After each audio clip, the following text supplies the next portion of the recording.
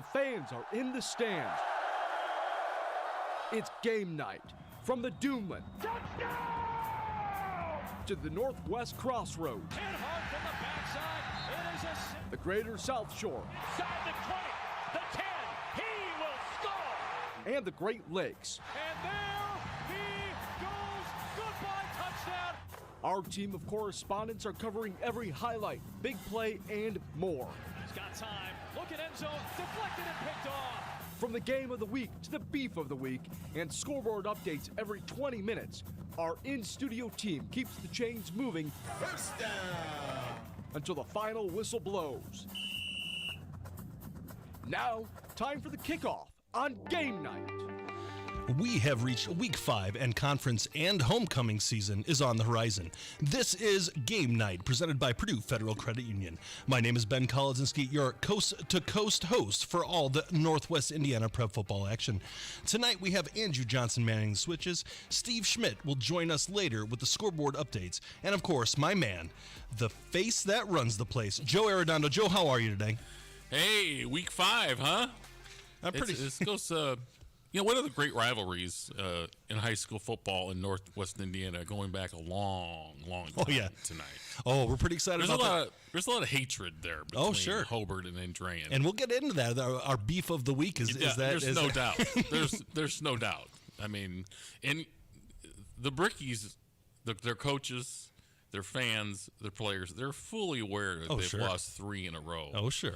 To Andrean, and they're fully aware that Mr. Drake Bowen is no longer there on the sidelines. So they're looking at this as an opportunity tonight to settle some scores with the Niners. I'm definitely looking forward to that, and they're looking to settle that score. And there's going to be some people who are looking live in at our station. We do have a camera here. This is something new this season. Hi, Mom. Hi, Dad. Hi, Granny. Everybody who's paying attention to us. If you want to do a live look in, check out our Facebook stream at Lakeshore Public Media or our YouTube stream at Lakeshore Public Media, and you can see our faces for radio here. So yes, without further ado, I still don't think your mom is watching. Oh, she watches. She'll have to tweet at me or send me a text. There you go. Mom, if you're watching, send me a text. So, just so I can rub it in Joe Arredondo's face that I do have a fan out there paying attention. So, without further ado, we're going to talk about the beef of the week in a second, but we do have our Sacred Dunes game of the week. That is Maryville and at Michigan City. That's going to be a fun one. Yes.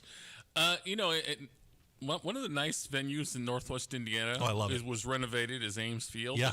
And, Reed's out there tonight. We'll hear from him here in this hour. And should be a tremendous night for football there. Beautiful weather this evening. Right. And, Maryville has kind of struggled the last couple weeks offensively. And you better score some points if you're going to beat Michigan City, because they have some firepower and they could score some points on you, even though Maryville's defense was tough early on this season. So a lot of athleticism, both sides of the ball, both teams. That's going to be a real fun one. And you were talking about Ames Field. When I was playing, back in the Stone Ages, 25 plus years ago, whatever it was, the Ames Field was my favorite place to play. And really? Yeah. Oh, I loved it. It was gorgeous. Well, that's when it wasn't renovated though. Correct. It was that old baseball like field, wasn't it? No, it was nice still. It had like golf course style grass. It was as good as it could be.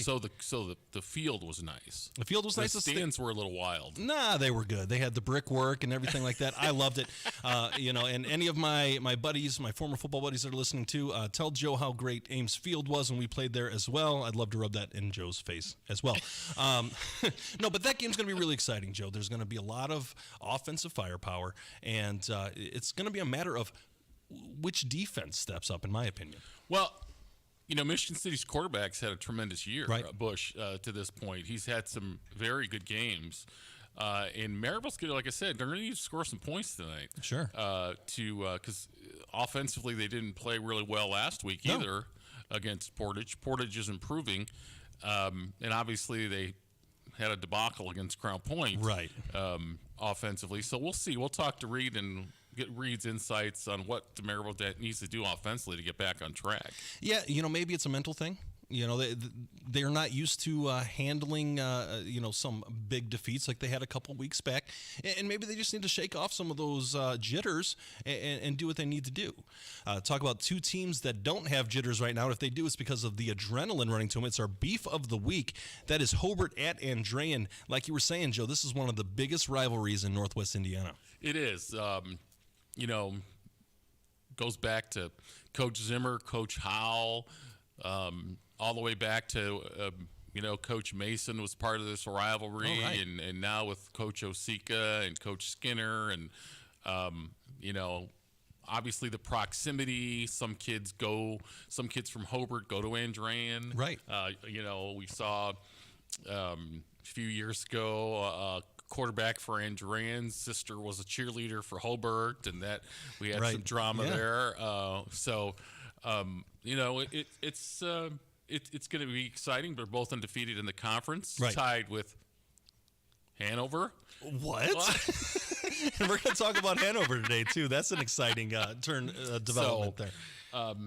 Hanover has jumped in with the big boys, and they're going to have a chance to win a conference championship early on.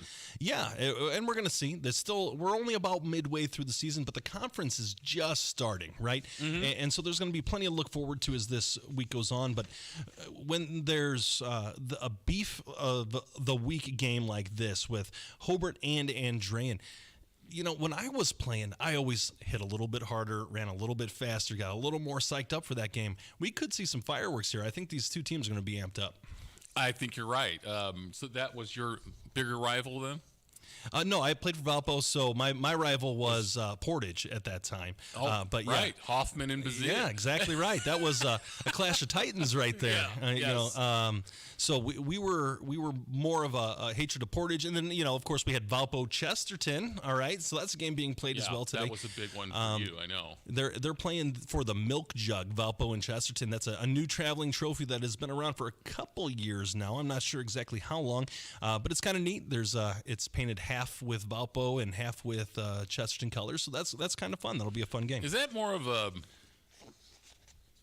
nicer rivalry, for lack of a better term, a more amicable rivalry? Yeah, I would say as much. Us Valpo folk and those Chesterton folk were gentlemen, and we're just gentlemen who decided to shake hands and have a nice rough and tumble football game. No, I mean that's another thing about the proximity.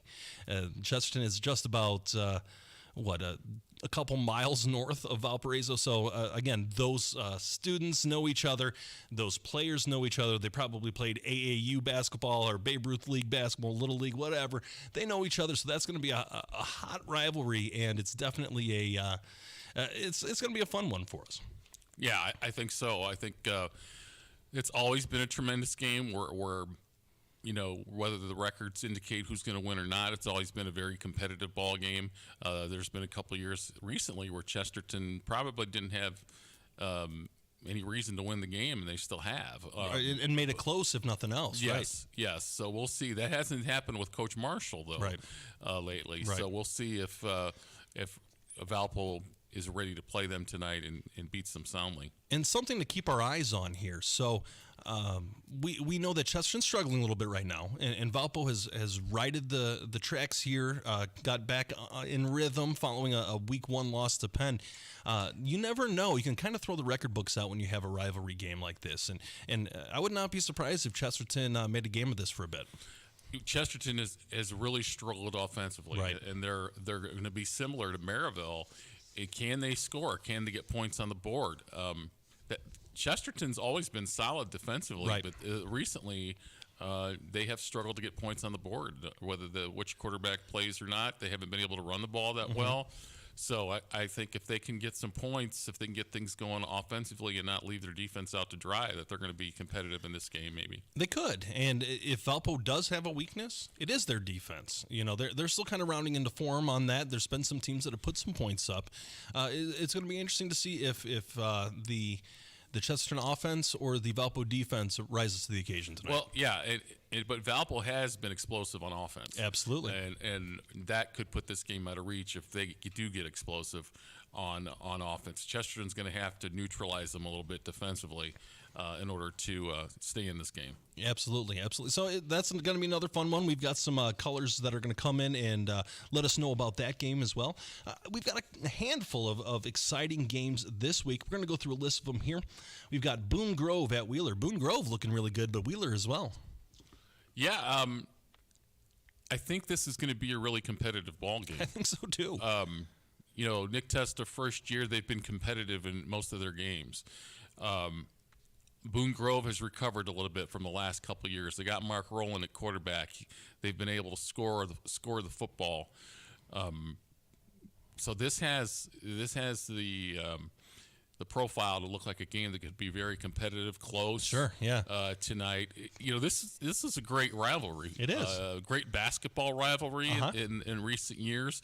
It's kind of since Boone Grove has started football, it's kind of moved over to the football field. Right. So I think this is going to be an outstanding matchup tonight as well. I think we can see some air in the ball. There's a lot of good passing that could happen from both of these teams, so that could be a fun one. We also have Bowman at Lake Station. Bowman, they've won a game this year. Yeah. And Lake Station's been pretty tough. Looks like I think Bowman, favored in this one tonight.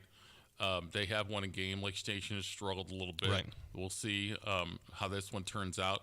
Going to be interesting to see Calumet Morton. Yeah. Morton, I think, has been one of the more surprise teams of the year for me. Right. They've really rebounded. They've showed great depth. They've been in every game, and that includes Elkhart. Yeah, exactly. and they were very competitive. So they've been impressive. They were down. They were losing that first game of the season to Portage, but coming back and winning that game really got their season off to a great start. Yeah, I agree. And, you've got this really deep in the heart of region type game. Excuse me. There's a couple of programs that are really right next to each other as well, very close to each other. And so a lot of these players are going to know each other. We're kind of getting a little bit of a theme this week, some rivalry going on. Yeah, definitely. Not the top. We got some rivalries that are on the top echelon, as we talked about with Hobart and Andran, Right. and then some like we said, some of the smaller schools too, with Boone Grove and Wheeler playing a rivalry game. So that's going to be outstanding matchups there. And, we're going to have to look at Valpo and Crown Point's performance tonight and see, are we looking ahead to next week? Yeah, right. Valpo and Crown Point next week. I don't know what you guys thought of last week of Crown Point's performance. Were they off a little bit? Were they not focused when the game started? Were they a little coming down off that big Maryville win? Were they not ready to play because they allowed Lake Central to kind of hang around for a little bit? Yeah, for a little bit, but then they did what they do best. Yeah, and they start pounding and pounding and pounding. And eventually, they took off with that lead. But anytime you have an emotional win like that, there is bound to be potentially some hangover, right? Yeah. But you also have to keep in mind that these are 15, 16, 17-year-old kids, and you have to always refocus and make sure that they're keeping their eyes on the prize, because at any point you can't be looking forward to Valpo versus Crown Point. There is a team right in front of you. So Crown Point tonight, they've got Portage. Valpo's got a rivalry game, but Crown Point's got Portage, and Portage gave Maryville a scare. Portage has done everything the last 2 weeks but win. Yeah. They led 21 or 20-7 against Lake Central. Yeah. And lost the game. And then they last week were competitive. So Portage has improved. The record might not show it, but I think Portage is a team with Roy that's going to improve every week. And I wouldn't be shocked. They've still got winnable games on their schedule. They can beat LaPorte. Sure. They could beat Chesterton. Yeah. They're going to have some opportunities to win. Coming up here. Coach Roy is a tremendous coach. For those of you who don't know, he's been around. He's been a high-level assistant. He's been a high-level head coach. He's going to get that Portage program turned around. And one of his strengths is, and we talked about this week one, one of his strengths is the mental part of the game. Yes. And building confidence and strengthening his team mentally. And that's going to happen week to week. And we're going to see how that continues. I think we've seen it already. They were in a position to beat Lake Central on the road, and just didn't get it done. Defensively, let some scores there and down the stretch. Another interesting game we have tonight, we've got Hammond Central at Pioneer. Pioneer's a little bit far from here, but that should be a fun matchup. I think so. Hammond is undefeated. Yep. I think you could say they struggled last week, winning in overtime, right? Yeah, right. Maybe in a game that you thought maybe they should win more I agree. by against Highland. So we'll see.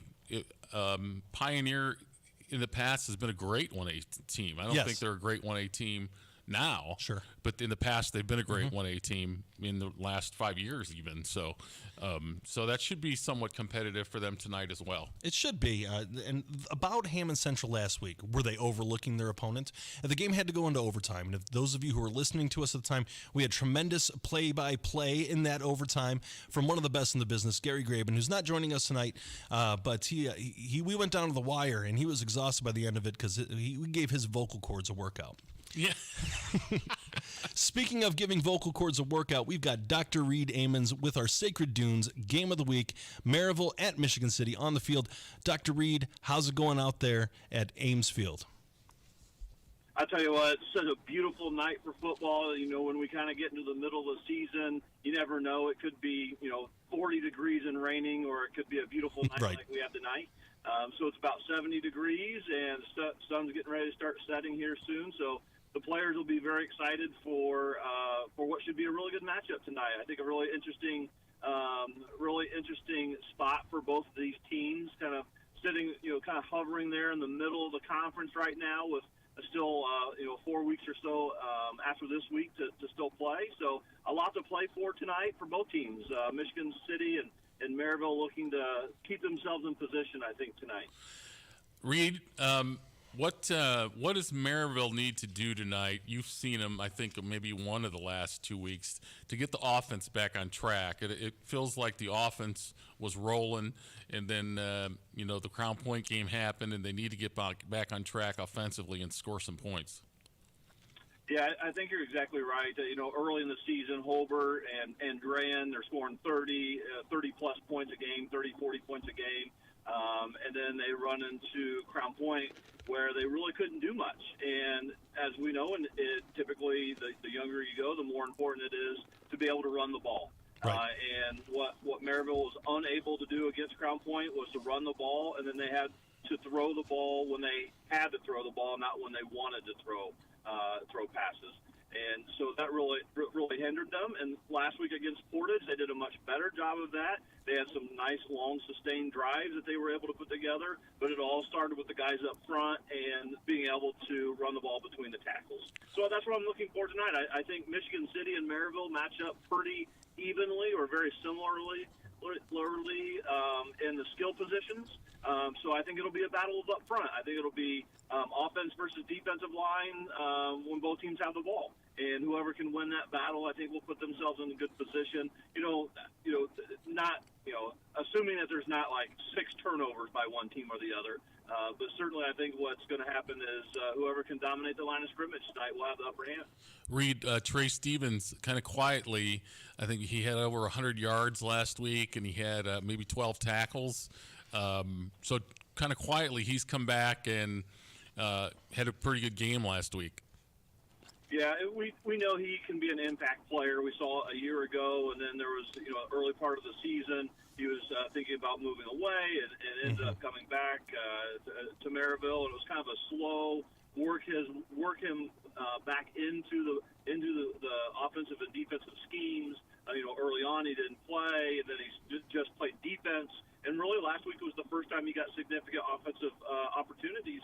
And so he is such a threat, both running the ball, catching the ball out of the backfield or out of the slot. And as we know, he's a very good defensive player, too. He moves well, very fundamentally.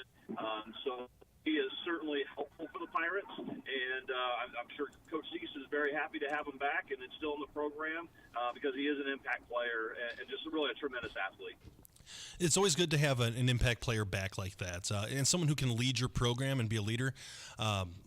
My question for you, Dr. Reed, is Portage hung around there for a little bit last week before things kind of moved in Maryville's favor. What does a coach do, and who does he rely upon so that they don't come out sleepwalking this week? It starts with your most vocal leaders. So those are typically your quarterback. So we know Mr. Pope there at quarterback, and then your linebacking crew on defense. But your quarterback's got to be your vocal leader. He's got to be the guy that makes sure that people are in the right positions. That he takes care of the ball. He makes good decisions out on the field. But certainly you're looking for good senior leadership out of your quarterback, like we know Dante Pope can provide. Defensively, I think the defensive backs have done a nice job up to this point in the season for the most part. That front seven has been very good, except for the Crown Point game for the Pirates. And really, the defense was really hindered by the offensive unit in that game, giving Crown Point short fields and especially throughout the first half.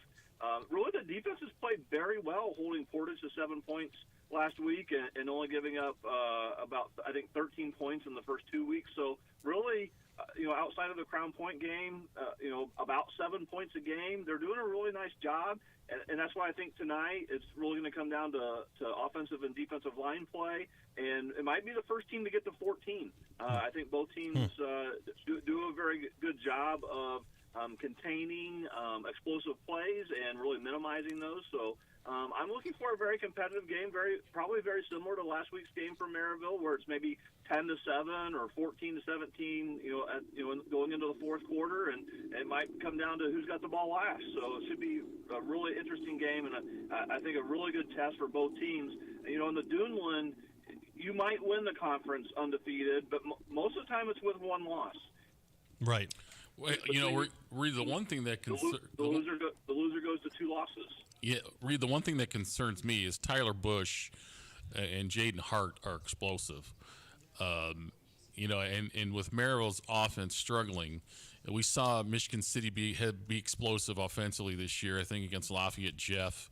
And they were in a position to win their opener too. So I think from a Maryville perspective, defensively, they can't make a lot of mistakes. They are going to have to play very well and try to keep the offense in the game in order to win, maybe, like you said, possibly a close game. Yeah, they definitely have excellent athletes and a coaching staff that knows how to utilize that talent.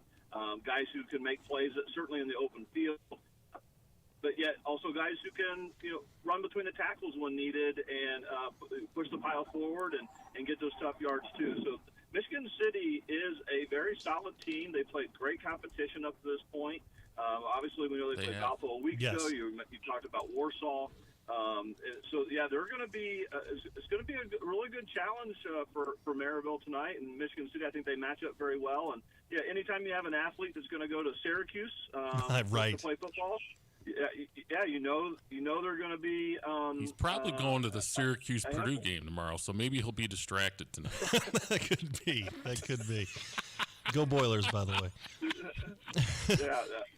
I want to wish them all the best coming up this weekend, and I'm sure that he'll probably wait until after tonight's game before he really starts to focus on it. Yeah, I would hope. Well, all right, Dr. Reed, we appreciate your updates. We're looking forward to hearing more from you as this game goes on. You bet, guys. I'll talk to you soon. All right, thank you much. That was Dr. Reed Amons with our Sacred Dunes Game of the Week, Maryville at Michigan City. That's going to be a fun one. And we're going to go from Dr. Reed to Jason Hill, who has Hobart and Andrean, our Beef of the Week. And, Jason, I have a question for you right off the bat. Since this is the Beef of the Week, have you found a tailgate's got a nice beefy hamburger yet? Good evening, guys. Not yet. I am on my way to Father Decker Field here. Man, the Andrean fans are great with tailgate out there. I'm going to have to definitely stop in and maybe peek my head around, see if I can show them your press pass. Show them your press pass. This is Jason Hill. I've got, I'm with the media, so give me a hamburger. And my muscle a little bit here. Somebody have practice tonight, Jason? Is that why you're not there yet? Yeah, between Pop Warner with my son and my daughter in gymnastics, we got a lot of running around. But, you're a busy man, Jason. Jason, I'm going to tell you, I envy where you're at tonight because oh boy, this is always was one of my favorite games to just stand on the sideline and see the intensity. Sometimes it wasn't even the players. Sometimes it was the coaches. The fans. There's not a lot of love there on the Hobart and Drayan sidelines during this ball game because there's some. You got some guys that have been on the sidelines for Hobart and Drayan for a long time, and so definitely get on the sidelines. I recommend maybe the Hobart sidelines too, if you can get on there and just watch some of the intensity going on during this one tonight, because I always enjoyed walking the sidelines during this game. For sure. This is a NCC matchup that is going to tell a lot about both teams. Coach Ostika always has his boys ready to play, and we've seen what Coach Skinner has done with this Andrean team year in and year out. Both coaches coming into every week prepared and ready to go, and that's been evident because we've had a couple of downstate runs by both of these teams. Right. Should be interesting, though. Hobart putting up some big numbers the last couple of weeks, and Andrean last week with a close one at Munster. Right. So really looking forward to kind of seeing, as we get into conference play, what if Andrean can kind of take a step up. No knock on Munster, has been improving year in and year out. They have been. But, yes. We need to see Andrean take a step forward here on defense, and they can. Luke Donsbach, Jaden Holmes, a couple of these guys on defense here are some pretty good tacklers. This high-powered Hobart offense between Aiden Leonard, T.J. Caldwell, and Willie Shearer can really run the ball. Right. I've had the opportunity to see the Hobart play this year, and Willie Shearer, they call him the Jet. He is impressive with his speed and elusiveness. So we really got to see what Andrean can do defensively to slow down this Bricky offense. Sure. Jason, do you think that, right now Andrean's struggling a little bit? Hobart's playing some pretty good ball. Does Hobart smell blood in the water maybe? Perhaps, but I mean, Hobart offensively clicking, but giving up some points to Munster themselves and KV last week. That defense for Hobart, I saw them a few weeks ago against Munster. The run, can they stop the run? We know Andrean likes to throw the ball a little bit more than years past. I mean, it's no secret they lost a Notre Dame commit, right. But having to rely on that pass game a little bit. We'll see if that Hobart defense can really kind of smell that blood in the water early and take that out of the game and force Andrean to be a little bit more uncomfortable. I don't know what was more strange last week, that Hobart scored over 50 or that gave up over whatever 40. That whole game score was just nuts. I mean, were they playing 7-on-7 or what was going on? You mean that was more points in a basketball game against Hobart and KV most of the time. That just didn't make any sense. A lot of special teams, right? Yeah, but just giving up points is two programs that don't give up that many points. That's kind of crazy. Right, and I heard you guys talk a little bit earlier in the beginning with Dr. Reed there.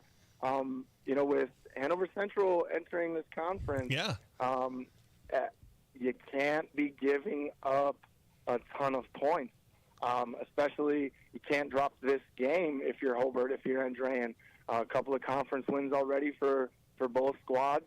They're going to have a matchup with Hanover Central later on in the season here. And that we've seen what that Hanover offense is capable of doing. And you really can't afford to give up those big plays and put yourself in those shootout-type games with the Hanover Central entering their first year of NCC play here. And they're smelling blood in the water. Yeah, they are. The new kids on the block. And that's a great point because Hanover's not going to give up that many points. Nope. Their defense looks good. Yeah, their defense is solid with Colin Foy, among others. So judging by the scores here, they might have the best defense in the conference. That's right now, and still early. It's still early, but you got to look at play the comparative score game and look and see. Wow, yes, Andrean's played some more difficult teams, but for sure. But like you said, still early. Got to look at the scores definitely, and we live in Northwest Indiana. The weather's going to change. That's true. You have all that coming in. That's a real thing. Where passing teams might have to rely on the run a little bit. You don't know what kind of Friday night you might have. So those things might come into play too. But definitely for Hobart and Andrean, can they figure it out on the defensive side of the ball? Last week, Andrean really had a solid quarter and a half against Munster, where they struggled both offensively and defensively. Munster was able to move the ball late in that game to make a run. They did come up with a big fourth down stop to end up sealing the game, but gave life to a team at the end of the game. Not something you can do with a more experienced Hobart team here tonight. Right. Yeah, I think you're right. So. All right, Jason, we thank you for everything. Go ahead and get yourself a hamburger before game time, and give us a call update as this game goes on. All righty, looking forward to this beef of the week here. All right, thank you much. That is Jason Hill with the beef of the week. Andrean hosting the Hobart Brickies, a huge rivalry. Yeah, that's going to be a great one tonight. And with that being said, we're off and running, but we're going to go ahead and catch our breath. We're going to take a quick break. This is Game Night, presented by Purdue Federal Credit Union on Lakeshore Public Media, 89.1 FM. This is Game Night, live on Lakeshore Public Media, 89.1 FM. Streaming online at lakeshorepublicmedia.org, Facebook, and YouTube. Support for Lakeshore Public Media is brought to you in part by NIPSCO. At NIPSCO, we're transitioning to cleaner, lower-cost energy sources such as wind and solar to build a brighter future in northern Indiana. Learn more at nipsco.com/future. The Plasterers and Cement Masons Local 692 Apprenticeship Training Program provides a path to a career in a skilled trade. You can earn as you learn to be a plasterer or cement mason through an apprenticeship with Local 692. Learn more at plcm692apprenticeship.org. Sacred Dunes Integrative Health is your comprehensive, holistic wellness center specializing in acupuncture, massage therapy, functional lab testing, nutrition, and herbal medicine. Sacred Dunes, where wellness grows. Visit sacredduneshealth.com.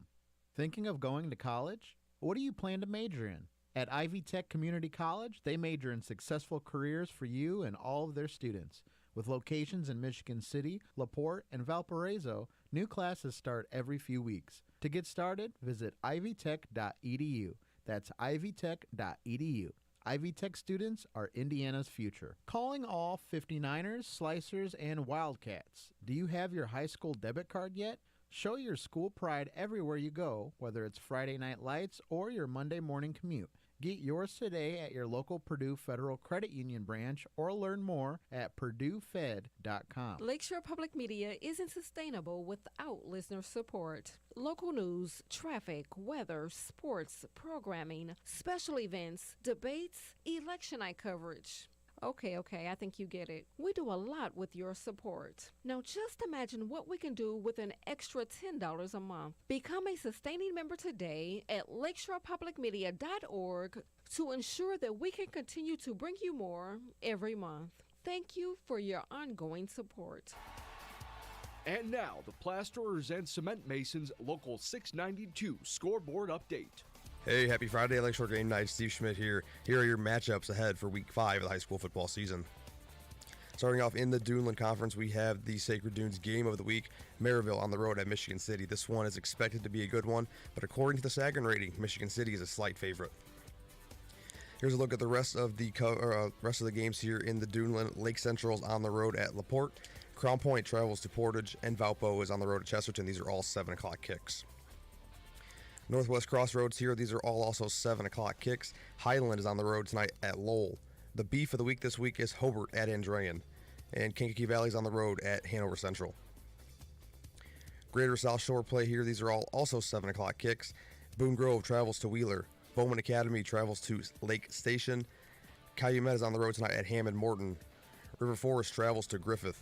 South Central is on the road at Bishop Knoll, but this game is being played at Whiting. Final 3 games here of coverage. Starting out here with the Great Lakes. This is a 7 o'clock kick between Munster and East Chicago Central. This game is at East Chicago. And this one is just now kicking off, a 6:30 kick. Hammond Central on the road at Pioneer. Last game here is West Lafayette on the road at Rensselaer. Week 5 coverage is coming up after this break.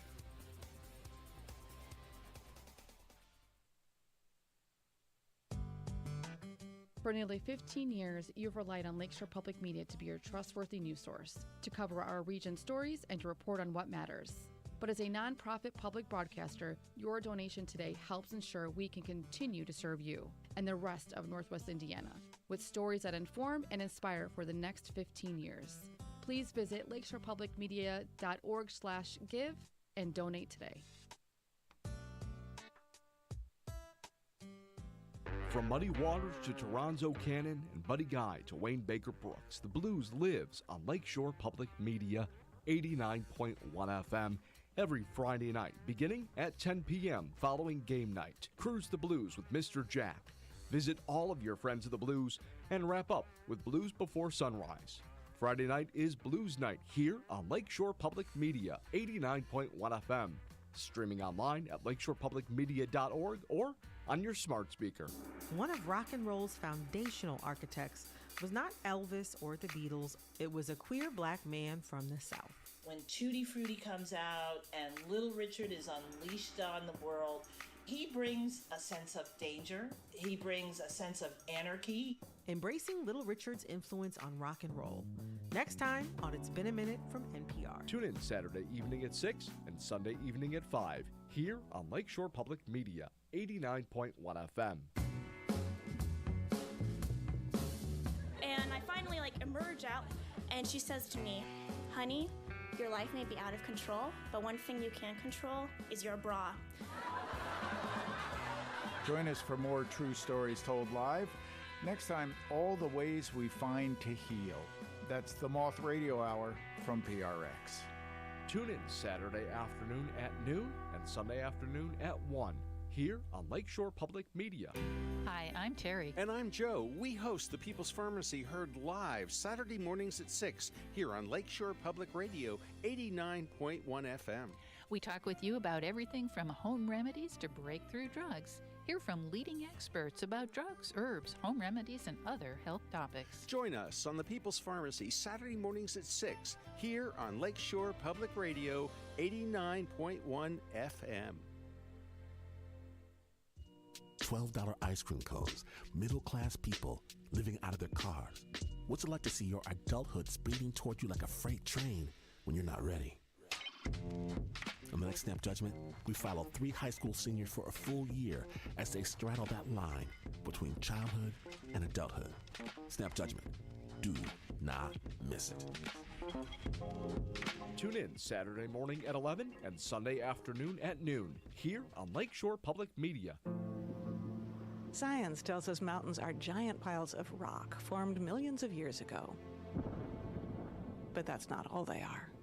How can I look at the mountain before me and say that's not alive? It just seems kind of odd that we don't consider them to be these large creatures that are just right in front of us. Right. When mountains were gods. That's next time on To the Best of Our Knowledge. Tune in Saturday afternoon at 3 here on Lakeshore Public Media 89.1 FM. Now, back to the action here on Game Night. All right, Ben Kolodzinski back here with Joe Arredondo. We heard over the break here that there's this is our pledge week, and we want to make sure that we thank everyone who's been donating to our station and Lakeshore Public Media. This is a circumstance that we have a little bit of a teaser there from our audio section here, but we want to make sure that we're thanking everybody who has been generous enough to help us stay on air and to promote us, and a lot of everything what we do is based upon your funding and you helping us out and supporting what we do here at Lakeshore Public Media. I think Wayne was trying. Wayne's not here, but he was trying to sneak in. I think he was over the audio there. We'll get to Wayne's World first, but I did want to say that we have some breaking news here. Uh-oh. I had a text message from my dad saying that he is watching the game. I knew or your the mom show. wasn't. I knew your mom wasn't. They're together and they're holding hands, Joe. They're still deeply in love after all these years. And also, a good old friend of mine, Justin Parker, says hi. He's down in Knox. So we've got some people around Northwest Indiana. Really? So if you interact with me on social media, I may or may not. Is he at a game? Who are the Redskins playing tonight? I don't know. I don't think he's at the game, but Justin, if you have some score updates for that game, that'd be great. We'll take everything we can get. That was a big win for Knox over North Judson. Yes, it was. So speaking of Knox and North Judson and some of these schools, Wayne's not here, but he still did his rankings. So we've got Wayne's World. Wayne's World, party time. Excellent. Woo! Oh, come on. You didn't let it run out? No, we cut it off a little bit there. I'll finish it off for everybody here. So Wayne's World gets snipped. We're going to start with the little five here. The little five. Our little five tonight is number 5. We've got Rensselaer starting off little 5. 2-2 start, but they're still a really tough program. Tough schedule too. Absolutely. The shocker is that the Jays, the Blue Jays, are 2-2. Oh yeah, but they played a difficult schedule too. These smaller schools, they're playing these tough competition, and they're making sure that they're getting their talent in right here, and making sure that they get their feet underneath them early in the season. At number 4, we've got North Judson, another really good team. We just mentioned that 2-2 played a tough schedule, but number 3, River Forest, they've looked pretty tough this year. They have. They stumbled last week against West Side. Big game for them tonight. Right. We'll hear from Tim Hogan later. Be interesting to see how they rebound tonight. Yeah. Big game for both teams. Griffith needs a victory as well, so that should be exciting tonight. Absolutely. So we'll move on to number 2. The air raid offense of Boone Grove, making Tom Maloney vice president of radio here at Lakeshore Public Media. He is a Boone Grove alum, and he is a super fan for the Wolves, and they are off to a tremendous start there in their soon to be revamped stadium. There. Brand new stadium. Yeah. Tom Maloney Field is what I would think they should name it. I agree. Tom Maloney Field, and we can paint his face right there on the center of the field. It'd be perfect. I can't wait.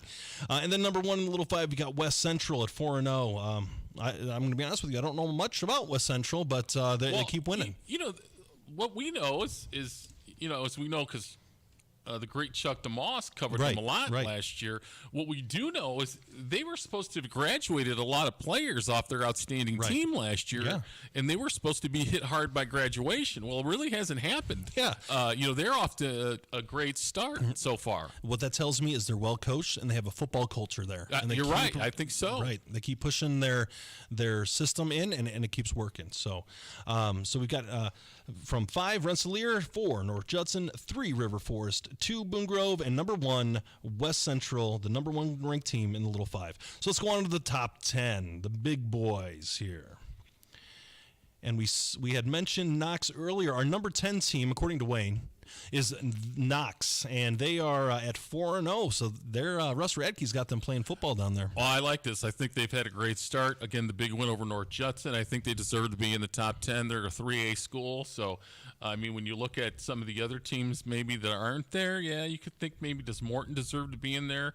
But Knox is undefeated. Right, so. Right. They're looking good. Part of our one half of our beef of the week, number 9, is Andrean. We've talked about them quite a bit here, but this is a big game for the 59ers. It is.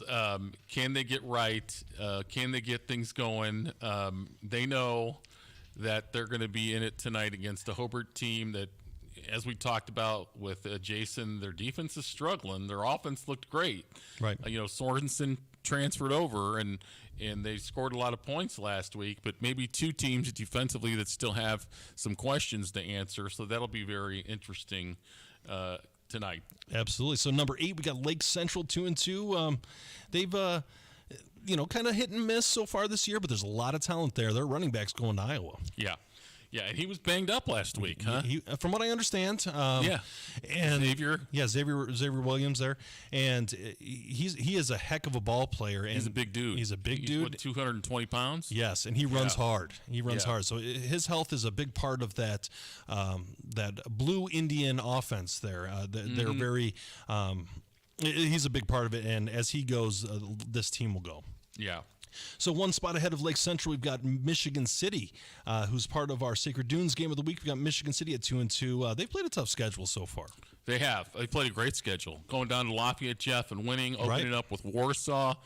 Couldn't hang with Valpo really last week. Right. That was really the only game they weren't competitive in for 4 quarters. Yeah, for a half they were close. But they have played a tremendous schedule, and they have an outstanding quarterback. So I think that I'm a little worried from a Maryville perspective about them tonight because Tyler Bush, Jaden Hart, they can put points on the board. Talent. Yes. And talent wins games. You got that heart, you got that soul, you got that hustle. But overall, it's not the X's and the O's. It's the Jimmies and the Joes. And the Did you just make that up? No, that was I have to say that once a week. That was Gene Cady who said that back in the day when I was a kid and impressionable. So I picked that one up from him. And one spot ahead of Michigan City, another part of our beef of the week, we got the Hobart Brickies at 3-1. Yeah, the former Kings of Northwest Indiana football against one of their arch rivals tonight. Let's see how their defense bounces back, their special teams. Let's see if they can continue to have that offensive firepower. We've heard about Noah Ehrlich leaving to go to Crown Point. Johnny Sorensen, maybe not as much but their He's offense. playing well. Yeah, he is. He is. So no doubt. Yeah, so that's going to be an interesting game. I'm really jealous of Jason Hill out there for that game. Yeah. That is going to be a fun one to watch. You old football guys, that's the sideline you'd like to be on tonight. Yes, it is. One spot in front of Hobart is the Maryville Brickies, the other team in our Sacred Dunes game of the week. Like you said, they've got a tough Michigan City team right in front of them. Yeah. One thing that Maryville's got to, like we talked to Reed, they got to get back on track offensively. Right. They can't leave your defense out there having to be in a low-score game and not being able to overcome a mistake defensively. You've got talented players in Michigan City that could cause you to have a breakdown tonight and give up some points. And I don't know. We should have asked Reed, is the quarterback right? Does he look 100%? Is he running like he did the first 2 weeks of the season? There's been some indication that against Crown Point he wasn't moving that well. Yeah. So I don't know. I'm not having a chance to talk to Reed more. I don't know if that's still something that's lingering or not. Well, we'll have our opportunity. Dr. Reed will call in and give us an update and maybe something we can, see what he sees in the sideline there. At number 4, we've got my Valparaiso Vikings at 3-1. They're only lost to Penn, and losing to Penn, there's no shame in that. No, and I'm sure the coach would want to have that game back. Coach Marshall would want to have that game back because Penn got smoked by Cathedral a couple weeks ago, so that was something I think Valpo feels like they're probably more prepared now than they were early on for a Penn team. And like I said, Valpo's offense has been fine this year. Oh yeah. It's been their defense trying to get back to state championship form, and they can't look ahead to next week, but they'll have a huge test next week. Well, of course, but looking ahead is a fool's game, right? They have a rivalry. But we all play it. We all play it. I know us as media members, we can do that all day long. We can look ahead and play the domino effect, but as a player, you have to make sure you keep your eye on the prize, and they've got a rivalry in front of them with Chesterton tonight.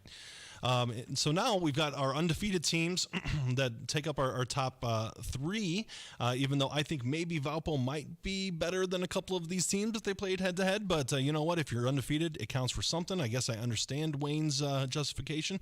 For number 3, we've got Hammond Central at 4-0.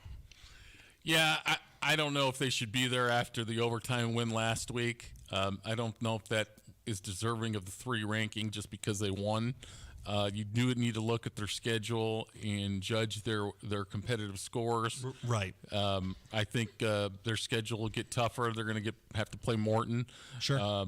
I think Hanover at number 2 has earned it, but I don't know whether Hammond with the win last week, even though they won, has earned the number 3 ranking in this poll. Yeah, at this point, we're still early in the season, but they have beaten the teams in front of them. Right. So with Hammond Central at 3 and Hanover Central at 2, are they going to be able to go ahead and beat Valpo? Maybe not. But you know what? They have won the games that are in front of them, and that's all you can really ask for. So yes. So Wayne has Hammond Central at 3, Hanover Central at 2, and number 1. It's a team that's just a tank right now. It's the Crown Point Bulldogs. Yeah. We'll see. There's not many games left on their schedule where they can get slowed down, you think. Right. Portage. We'll get to play a comparative game tonight with them. Portage, how much have they improved? Right. This will be a big barometer test for them. Can they be competitive? How long can they be competitive? Sure. Portage could have easily beat Lake Central on the road, right. Competed last week against Maryville, so they should be more on an upward trend. We'll see if that continues or if they just are not competitive tonight at all. It's really difficult to be competitive with Crown Point. Let's just be honest with ourselves. It is, for a long period of time. Right. The last few years, Crown Point has been the class of Northwest Indiana, and they're continuing that right now. And, Coach Bazia has that program humming. Mm-hmm. So, all right, we're going to move on here a little bit. We've got some players of the week that we've highlighted. And before we get there, Joe, what do you think about the Wayne's World? Do you think that's a fair list? I think we're pretty fair. The only one that I would really disagree with is Hammond being 3. I think they should be in the poll. I just don't think they should be at 3. And I think, Morton has been very competitive. I think they have a claim to be in it. Sure. But I think Hammond should probably be somewhere like 6. Okay. Yeah, we'll see. I know that Wayne does a good job with these polls, and we'll have to discuss further with him and see what he has coming out next week. But now we've got some players of the week, and I'm going to go over a couple of these with you, Joe, and let me know what you think. One person I wanted to highlight, a gentleman with 4 touchdowns. That was Jackson Lawson of Griffith. He looked great. Yeah, he's had a great year. Yeah, he's been good each and every week. No doubt, he's been their main threat on offense. Absolutely, and obviously teams are now even keying on him because of his potential and his performance so far. So they're keying on him. He's got 4 touchdowns and 200 yards against Whiting. So I mean, you can only key on him so much. He's still doing pretty well. They knew it was coming, and they still couldn't stop it. That means this is a special young talent right there. All right, so another one we had is we've already mentioned here the Hanover Central quarterback Caden Verrett, 3 touchdowns and 138 yards versus Lowell. Yeah, he's had a tremendous season. He's another one. I don't know how big he is. Maybe Kevin or Al can let us know, but he's had a tremendous year to this point. But he's another guy that I think defensively you're going to have to try to stop, and no one's been able really to do it so far this year. Easier said than done. Yeah, Joe, man. That's the plan is to stop them. Right. So that's for all of these individuals on this list, these are definitely easier said than done to stop these folks. Another one is Kankakee Valley on special teams. We've got Lane Zander, not 1 but 2 kick returns for a touchdown against Hobart. That's awesome. That is awesome. Yeah, that's a career night. So we're going to talk with Steve here. We're going to go ahead and pull his mic up. Steve is a Kankakee Valley baseball coach, and he had an interesting tidbit about Lane Zander and Kankakee Valley. Yeah, so Lane Zander comes into the game tonight against Hanover as the number 3 player in the entire nation in kick return yardage. Wow. That's pretty impressive, isn't it? So, when you're having a crooked number of kick return touchdowns, that's really great. That's wild. It is. So we've got, some defensive players here. We've got Hunter Sabowski from Highland. He had 2 interceptions versus Hammond Central. He played a really good game. Yeah, he did. Yeah. He's doing an outstanding job. And when was the last time KV scored that many points in a game? I don't know. We'll have to get our stats desk on that. We're going to have to get Steve on that. Steve will get on it. He'll be fine. And I'm not talking basketball. I'm talking football. He'll be on it. He'll check it out. Or baseball. I don't think Steve's gone for 50-some runs in a baseball game. He's tried. He's gotten close, but I don't think he's quite got that yet. Another defensive highlight, we've got Deshaun Woods for Hammond Central. He had a pick 6 versus Highland. Yeah. Tremendous year so far. Yeah. They needed it. Obviously, they went overtime. So he's again. I'm not cracking on Hammond. I just think that like I said, they should be probably 6 instead of 3 in the poll. Absolutely. And that, there's some validity to that, and that's why we have these discussions. That's why we talk it over. Mm-hmm. But in fairness, the ranking authority on this desk is Wayne Svetanoff. So who are we to judge? Who are we to question his supreme authority on that? But a couple more that we want to highlight here. Omarion Yober from Westside, he had 2 touchdowns versus River Forest.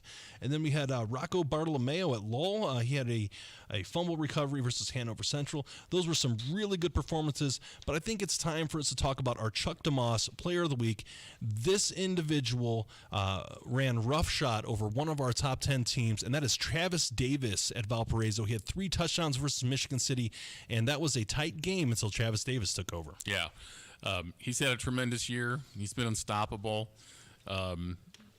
They're deep at running back with Berta as well. They've got a lot of guys that have scored out of the backfield, so they're able to give him a break. They're not one-dimensional, but he's obviously number one when it comes to the running back. A strong running back, the kind of a straight line runner, a one cut and go type. I kind of liken it to Terrell Davis style. Just get to your spot and go. And he's been looking really strong this season. He's been looking outstanding. Right. So we have a break coming in about 3 minutes or so, but I wanted to just kind of talk over some of the games that you have your eyes set on here, Joe, and what your opinion is about this. So some of the games we haven't had a chance to really talk about yet is we've got Highland at Lowell. Highland, are they going to respond? How's Lowell really going to be doing this year? I think this is big. How is Lowell going to respond? Right, exactly. They took a beating last week, and that doesn't sit well down there. So they're going to need to respond, and we'll see how they do. If they come out lackluster and aren't ready to play, then it's the fans are not going to be very excited about that. No, I don't think, and there's a lot of pride, Red Devil pride, yes, intended, pun intended there. That is a very historic and strong program. They've won a state title in recent memory, and they need to get back to their winning ways. And I think that they're willing to get there. They want it, but something has got to move in the right direction for that. Yeah, I think so. One of the other games we haven't talked about is and they've already kicked. I think is West Lafayette at Rensselaer. Because West Lafayette, great team, took out Hanover Central last year. Right. Again, very good this year. Maybe not as great last year. Could be somebody in the line of Hanover Central's sectional run again this year. Yeah. So we'll be able to gauge how good West Lafayette is tonight, taking on the Bombers. And that's, again, the media members here looking forward here, and definitely a circumstance that we're going to have to keep our eyes on. One game before we go to break that I wanted to just touch upon, because I'm sure we're going to get a call here soon about it. As soon as it kicks off, I imagine points are going to fly. Kankakee Valley at Hanover Central. Hanover continuing their winning ways. Kankakee Valley is maybe licking their chops, trying to take out the new kid on the block. It's going to be interesting to see. Yeah. Can KV continue to score? Obviously, they're not going to go out there maybe and score 50 tonight, but can they score 28? If they score 28 or 21, they could be competitive. Hanover is explosive offensively. Maybe not as explosive as last year by a little, but maybe their defense is better. Yeah. So I think that's going to be an interesting ball game. But again, Hanover can take you out. They've been impressive. They can stop you and get you off the field, put points on the board, and physically wear your defense down. Both sides of the ball. Hanover is legitimate, folks. Some people are rolling their eyes with Hanover. I thought you were rolling your eyes a little while. I roll my eyes constantly, but it's not necessarily at Hanover. Okay. It is just within my personality to roll my eyes when anyone has a hot take when it comes to sports, because I'm filled with my own hot takes as well. But I will say this much. Hanover looks really good, and they belong here right now. So that's great. I mean, this is the right year for them to get into the conference, because Andrean is boneless, okay, and doesn't have the depth along the offensive line that they've had. Hobart's defense has a few question marks, right? Yeah. So this is a year for Hanover to jump in. They answered one question big last week. So they've just got a couple more on the schedule. Well, all right, with that being said, we're approaching the 7 o'clock hour, so we're going to go ahead and take a quick break. This is Game Night, presented by Purdue Federal Credit Union on Lakeshore Public Media, 89.1 FM, The Lakeshore. This is Game Night, live on Lakeshore Public Media, 89.1 FM, streaming online at lakeshorepublicmedia.org, Facebook, and YouTube. Thinking of going to college? What do you plan to major in? At Ivy Tech Community College, they major in successful careers for you and all of their students. With locations in Michigan City, LaPorte, and Valparaiso, new classes start every few weeks. To get started, visit ivytech.edu. That's ivytech.edu. Ivy Tech students are Indiana's future. The Plasterers and Cement Masons Local 692 Apprenticeship Training Program provides a path to a career in a skilled trade. You can earn as you learn to be a plasterer or cement mason through an apprenticeship with Local 692. Learn more at plcm692apprenticeship.org. Sacred Dunes Integrative Health is your comprehensive holistic wellness center specializing in acupuncture, massage therapy, functional lab testing, nutrition, and herbal medicine. Sacred Dunes, where wellness grows. Visit sacredduneshealth.com. Calling all 59ers, Slicers, and Wildcats. Do you have your high school debit card yet? Show your school pride everywhere you go, whether it's Friday night lights or your Monday morning commute. Get yours today at your local Purdue Federal Credit Union branch or learn more at purduefed.com. Support for Lakeshore Public Media is brought to you in part by NIPSCO. At NIPSCO, we're transitioning to cleaner, lower-cost energy sources such as wind and solar to build a brighter future in northern Indiana. Learn more at nipsco.com/future. You're listening to Lakeshore Public Media, 89.1 FM, WLPR FM, Lowell. Your home for local news, traffic, weather, sports, and more. Streaming online at lakeshorepublicmedia.org. And now, the Plasterers and Cement Masons Local 692 scoreboard update. What's up, Lakeshore Game Night? Steve Schmidt here. Week 5 of the high school football season is upon us, so let's see what's going on around the region. Starting off in the Duneland for our Sacred Dunes game of the week, Maryville at Michigan City. Last week, Maryville defeated Portage 17-6, and Michigan City fell to Valpo 31-7. Michigan City is a slight favorite in this one, according to the Sagarin ratings. Lake Central at LaPorte. Last week, Lake Central lost to Crown Point 38-12, and LaPorte fell to Chesterton 28-7. LaPorte owns a 13-7 record in the series. Crown Point travels to Portage. For Crown Point, this is their second straight 4-0 start and their third 4-game winning streak since 2016. Portage battled with Maryville but fell 17-7. Crown Point won both meetings last season. Valparaiso on the road at Chesterton. Last week, Valpo defeated Michigan City 31-7, and Chesterton picked up their first win of the season against LaPorte 28-7. Valpo holds a 29-15 record in the series.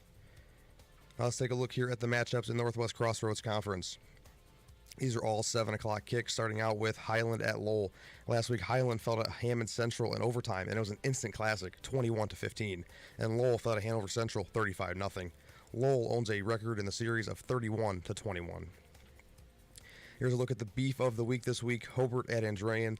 Last week, Hobart defeated Kankakee Valley 53-48, and Andrean took down Munster 21-14.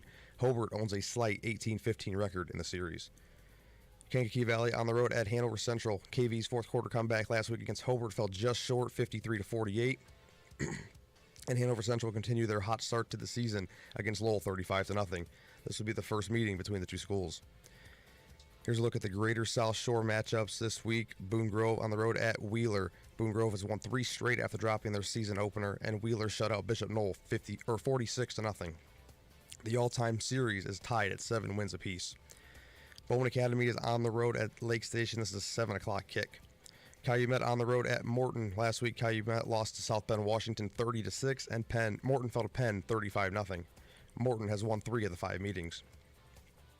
River Forest at Griffith, a 7 o'clock kick here. Last week, River Forest fell to Westside 38-20, and Griffith got their first win in the Phil Mason area, 41-13. Griffith has won all 3 meetings.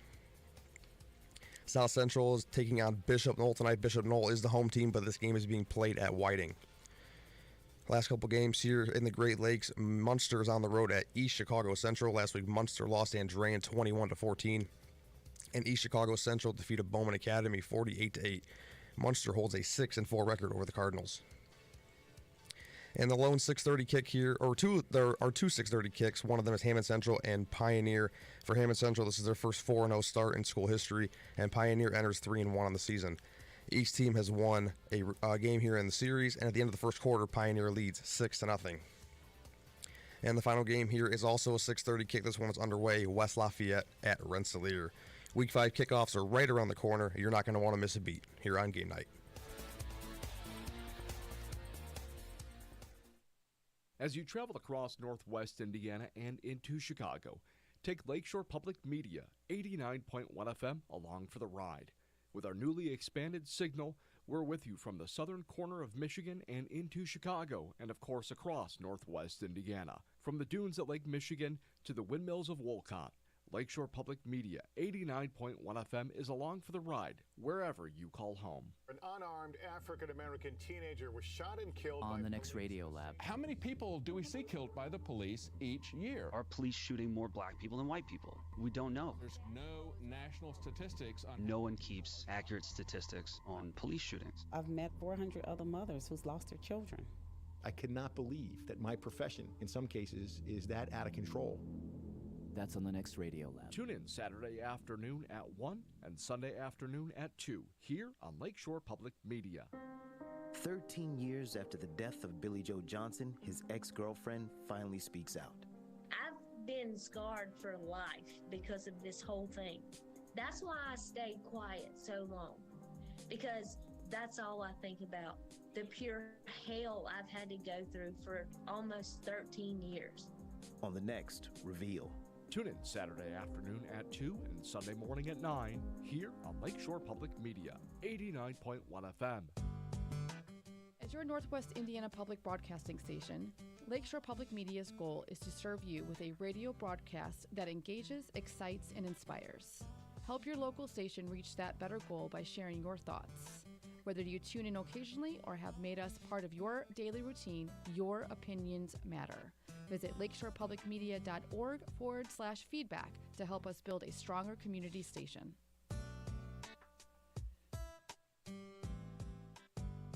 Lakeshore Public Media has officially been equipped with a new and improved radio antenna. If you can hear us, we want to hear from you.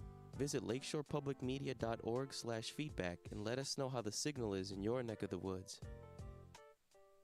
Rotten Tomatoes has been a go-to source for movie reviews for years, and its ratings can make or break a film's success. But some say the site has major flaws in that system. A mediocre movie can do really well on Rotten Tomatoes, and a movie that is great but a little challenging might lose points because it's not a total, across-the-board crowd pleaser. More on the Rotten Tomatoes effect on All Things Considered from NPR News. Tune in at 4 o'clock for Weekend All Things Considered here on Lakeshore Public Media, 89.1 FM. Lakeshore Public Media isn't sustainable without listener support. Local news, traffic, weather, sports, programming, special events, debates, election coverage. Okay, you get it. We do a lot with your support. Now, just imagine what we can do with an extra $10 a month. Become a sustaining member today at lakeshorepublicmedia.org and ensure that we can continue to bring you more every month. Thank you for your ongoing support. Now, back to the action here on Game Night.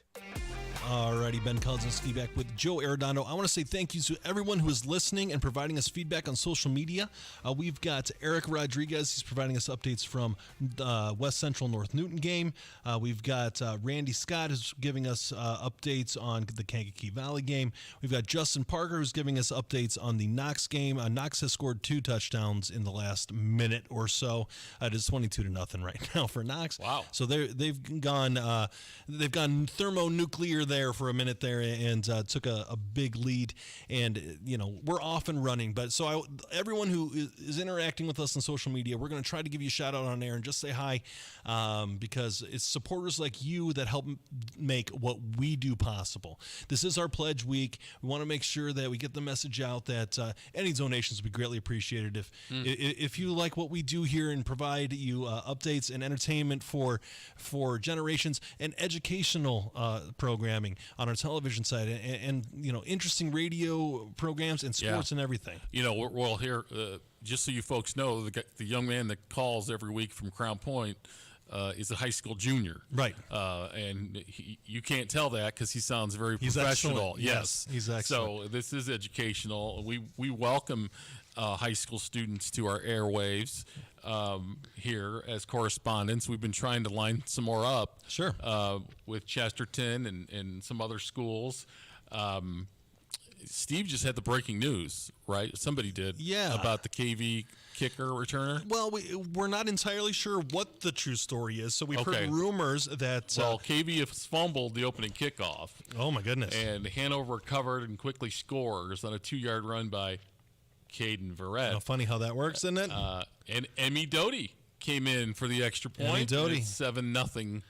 Hanover Central. Emmy is quickly becoming a cult favorite around here with her abilities of kicking those extra points.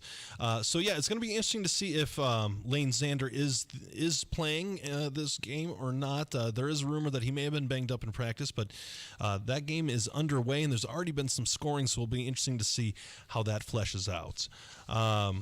But also, Steve had a bit of information for you. We actually gave Steve a bit of a riddle about Kankakee Valley scoring and how long it's been since they've scored that many points. And Steve, in quick order, as he does, came up with the answer. Yeah, it was clear back all the way in the 2022 season. They defeated North Newton 53-0. 53-0. So Kankakee Valley's doing good things down there. They're scoring points. You got Kirk Kennedy wheeling and dealing and getting Kankakee Valley moving. So thank you for that, Steve. We appreciate the update. So yeah, it's we're getting kicked off and things are starting to move here pretty quickly, and we're pretty excited about what's going on here. Joe, what games do you have your eye on? Well, the upset that's brewing at Pioneer already is got me scratching my head a little bit. 13-0. Hammond High turned it over, which led to the second Pioneer score. Yeah. So Hammond in a hole early in that game. That's a little bit of a surprise. I think things are getting rolling. KV fumbles the opening kickoff. You can't give Hanover easy points. No. You can't shorten the field for them. No. That's what we were talking about. They will take advantage of that. Right. So KV's in a quick hole due to a mistake. So those are things right off the bat that have started quickly. Everybody else is underway. Like Central's had to punt already at LaPorte. So LaPorte has the football. Winnable game for both those teams there. So that should be a very interesting ball game tonight with the Slicers and the Indians. Right. So, Joe, do you think where is Pioneer? I know it's out on the eastern side of our radio listening audience. It is. And so you have Hammond, which is on the complete western side of our listening audience, and they've driven, I would imagine an hour and change to get to Pioneer. Do you think that causes an issue? It certainly caused an issue for me when I was playing. Yeah, I think that's a long trek. Obviously, the upside is you probably get out of school a little early. Maybe, and then you're playing in a different time zone. At a time you're not used to. It is a half hour earlier than they're used to. That is a real thing. There is that internal clock that football players have. That half hour will mess with you. And you're in a different environment, different field. I think when you have, but I think they're used to it though. Sure. I think they've played games like that in South Bend, and I think so. That's something they're not used. I mean, they are used to that.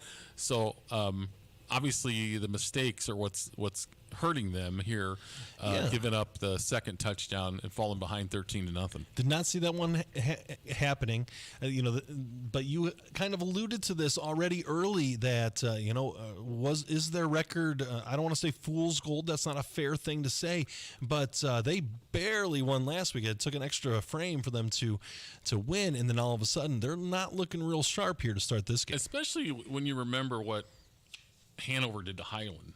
Right. I really thought that Highland was going to be much more competitive in that game with Hanover, and they weren't. I thought so too.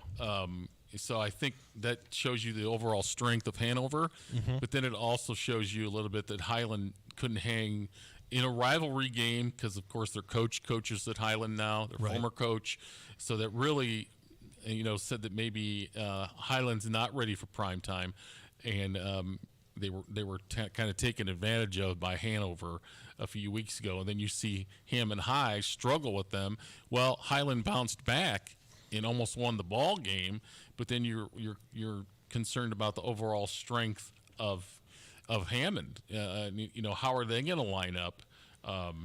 Steve Schmidt gave us some breaking news here. Let's go ahead and hear it from Steve himself. Steve, what's going on? Hammond Central just responded. It's 13-6 now. Pioneer. Hammond Central just ran one in though. So yeah, a little bit of an answer there. That's what they need. They need to be able to, when you can't be 2 scores down. For a team with as much skill and as much firepower as this Hammond Central team, you knew they were going to come back a little bit, but put yourself in a hole early. That's not a great situation. No, and that was a quick response, and that was great for them. Maybe they can settle down now and get things going, get a defensive stop, eliminate some of the mistakes on offense, and get things rolling in the right direction. Yeah, I think so. And while we're waiting for some of our correspondents to call in, we'll go over a couple of the other games we haven't quite talked about yet. We've got Lake Central at LaPorte. LaPorte's kind of a tough place to play. It's a unique town.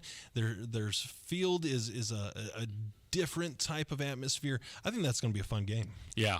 Valpo scored. Valpo's gone up 7-0 at home. So the Vikings are on the board quickly. And are off and running against Chesterton, who we talked about struggling offensively and probably better on defense. But Valpo, that offense has been hard to stop. It is. We'll see how that goes the rest of the night. But, we're already building that Valpo Crown Point game for next week. Yeah, I think it's almost set in stone at this point that that's going to be a really, really tough game and probably the game of the year for us this year. Travis Davis, I presume, is the one who scored the touchdown. He's been unstoppable. There's a reason why he is the Chuck DeMoss Player of the Week this week because he's awfully strong. He's a tough ball player. Yeah, they didn't post who scored yet, but just that Valpo took a 7-0 lead. I'm willing to bet it was Travis Davis. But you never know. You never know. So, let's continue. Let's talk about this Lake Central at LaPorte game. These are 2 programs that really need to get over the hump. What are we looking for from Lake Central, and what are we looking for from LaPorte here? I think Lake Central's got to be more consistent on offense. And it's going to be hard to do without Xavier Williams, so we haven't seen yet if he's back tonight. Right. But they're going to need to be more consistent on offense, and I think the same thing for LaPorte. LaPorte had the great upset early, right? But since then they really haven't been great offensively, and then it's exposed their defense a little bit because they haven't been able to stay on the field and put points on the board. Right. I can tell you that West Lafayette is up on Rensselaer already by the score of 20-0. Oh my goodness! So West Lafayette is everything that they have billed as. It appears right now. Rensselaer is a tough program. They were ranked. What were they in our little 5? They were number 5 in our little 5. Now their record isn't the greatest right now. They are 2-2, and unfortunately, it looks like they're trending to be 2-3. But Rensselaer is always a tough program, and again, that's a 45-minute drive south for them. That's a long drive and against a very good opponent. West Lafayette's quarterback is 9 for 10 throwing the ball so far for 91 yards. We're gonna have to get our stats department in on that and see what the QBR is that rating and how many fantasy points that would be in Northwest Indiana But I think we're football. throwing too much at Steve. Steve's already come out swinging, and he's come up with some great stats already tonight. Oh, it's never too much. He talks a big game, but in fairness, he's delivered early on. He has. He's been taking care of business. I think he's a little more relaxed after he broke the camera and it's no longer on camera for us, and he's really bringing the heat this week. So I appreciate everything you do for us, Steve. You're one of the best in the biz. I appreciate that. Jack Doty for LaPorte, 38-yard field goal. Jack Doty of game-winning field goal fame against New Prairie. New Prairie, right? He's on the board. LaPorte's on the board, 3-0. Don't you think that Ben? What would you guys have last week? 10 correspondents. We had 10 correspondents. Okay, everybody fighting for airtime. Right. Here it is. Got 6 correspondents tonight. We can't get a phone call at 7:18. What's going on, people? Well, we'll see. I'm sure there's been some scores here early that we could talk about here, but we're going to be running into a break here pretty quick. Are we ready for the next break? Okay, we're going to go ahead and take a quick break here on 89.1 FM, The Lakeshore. This is Game Night, live on Lakeshore Public Media, 89.1 FM, streaming online at lakeshorepublicmedia.org, Facebook, and YouTube. The Plasterers and Cement Masons Local 692 Apprenticeship Training Program provides a path to a career in a skilled trade. You can earn as you learn to be a plasterer or cement mason through an apprenticeship with Local 692. Learn more at plcm692apprenticeship.org. Sacred Dunes Integrative Health is your comprehensive holistic wellness center specializing in acupuncture, massage therapy, functional lab testing, nutrition, and herbal medicine. Sacred Dunes, where wellness grows. Visit sacredduneshealth.com. Thinking of going to college? What do you plan to major in? At Ivy Tech Community College, they major in successful careers for you and all of their students. With locations in Michigan City, LaPorte, and Valparaiso, new classes start every few weeks. To get started, visit ivytech.edu. That's ivytech.edu. Ivy Tech students are Indiana's future. Support for Lakeshore Public Media is brought to you in part by NIPSCO. At NIPSCO, we're transitioning to cleaner, lower-cost energy sources such as wind and solar to build a brighter future in northern Indiana. Learn more at nipsco.com/future. Calling all 59ers, Slicers, and Wildcats. Do you have your high school debit card yet? Show your school pride everywhere you go, whether it's Friday Night Lights or your Monday morning commute. Get yours today at your local Purdue Federal Credit Union branch or learn more at purduefed.com. For nearly 15 years, you've relied on Lakeshore Public Media to be your trustworthy news source, to cover our region's stories, and to report on what matters. But as a nonprofit public broadcaster, your donation today helps ensure we can continue to serve you and the rest of Northwest Indiana. With stories that inform and inspire for the next 15 years, please visit lakeshorepublicmedia.org/give and donate today. And now, the Plasterers and Cement Masons Local 692 scoreboard update. What's up, Lakeshore Game Night? Steve Schmidt here. Don't have too many scores rolling in yet to the studio, but here's what I have so far here in Week 5 of the high school football season. Starting out in the Duneland, as a reminder, the Sacred Dunes game of the week is Maryville at Michigan City. This one is underway. Lake Central on the road at LaPorte. LaPorte has a 3-0 lead. Jack Doty with a 38-yard field goal. Valpo at Chesterton. Valpo holds a 7-0 lead in the first quarter. Kankakee Valley at Hanover Central. KV fumbled the opening kickoff, and it was picked up by the Wildcats. 2 plays later, Caden Verrett, 2-yard touchdown. Wildcats lead 7-0. Hammond Central here on the road at Pioneer. At the end of the first quarter, Pioneer had a 6-0 lead. Now it is a 13-6 lead in favor of the Pioneer Panthers. That one's in the second quarter. And finally, West Lafayette at Rensselaer. At the end of the first quarter, West Lafayette holds a 13-0 lead. After this break, we have more coverage of Game Night here, Week 5 of the high school football season.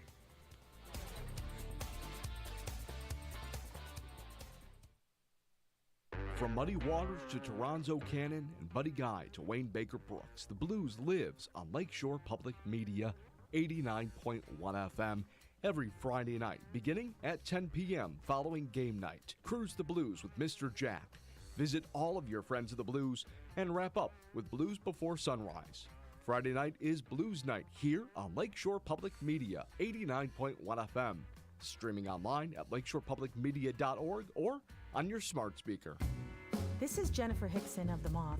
Moth shows feature eyewitness accounts of the most important or hilarious or moving stories in a person's life. We don't allow any sort of script on stage, so the stories have the excitement of a sporting event, but the intimacy of a tete-a-tete. The Moth is simple and satisfying, like a home-cooked meal for the ears. That's the Moth Radio Hour from the Public Radio Exchange, prx.org. Tune in Saturday afternoon at noon and Sunday afternoon at 1 here on Lakeshore Public Media. Hi, I'm Terry. And I'm Joe. We host the People's Pharmacy heard live Saturday mornings at 6 here on Lakeshore Public Radio, 89.1 FM. We talk with you about everything from home remedies to breakthrough drugs. Hear from leading experts about drugs, herbs, home remedies, and other health topics. Join us on the People's Pharmacy Saturday mornings at 6 here on Lakeshore Public Radio, 89.1 FM. $12 ice cream cones, middle-class people living out of their cars. What's it like to see your adulthood speeding toward you like a freight train when you're not ready? On the next Snap Judgment, we follow 3 high school seniors for a full year as they straddle that line between childhood and adulthood. Snap Judgment. Do not miss it. Tune in Saturday morning at 11 and Sunday afternoon at noon here on Lakeshore Public Media. I'm Farai Chidea. This week on Our Body Politic, elected Florida State Attorney Monique Worrell speaks out about her suspension and the police.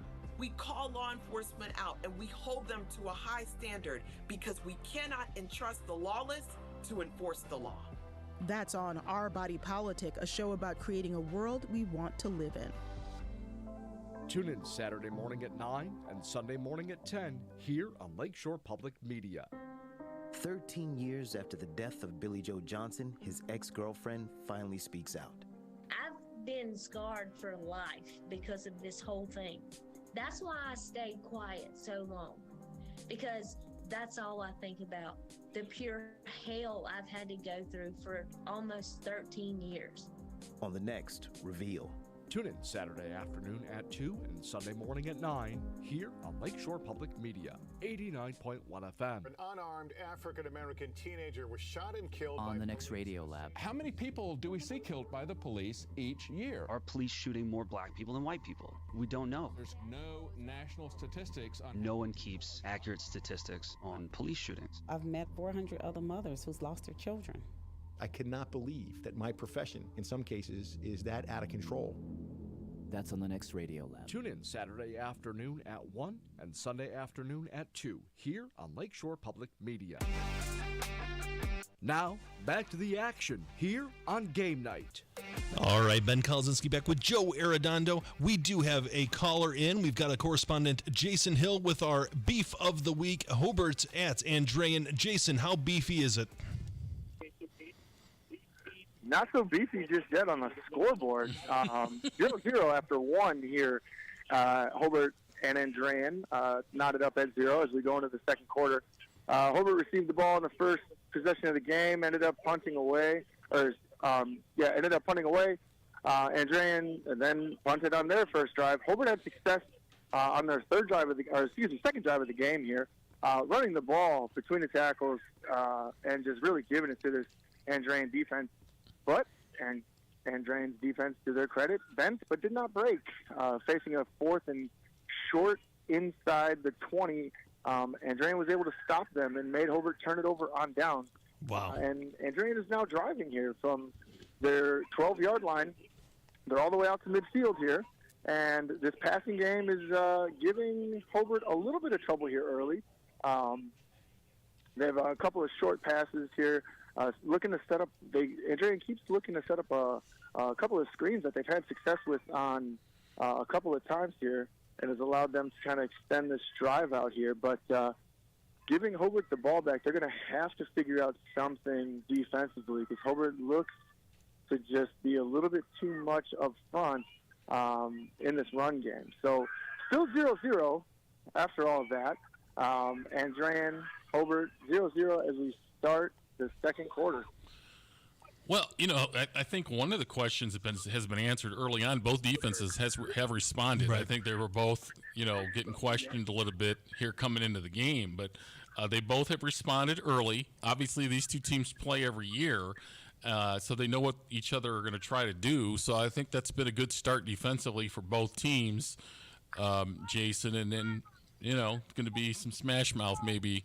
As I thought that interesting that Hobart tried to line up and run at them, right. And then that they're obviously they know that Andrean, their depth is not what it has been in the past, and they're probably going to try to see if they can wear them down over 4 quarters by running the football.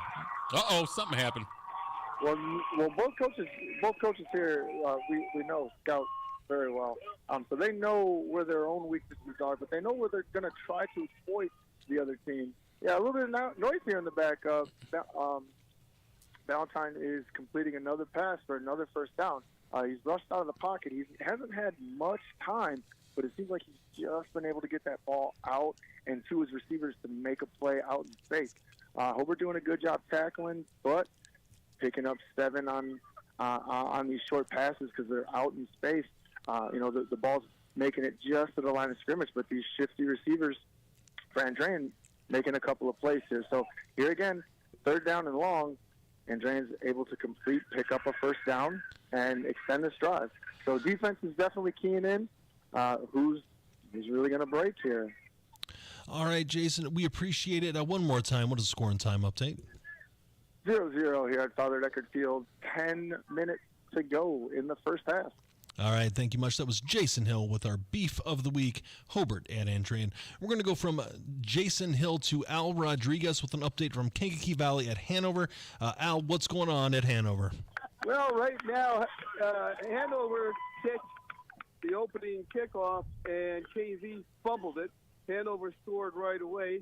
They've had 3 offensive series by KV, and I could be wrong, but they've had 1 first down in 3 series. Oof. And right now, Hanover scored again, so it's 14-0, end of the first quarter. Just starting the second quarter. So, Al, what is the feel of this game right now? Is this a situation where Hanover has just jumped out to this lead and they're going to be able to ride it, or is Kankakee Valley going to be able to come back here? Well, right now, what I'm seeing is KV is fumbling the ball. 2 fumbles have eventually led to 2 touchdowns, okay? So they have to hold on to the ball because Hanover's kicks, that Doty, the female kicker, are all low kicks that bounce around the ground. Okay. They seem to have a problem, watching those kicks because those are odd kicks. They do strange things when they hit the ground.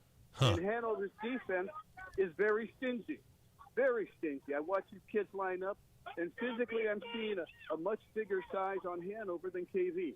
Oh, wow. So it looks like KV's dominant. We're going to find out what they can do. Oh, they just completed a pass, KV. They just got tackled. They got to gain about 5 yards.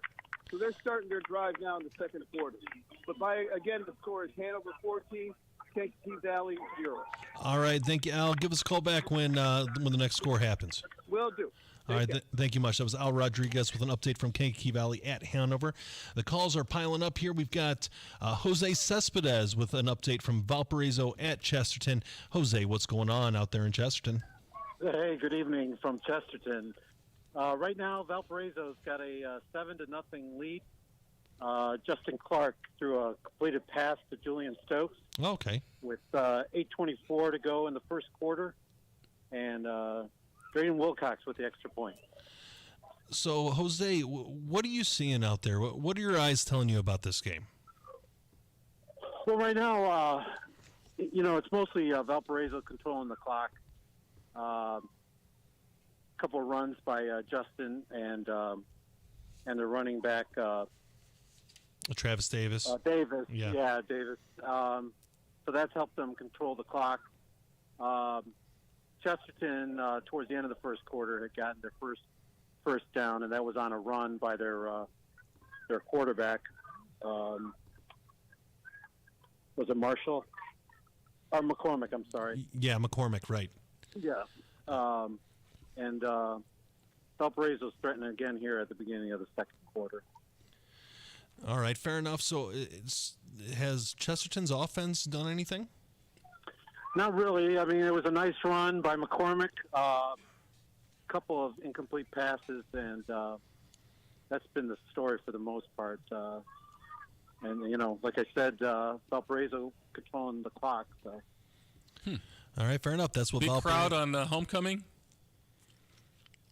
It's pretty full. Pretty full, both fans, both Valparaiso side and the Chesterton side. Yeah, pretty big rivalry there. So you definitely it is two communities that are very close with each other. Jose, we're going to go ahead and let you go here. Thanks for the update. Good job. Thanks, Jose. One more time, what is the time and score update, please? Yes, it's 7-0 Valparaiso, and right now the clock is showing 10:34 left in the second quarter. All right, thank you much, Jose. We appreciate it. When anything interesting happens, feel free to give us a call. Okay, great. All right, We'll talk to you guys later. Thank you much. Good job. We've got Jose Cespedes with an update from Valparaiso at Chesterton. I got an update for you. What's that, Joe? The Portage Crown Point game. I think Crown Point fumbled the opening kickoff, and Portage went in to score to make it 6-0. Well, Crown Point, I believe, fumbled the ensuing kickoff, but their defense bailed them out. Their star-studded defense bailed them out, and now Crown Point has scored twice quickly. And have a 14-6 lead. So 14-6. Crown Point's doing, obviously they're making mistakes, and they allowed Portage to get a quick 6 points there.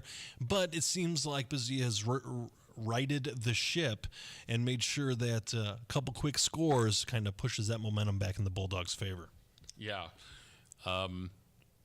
So our guy, we're down a correspondent there, and I was trying to get our guy Scott Angel, because he's supposed to be at every Crown Point game, but his daughter is the cheerleading coach. He told us that when he was on with us. Right, yeah. So he actually went to see her coach tonight at the Hobart and Drain game. Okay, all right. I didn't think he was allowed to do that, so we'll see. Hey, you can support your daughter at any given point, so I got to give him credit for that. Yes. But yeah, that's a very exciting update there. Anyone who's interacting with us on social media, anyone who is tweeting at us or anything like that, make sure that you let us know if you have updates from the Crown Point game. We would love to hear everything that you have to offer. Unfortunately, our correspondent had a little bit of car trouble on the way there to the game, and that's unfortunate. Lake Central has scored a touchdown to take a 7-3 advantage after one at LaPorte. So LC on the board. So, that doesn't surprise me. Lake Central, I would imagine, is a favorite in this game. So it's definitely a circumstance that they need to seize the momentum when they have the opportunity to do so, and it appears they've done that. Very interesting. We've got a scoreboard update here coming in a few minutes. But before we get there, I'm pretty excited with how things are going here. And I think that we're in a good position with how some tight games early. That leads to some excitement as the day goes on. Yeah. I love the school Twitter pages. Oh, sure. But they didn't say who scored for Lake Central. It's... I don't. Oh no. Okay, here we go. Who do we got? Kwiatkowski, 53 yards to Richardson for the LC touchdown. So it was a long pass. Yeah, they're bombing away from Chase Kwiatkowski to Richardson for the TD. So Lake Central getting it done through the air, and that's a good situation for them because we know they have a ground game, and presuming Xavier Williams is out there doing what he does. Yeah, that's the other thing they should say. They should say Xavier Williams is playing tonight, or not. They should say that. Fair enough. So we're going to go ahead. We've got an update here. We have Tim Hogan with an update from River Forest and Griffith. Tim, what's going on out there? What we have here is Griffith just scored, kicks the extra point. It is Griffith 7, River Forest 0. First quarter was both teams moved the ball a little bit, but they got shot in the foot with penalties. Griffith just took the drive about 65 yards, and Colton Strezzo with the 1-yard quarterback sneak to give the Griffith the 7-0 lead. All right, thank you, Tim. So is it Griffith doing what they need to do, or is River Forest not being able to stop them? River Forest has had one play that's been consistent. They got two. They got the counter. They're running the counter out of the spread, and then the quarterback keeper when everybody tackles the running back instead of doing their assignments. That has worked, but several holding penalties. They had a pass on this last drive where the Griffith kid maybe could have caught it. The kid decided to come in and put a hit on him, so they got a 15-yard penalty that gave us a first down on the 7. Those kind of mistakes are what's doing it right now. Hoagie, Joe Arredondo, you have gone from Wheeler to Griffith. I think you've been at Griffith this year. Are you seeing the improvement from Coach Mason's team in the first year? Oh, absolutely. Mason's one of the best coaches in the area. He's showing it. This team is young. 50 kids on the team, 1 senior. Wow. Okay. Yeah, I really look forward to watching this team play in 2025. Not that this season's over, but it's going to be interesting to watch them progress from year 1 to year 3. Okay. And just a little side note on this game. We've got a little gamesmanship going on between the players of River Forest and our coaching staff, because we have 3 coaches here that were at River Forest last year. Oh, wow. Really? Okay. Yeah, it's been a little fun watching them. Dimitri Blanco's here, Joden Camosa, and Kyle Olson were coaching at River last year. Is Dimitri on the Griffith staff then? Dimitri's the offensive coordinator. Okay. Wasn't aware of that. Of course, he played for Coach Mason and Andrean. All right, Hoagie, we'll talk to you. All right, thanks, Sounds Tim. good. One more time, what is the score and time update, please? It is 7-0. Griffith, 6 minutes left in the second quarter. All right, thank you much. That's Tim Hogan with Update River Forest and Griffith. We have 2 callers that are going to have to be on hold. We have to take a hard break here. We've got an update from Dr. Reed Amons with our Sacred Dunes Game of the Week coming after break, and Jason Hill with our Beef of the Week. This is Game Night, live on Lakeshore Public Media, 89.1 FM, streaming online at lakeshorepublicmedia.org, Facebook, and YouTube. Sacred Dunes Integrative Health is your comprehensive, holistic wellness center specializing in acupuncture, massage therapy, functional lab testing, nutrition, and herbal medicine. Sacred Dunes, where wellness grows. Visit sacredduneshealth.com. Thinking of going to college? What do you plan to major in? At Ivy Tech Community College, they major in successful careers for you and all of their students. With locations in Michigan City, LaPorte, and Valparaiso, new classes start every few weeks. To get started, visit ivytech.edu. That's ivytech.edu. Ivy Tech students are Indiana's future. Support for Lakeshore Public Media is brought to you in part by NIPSCO. At NIPSCO, we're transitioning to cleaner, lower-cost energy sources such as wind and solar to build a brighter future in northern Indiana. Learn more at nipsco.com/future. Calling all 59ers, Slicers, and Wildcats. Do you have your high school debit card yet? Show your school pride everywhere you go, whether it's Friday Night Lights or your Monday morning commute.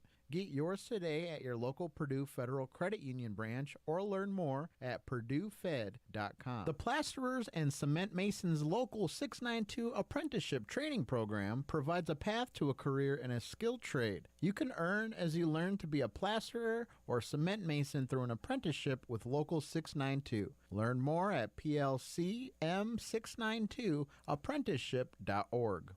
Hey, I'm Tom Maloney, Vice President of Radio Operations here at Lakeshore Public Media, and I just want to thank all of you who pledged your support during our on-air portion of our fall membership drive. Your dollars go further when you keep them local, and if you haven't had a chance yet to make your sustaining pledge of support, I ask that you please do so now online at lakeshorepublicmedia.org. And once again, thank you for your support. And now, the Plasterers and Cement Masons Local 692 scoreboard update. What's up, Lakeshore Game Night, Week 5 of the high school football season is here. I'm Steve Schmidt. Let's see these scores around the region. Starting off with Lake Central at LaPorte in the first quarter. Lake Central holds a 7-3 lead over the Slicers. Jack Doty hit a 38-yard field goal to open the scoring. And for Lake Central, Kwiatkowski threw a touchdown pass to Richardson. Crown Point at Portage in the first quarter. Crown Point holds a 7-6 lead. Valpo on the road at Chesterton. First quarter, Valpo has a 7-0 lead. Hanover Central is hosting Kankakee Valley tonight in the first quarter. It's all Hanover Central, 14-0 over the Cougars. Boone Grove at Wheeler, first quarter. Wheeler has a 7-6 lead over the Wolves. River Forest at Griffith. You just heard this update from Tim Hogan before the break. Second quarter, Griffith has a 7-0 lead, courtesy of Colton Strezzo's 1-yard touchdown run. Hammond Central on the road at Pioneer at the half. Pioneer holds a 13-6 lead. And the final game here is West Lafayette on the road at Rensselaer at the half. West Lafayette holds a 26-0 lead. Ben and Joe, back to you guys. All right, thank you. That was Steve Schmidt. My name is Ben Kolodzinski. I'm here with Joe Arredondo. We've got Dr. Reed Amons with an update from the Sacred Dunes Game of the Week. Dr. Reed, what's going on? Not a lot going on there in the first quarter for either Michigan City or Maryville. Between the two teams, they had a total of 1 first down. Wow. The only excitement of the first quarter really was a Jalen Ramsey punt block for the Pirates. That gave the Maryville Pirates excellent field position. They were able to start on the Michigan City 20-yard line, but they were unable to move the ball, and they ultimately turned it over on downs. As the quarter turned, though, so did the Pirates' offense. This last drive of the Pirates started at their own 20-yard line, but they were able to pick up their first down of the night, followed by a late hit out of bounds penalty from Michigan City that really advanced the ball right out the midfield for the Pirates. They were able to pick up a couple more first downs and had the ball 1st and 10 from the Michigan City 12-yard line, but that drive is now stalled. Michigan City did a really very nice job on defense. Maryville lining up for the field goal. A 27-yard field goal attempt is up, and it's good. That puts the first points of the game on the board tonight for Maryville. Maryville now has a 3-0 lead with 7:48 to go in quarter number 2. So, Dr. Reed, what is working on offense? It appears that not much, really. Yeah, both teams have really struggled tonight to throw the ball. As we talked about, we thought in the pregame, we thought that maybe the offensive and defensive lines were going to have to really battle it out tonight, and that's really what's proven itself so far tonight. The defensive lines have really outmanned the offensive lines on both sides, both for Maryville and Michigan City. So both teams have really struggled to run the ball, and neither team has really been able to complete the ball with very much success. Maryville was able to complete 2 nice passes on that last drive, but those were the first 2 completions of the night, and I believe Michigan City's only completed 1 short pass so far tonight as well. So both offenses still looking to get their groove against these very good defenses. I will tell you, this is probably the hardest hitting I've seen on both sides. Wow. Both teams were very fired up tonight. It was playing very, very hard. A lot of really nice tackling. Some helmets have flown off of players as they get tackled. So we've had some tackles that were maybe a little bit after the whistle too. But both teams, you can tell it's very important for them to get off to a good start tonight. And this game means a lot on both sides. They know what's at stake tonight, and Maryville's out to the early lead, 3-0 here, about halfway through the second quarter. Reed, the Maryville kicker, Maryville does not have a long tradition of great kickers like Hobart or Andrean, but the Maryville kicker, he was 2 for 2 on extra points last week. Go ahead and give him a shout-out because I know he's been doing a good job here the last couple weeks. Yeah, Giovanni Martinez, a senior kicker for the Pirates. He's really done a nice job. Not the biggest leg in probably Northwest Indiana, but certainly one of the most accurate. So he's really done a nice job, throughout the season. And tonight, I mean, that 27-yard field goal was from the left hash. He put it right down the middle. It was not even a whisper to the left or to the right. It was perfect. Very nice tonight. And I'm sure a big release for Coach Cease and the offense to be able to score first on the road tonight. Absolutely. Give some kicker love. The most underrated weapon in high school football is the kicker. So thank you, Dr. Reed. One more time, what is that score and time update, please? Yeah, we have Maryville on top of Michigan City so far here in the second quarter, 3-0. Michigan City with the ball currently. 7:25 to go here in quarter number 2. Michigan City facing a 2nd and 8 from their own 32-yard line. All right, thank you much, Dr. Reed. We're looking forward to hearing more from you as this game goes on. That was Dr. Reed Amons with an update from our Sacred Dunes Game of the Week, Maryville at Michigan City. We're going to move on from line 2 to line 3 for Jason Hill with our Beef of the Week, Hobart at Andrean. A big rivalry there. Jason, what's going on? Thank you for holding. Hey, guys. Eventful second quarter after an uneventful first quarter. Andrean gets on the board first after about a 9-minute drive where Scotty Ballantyne was impressive. Finding receivers as he's being flushed out of the pocket. On that drive for Andrean, every down was used. It was a long one, and it was all through the air. Right at the end, we had Ellis Dumas take it into the end zone on the ground from about 11 yards out, putting Andrean up 7-0. While I was on hold here, Hobart was itching, and they came back with a drive of their own. Johnny Sorensen started through the air, and we got to see a little bit of Willie Shearer for the first time tonight. 2 carries, and Hobart was in the end zone. Willie Shearer on a 12-yard run of his own, putting the score 7-7 with about 4.5 minutes to go in the second quarter. Defenses responded early. Now Hobart finally gets something going offensively. It looks like the game plans for the Brickies is to line it up and run at Andrean and try to wear them down throughout the night, because I think that was successful for Valpo. I think Andrean has the depth that they've had in recent years. They got a lot of guys playing both ways. So I think that's probably the plan for Hobart, to be physical and try to wear him down. It is, and you can see it on every play here. I mean, Hobart's blocking to the ball. Very, very good team tackling out of the Brickies so far. But again, credit to Valentine. He's been flushed out of the pocket, and he's been finding numerous receivers. He connected with Micah Jones on a beautiful pass right out of bounds. And as he's falling to the ground, it's right in front of me, able to keep control as he got hit out of bounds, which set that scoring opportunity up for the 59ers. But credit Valentine. He's being pressured, and he's finding his receivers quick and trying to get them out in space to make this Ricky defense play catch-up. That was a long drive for Andrean. They got the ball with about 3 minutes to go in the first quarter, and Hobart didn't see that ball until 6 minutes to go in the second quarter. It was a very long drive for Andrean. Good thing it came away with points, but Hobart, right back on their own, came through with a couple of quick passes and then handed the ball to Willie Shearer. And, boy, he is fast.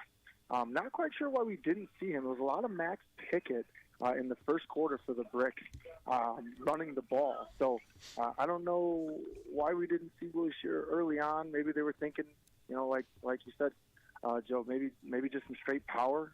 Pickett's a little bit bigger, a little bit more scout between the tackle runner, and Shearer's more the speed guy. But definitely trying to take it to this Andrean defense here. We'll see if the Brickies here can hold up and get a stop to maybe turn this thing around before half. And Valentine here still looking through the air, completing some passes, and I'm sure Andrean would love to take this into the locker room 7-7 or even 14-7 as this second quarter climbs down here. I think about 3 minutes to go. I think Jimmy Finley got a scholarship offer. I think he's either a sophomore or a junior, but I think he got a scholarship offer from Michigan State this week. Meant to also, but he's an underclassman, so he still has some time. I also meant to tell Reed that I saw that John Peters from Maryville got a scholarship offer from Toledo this week. Some Division I love here in Northwest Indiana. This might go back and forth tonight, Jason. I love when the crowd noise goes. Yeah, that wild means something's going on. What's going on? They love it. That's Valentine on his feet, being flushed out of the pocket. He just there's no quit in him. Even though he can't find his receivers, you would think he's running for his life, but man, he is shifty. He is shifty and just makes a couple of guys miss, and here picks up another first down with his legs. And I really think that's helping this Andrean offense a little bit here, because Hobart's got to play a little bit honest with them, which gives those receivers just enough space and just enough time to find an opening. He can find them in space, and that's what's been successful here for Andrean, is finding these guys out in space, and he's been relying on everybody across the board. Well, there's not really a go-to yet. You see that senior smarts, because that moves the chains, right? And they're going to need to keep the ball offensively and stay out there, and the scrambling just moves the chains. Well, of this first half, Andrean has definitely dominated the time of possession. Each team only having 1, 2, 3. This is Andrean's fourth drive, Hobart had 3. But 7 drives and a half, maybe. But Andrean definitely dominating time of possession here. All right, fair enough. Jason, one more time, what is that score and time update, please? There is 1 minute and 30 seconds left in the first half. It is all tied up, 7-7 at Father Eckert Field. You've got the slobber knocker there for the beef of the week. Jason Hill, thanks for the update. Give us a call at halftime here. All righty, guys. Appreciate it. That's Jason Hill with our beef of the week, Hobart at Andran. We've got a little bit of an update here, some breaking news from the Valpo-Chesterton game. Yeah. Steve, what did you catch there? So on Twitter, courtesy of Tom Keegan, on a 3rd and 10 play, Brady McCormick, the quarterback for Chesterton, ran for 12 yards, but after the play went down with an apparent injury. C.J. Perez is in at quarterback. That's their 3rd-string quarterback. Not sure on the extent of the severity of the injury, but if I hear or see anything, I'll let you guys know right away. And Valpo scored again, so it's 14-0. 14-0 there. It's this is kind of the danger zone for Chesterton now. That you're getting into their 3rd strings in the quarterback in any of these circumstances. So that's pretty rough. We have a couple of folks that are providing us updates here. We've got Bo Daniels providing Crown Point and Portage updates, and also Andrew Ives has been texting in, considering our correspondent couldn't make it due to a minor emergency. So we're going to have some updates with that. We do have a scoreboard update coming in a few minutes, but it does appear that Crown Point has kind of taken a little bit momentum back in that game. So Travis Davis, 15-yard run. That's the name that we've been hearing a lot of lately. He is our reigning Chuck DeMoss player of the week here for game nights. He's just a load, Joe, and he's impossible to stop.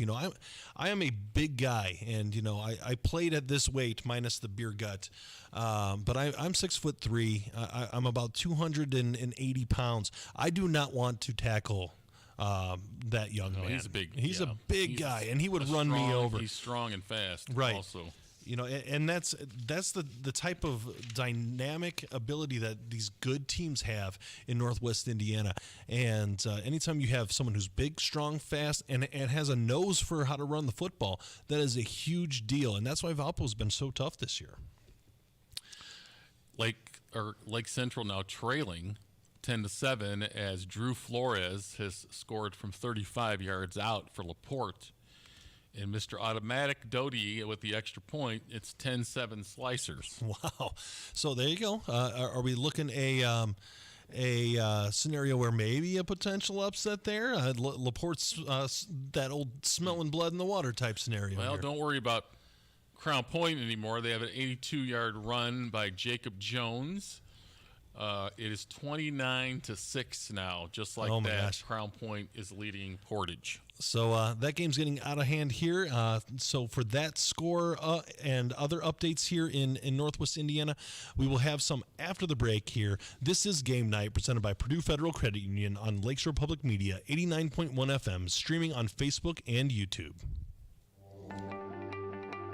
This is Game Night, live on Lakeshore Public Media, 89.1 FM, streaming online at lakeshorepublicmedia.org, Facebook, and YouTube. Sacred Dunes Integrative Health is your comprehensive holistic wellness center specializing in acupuncture, massage therapy, functional lab testing, nutrition, and herbal medicine. Sacred Dunes, where wellness grows. Visit sacredduneshealth.com. Thinking of going to college? What do you plan to major in? At Ivy Tech Community College, they major in successful careers for you and all of their students. With locations in Michigan City, LaPorte, and Valparaiso, new classes start every few weeks. To get started, visit ivytech.edu. That's ivytech.edu. Ivy Tech students are Indiana's future. Support for Lakeshore Public Media is brought to you in part by NIPSCO. At NIPSCO, we're transitioning to cleaner, lower-cost energy sources such as wind and solar to build a brighter future in northern Indiana. Learn more at nipsco.com/future. Calling all 59ers, Slicers, and Wildcats. Do you have your high school debit card yet? Show your school pride everywhere you go, whether it's Friday night lights or your Monday morning commute. Get yours today at your local Purdue Federal Credit Union branch or learn more at purduefed.com. The Plasterers and Cement Masons Local 692 Apprenticeship Training Program provides a path to a career in a skilled trade. You can earn as you learn to be a plasterer or cement mason through an apprenticeship with Local 692. Learn more at plcm692apprenticeship.org. This is Lakeshore Public Media, 89.1 FM, WLPR FM Lowell, your home for local news, traffic, weather, sports, and more. Streaming online at lakeshorepublicmedia.org. And now, the Plasterers and Cement Masons Local 692 scoreboard update. What's up, Lakeshore Game Night? Steve Schmidt here. These games are rolling in Week 5 of the high school football season, so let's see how all the teams around the region are doing. Starting off in the Duneland with the Sacred Dunes game of the week, Maryville on the road at Michigan City. It was a scoreless first quarter, but Maryville has cracked the scoreboard in the second quarter on a 27-yard field goal by Giovanni Martinez. It's a 3-0 lead for the Pirates. Lake Central at LaPorte. LaPorte has a 10-3 lead in the second quarter. Jack Doty hit a 38-yard field goal to get the scoring started. Lake Central responded with a Kwiatkowski touchdown pass to Richardson, and then LaPorte just retook the lead on a 35-yard touchdown run by Drew Flores. Crown Point on the road at Portage in the second quarter. Crown Point holds a 29-6 lead. Noah Ehrlich has a pair of touchdown passes in this one to Seamus Mulaski and one to Trevor Gibbs. Will Clark had a 31-yard pick six, and Jacob Jones with the most recent score, an 82-yard touchdown run. Valpo on the road at Chesterton first quarter. Valpo holds a 14-0 lead. Justin Clark 24-yard touchdown pass to Julian Stokes and Travis Davis from 15 yards out. The beef of the week as we transition now into the Northwest Crossroads, Hobart and Andrean. Second quarter, this one is all tied up at 7. All the scoring has been done in the second quarter. Andrean's score was Ellis Dumas with a 10-yard touchdown run, and Willie Shearer matched him with a 10-yard touchdown run. KV on the road at Hanover Central in the first quarter. Hanover has a 21-0 lead. Matt Coons with a pair of touchdown passes in this one, and Caden Verrett with a touchdown on the ground. Transition now here to the Greater South Shore. Boone Grove at Wheeler. Halftime score, Wheeler holds a 14-0 lead over the Wolves. Calumet at Morton at the end of the first quarter. Morton holds a 26-0 lead over the Warriors. Another halftime score here with River Forest and Griffith. Griffith has a 7-0 lead at the half. Colton Strezzo with a 1-yard touchdown run. Hammond Central at Pioneer at the half. Pioneer holds a 13-6 lead over the Wolves. And the final game here is West Lafayette at Rensselaer. West Lafayette holds a 26-0 lead over Rensselaer Central. A lot of these games are either at the half or approaching the half, so you're not going to want to miss the second half here on Lakeshore Game Night.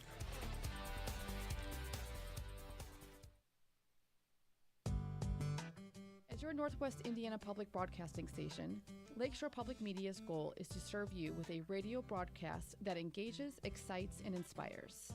Help your local station reach that better goal by sharing your thoughts. Whether you tune in occasionally or have made us part of your daily routine, your opinions matter. Visit lakeshorepublicmedia.org/feedback to help us build a stronger community station.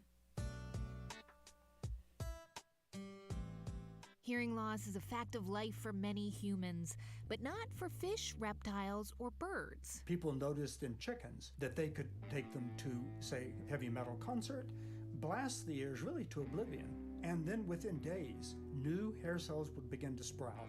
The science of sound and ideas about hearing and listening. That's next time on the TED Radio Hour from NPR.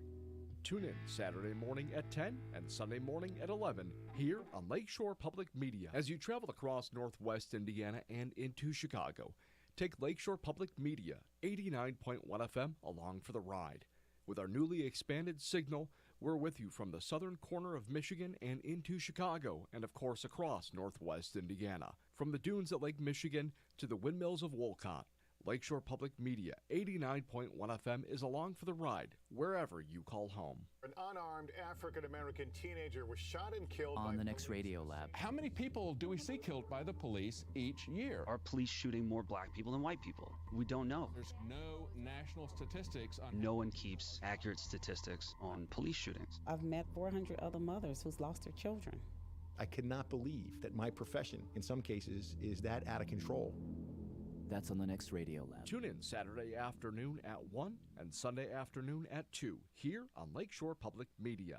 Rotten Tomatoes has been a go-to source for movie reviews for years, and its ratings can make or break a film's success. But some say the site has major flaws in that system. A mediocre movie can do really well on Rotten Tomatoes, and a movie that is great but a little challenging might lose points because it's not a total, across-the-board crowd pleaser. More on the Rotten Tomatoes effect on All Things Considered from NPR News. Tune in at 4 o'clock for Weekend All Things Considered here on Lakeshore Public Media, 89.1 FM. As the first inoculators who were dealing with smallpox in the early 1700s discovered, historian Simon Schama, it's a very counterintuitive thing to stick what you know is a bit of poison inside your own perfectly healthy body. And yet, we should. Pandemics, vaccines, and all the latest news Saturday on Weekend Edition from NPR News. Tune in Saturday morning at 7 here on Lakeshore Public Media. I'm Jesse Thorne. September on Bullseye is Rap Month. This week, I'll talk with trap music pioneer Jeezy. I put my pain in the music. The realer I was on the records, the more people would relate. Plus, Chica talks about going from a viral sensation to an established star.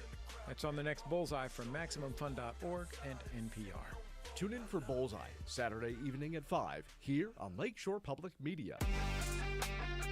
Now, back to the action here on Game Night. Ben Kolodzinski back with Joe Arredondo. We have Al Rodriguez online with an update from Kankakee Valley at Hanover. Al, what's going on? Hey, we got a halftime over here. You wouldn't believe. We got 106 little girls on the field right now. What? But anyways, they're all dancing. But anyways, right now it's halftime. Score is Hanover 28, Kankakee Valley 0. Wow. Just to give you an idea, Kankakee Valley did make some adjustments on defense, which kind of stumped Hanover for a while because they were all out blitzing. Every play, they were all out blitzing the quarterback. Finally, Hanover recognized and started doing some draws. They ran up the middle for a touchdown because Kuntz ran for a 30-yard touchdown, the last touchdown before halftime. Score at halftime is Hanover 28, Kankakee Valley 0. Al, the Kuntz boys connected. I think they're cousins, right? Yes, they did. They connected it earlier on a touchdown pass. Kuntz was, they had one, and for some reason that sounds kind of strange, but they like doing that every once in a while. Also, Hanover tried fake kicks. The first one gained them a first down. The second one got them a loss. So you can't always do that fake kick. They do it a lot. They do it a lot, Al. A lot of things tonight. They are trying a lot of things tonight. What were really stymied Hanover there for a while was that all-out blitzing. I mean, they were sending everybody after the quarterback. Everybody was coming down. Hell, you even had officials chasing the quarterback. So it was kind of interesting there. So they Al, finally recognized that, and they changed to make their adjustments. Al, is there any indication that Kankakee Valley can come back in this game? Well, Kankakee Valley seems successful with their all-out blitzing, but they get burned up the middle if they don't recognize that. So I would think starting the third quarter they're going to try the same thing, but be aware of what they're doing, because that's the only thing that's working for them right now. All right, fair enough. In my eyes. Again, in these old eyes. Again, the Hanover's defense is, it's the constant. Hanover's defense is stifling at times. It is. They look very strong. They bend a little bit, but they don't break. Yeah. Have I heard that before somewhere? Anyway. the old football cliche, but you know what? When it's reality, it's reality. Hanover has been a machine so far this season, so they've been really impressive. So, one more time, Al, what is the halftime score there? Again, Hanover 28, Kankakee Valley 0. 28-0, Hanover all over Kankakee Valley. All right, Al, give us a call in third quarter. Take Take care. All right, thank you much. That was Al Rodriguez with an update from Kankakee Valley at Hanover Central. Before we get to Jason Hill and Hobart and Andran, our beef of the week, we have an update from Andrew Ives, who is texting in updates for the Crown Point Portage game. The score is now 35-6, Bulldogs leading. Larry Ellison scores a 7-yard touchdown. Kick by Oliver Brewer for the PAT is good. So 35-6. This game is getting out of hand. Another touchdown may put it into a running clock situation. And I'm not going to say that I'm too surprised with how this game is unfolding. Well, again, we talked in the pregame that we'll see how competitive Portage was going to be tonight. And they got off to a great start. Right. But they just haven't been able to sustain anything. And I think just it speaks to the overall strength of how balanced in the depth of Crown Point on offense and defense. Right. And they have a star-studded defense. The question was, would their offensive line come around? Their offensive line's come around ahead of schedule. Oh, boy. And they've rebuilt that offensive line along with Meshedy, and they're outstanding, You can see how hard they work out on their social medias, their Twitter. They're always posting. They're getting after it all year. All year, they're working out. Hey, this player X just bench pressed 300 pounds. Player Y just squatted 500 or whatever it ends up being. They're really lifting weights. They're doing a good job. So they're doing excellent there at Crown Point. So we've got here on hold, we've got Jason Hill with an update from our beef of the week. We've got Hobart at Andrean. Jason, what's going on? It is halftime here in Merrillville, Indiana. At Andrean, it is 10-7. Andrean was able to extend the lead over Hobart right before half. PJ Kusick was able to kick what was about a 20-yard field goal to put Andrean up by 3 going into half. Again, Scotty Ballantyne, Hobart got to him once on that drive right before the end of half.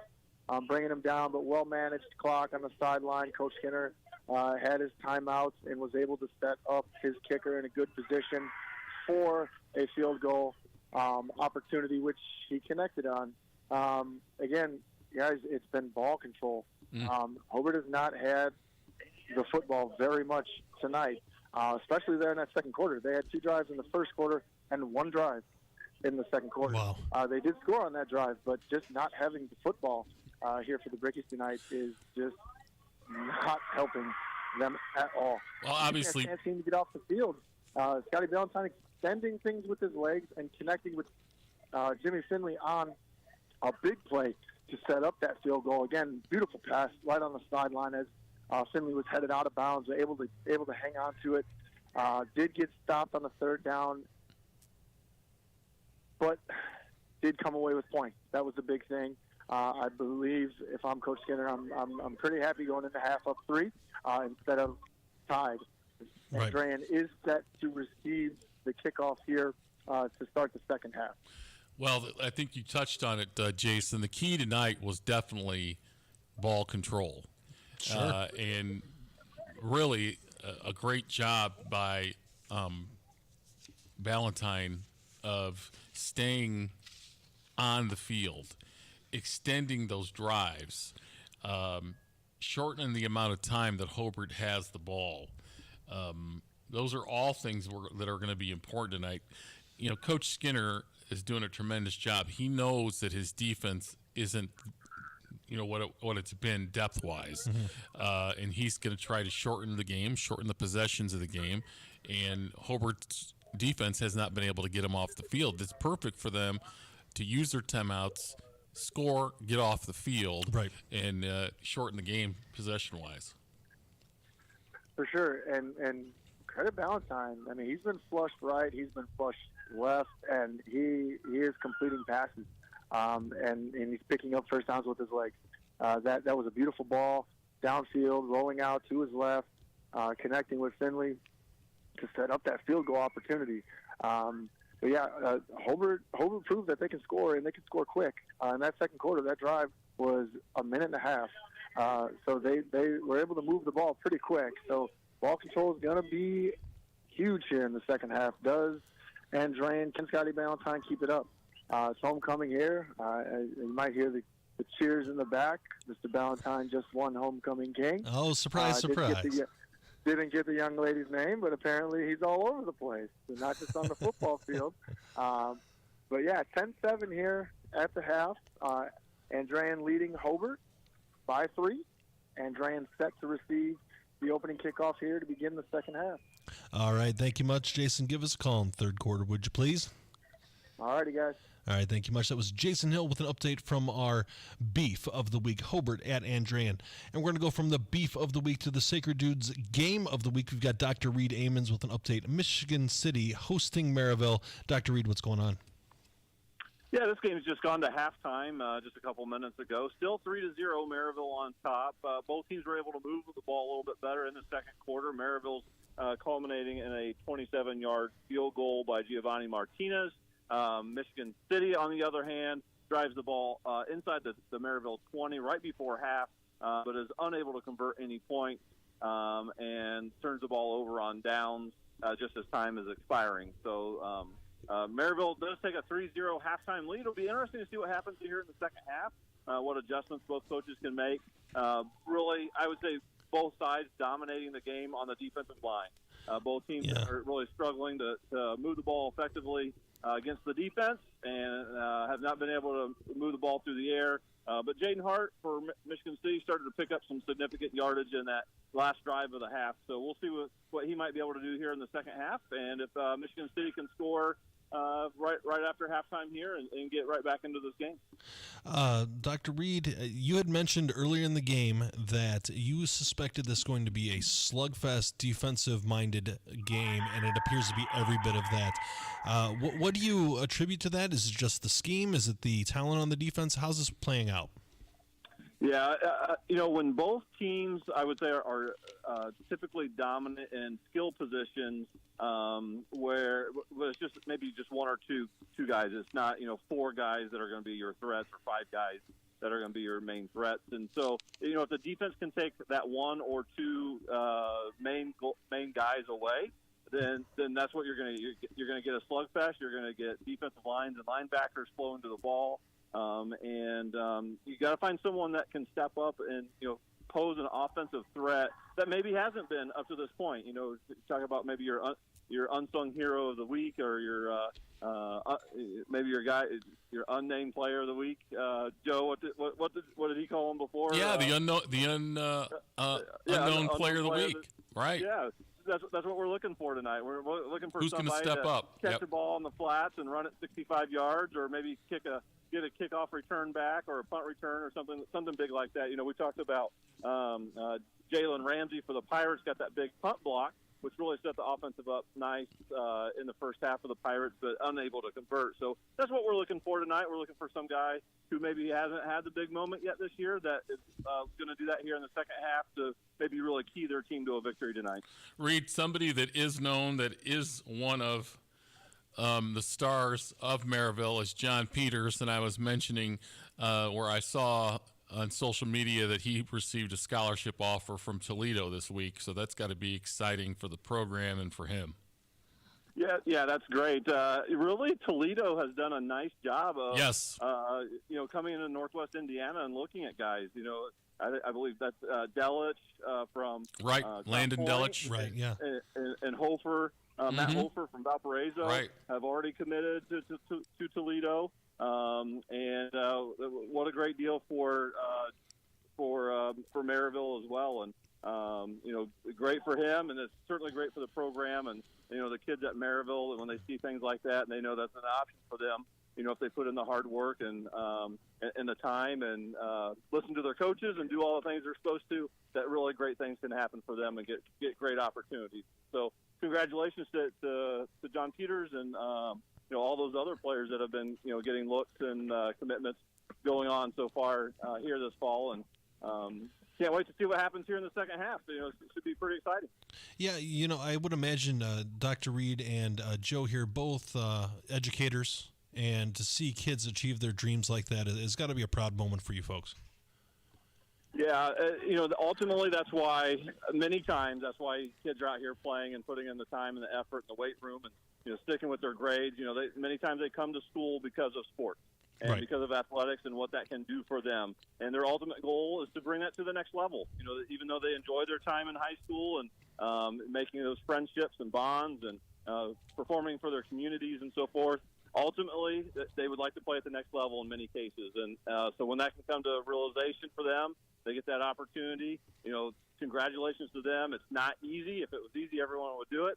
And, congratulations to them and doing the things that needed to be done to get them to that position. So, and certainly, that the head coaches have a lot to do with that as well. So Coach Cease, I'm sure, is very proud to continue that on. Maryville's been very fortunate over the years to have some big-time players and contributing to major colleges and universities. And for that to continue is just a wonderful thing for people in Maryville and the community, and certainly for John and his family as well. All right. Thank you for that, Dr. Reed. You've got an exciting one. We're looking forward to hearing more from you in the third quarter. It's a 3-point game. It's going to be pretty tight. Sounds great, guys. We just have a couple minutes here left of halftime. It's Maryville 3, Michigan City 0 here in Week 5 of the Duneland Athletic Conference. Looking forward to a great second half. All right. Thank you much. That's Dr. Reed Amons with an update from the Sacred Dunes Game of the Week, Maryville at Michigan City. And we're going to take one more call here before we go to break. We've got Jose Cespedes with an update from Valparaiso at Chesterton. Jose, what's going on in Chesterton? Yeah, good evening from Chesterton again. We're halftime, and it's now 14-0 Valparaiso. Okay. With 9:01 left in the second quarter, Justin handed off to Travis Davis, who ran the ball in for the touchdown. Extra point again by Drayden Wilcox. And we also got a change of quarterback here for Chesterton. C.J. Perez was brought in in the second quarter. McCormick did a nice job of protecting the ball, a couple of runs. C.J. Perez has been passing the ball more, a couple attempts, a few completions. He had a great pass to Garrett Lewis, which got him into Viking territory for the first time. And just as we were getting to the end of the first half here, Justin Clark had him on the move again. Some great runs, a nice pass to Scott Bradney. But then Chesterton slowed him down. They got to Justin for a sack, and then Justin threw an interception there. They were just knocking at the door there on Chesterton's side, but Chesterton stopped them, and that's where we're at. We're at 14-0 at the half. All right, thank you, Jose. We appreciate it. Great job with the updates. Looking forward to hearing more from you in the third quarter. Okay. All right, thank you much. That is Jose Cespedes. Thank you very much. All right, bye-bye. All right, so we're reaching halftime here. The players are catching their breath, and we're going to go ahead and catch our breath here on Game Night, presented by Purdue Federal Credit Union on Lakeshore Public Media, 89.1 FM, The Lakeshore. This is Game Night, live on Lakeshore Public Media, 89.1 FM, streaming online at lakeshorepublicmedia.org, Facebook, and YouTube. Thinking of going to college? What do you plan to major in? At Ivy Tech Community College, they major in successful careers for you and all of their students.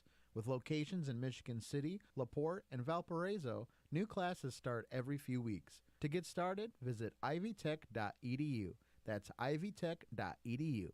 Ivy Tech students are Indiana's future. Sacred Dunes Integrative Health is your comprehensive, holistic wellness center specializing in acupuncture, massage therapy, functional lab testing, nutrition, and herbal medicine.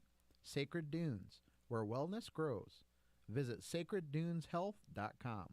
The Plasterers and Cement Masons Local 692 Apprenticeship Training Program provides a path to a career in a skilled trade. You can earn as you learn to be a plasterer or cement mason through an apprenticeship with Local 692. Learn more at plcm692apprenticeship.org.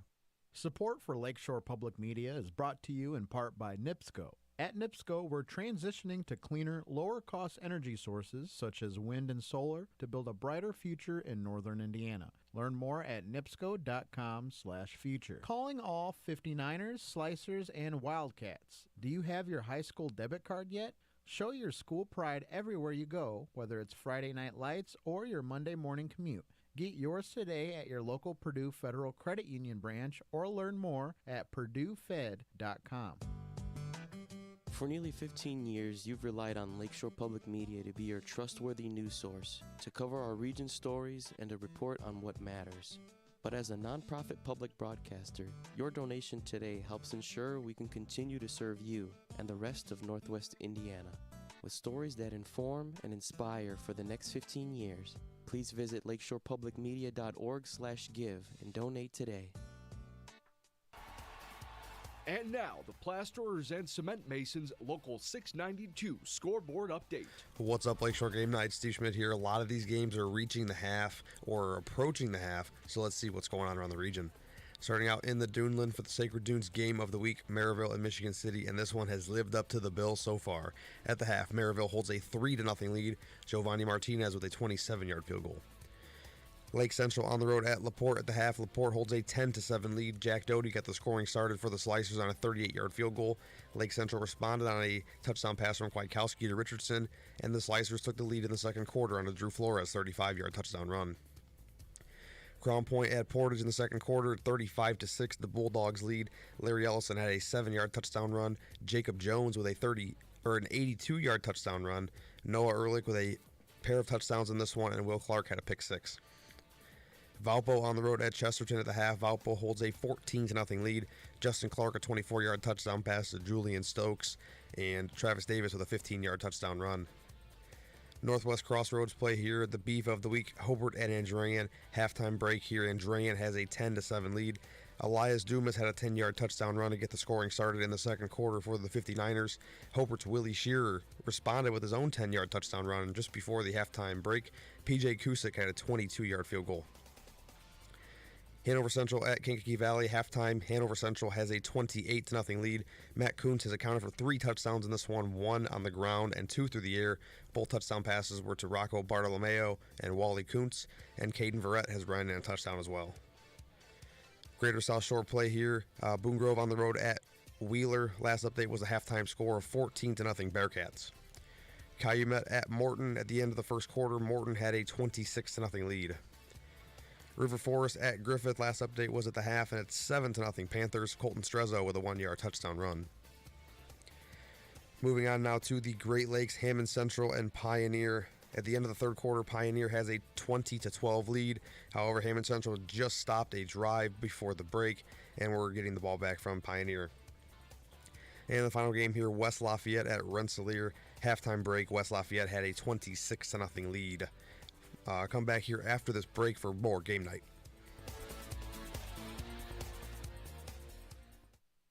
Lakeshore Public Media isn't sustainable without listener support. Local news, traffic, weather, sports, programming, special events, debates, election night coverage. Okay, I think you get it. We do a lot with your support. Now just imagine what we can do with an extra $10 a month. Become a sustaining member today at lakeshorepublicmedia.org to ensure that we can continue to bring you more every month. Thank you for your ongoing support. From Muddy Waters to Toronzo Cannon and Buddy Guy to Wayne Baker Brooks, the blues lives on Lakeshore Public Media 89.1 FM. Every Friday night, beginning at 10 p.m. following Game Night. Cruise the Blues with Mr. Jack. Visit all of your friends of the blues and wrap up with Blues Before Sunrise. Friday night is Blues Night here on Lakeshore Public Media 89.1 FM. Streaming online at lakeshorepublicmedia.org or on your smart speaker. And I finally emerge out, and she says to me, "Honey, your life may be out of control, but one thing you can control is your bra." Join us for more true stories told live. Next time, all the ways we find to heal. That's the Moth Radio Hour from PRX. Tune in Saturday afternoon at noon and Sunday afternoon at 1 here on Lakeshore Public Media. One of rock and roll's foundational architects was not Elvis or the Beatles. It was a queer black man from the South. When Tutti Frutti comes out and Little Richard is unleashed on the world, he brings a sense of danger. He brings a sense of anarchy. Embracing Little Richard's influence on rock and roll. Next time on It's Been a Minute from NPR. Tune in Saturday evening at 6 and Sunday evening at 5 here on Lakeshore Public Media, 89.1 FM. Hi, I'm Terry. And I'm Joe. We host the People's Pharmacy heard live Saturday mornings at 6 here on Lakeshore Public Radio, 89.1 FM. We talk with you about everything from home remedies to breakthrough drugs. Hear from leading experts about drugs, herbs, home remedies, and other health topics. Join us on the People's Pharmacy Saturday mornings at 6 here on Lakeshore Public Radio, 89.1 FM. $12 ice cream cones, middle-class people living out of their cars. What's it like to see your adulthood speeding toward you like a freight train when you're not ready? On the next Snap Judgment, we follow 3 high school seniors for a full year as they straddle that line between childhood and adulthood. Snap Judgment. Do not miss it. Tune in Saturday morning at 11 and Sunday afternoon at noon here on Lakeshore Public Media. Rotten Tomatoes has been a go-to source for movie reviews for years, and its ratings can make or break a film's success. But some say the site has major flaws in that system. A mediocre movie can do really well on Rotten Tomatoes, and a movie that is great but a little challenging might lose points because it's not a total, across-the-board crowd pleaser. More on the Rotten Tomatoes effect on All Things Considered from NPR News. Tune in at 4 o'clock for Weekend All Things Considered here on Lakeshore Public Media, 89.1 FM. Now, back to the action here on Game Night. I'm Ben Kolodzinski back here with Joe Arredondo. We have an update from Al Rodriguez giving us a heads up on Kankakee Valley at Hanover Central. Al, what's going on out there? Hey, how you guys? Oh, it's going crazy here. I'm sorry. Hanover scored on the first offensive series. It was 35-1, nothing. Barrett just scored on a 63-yard run right up the middle. Missed the point after.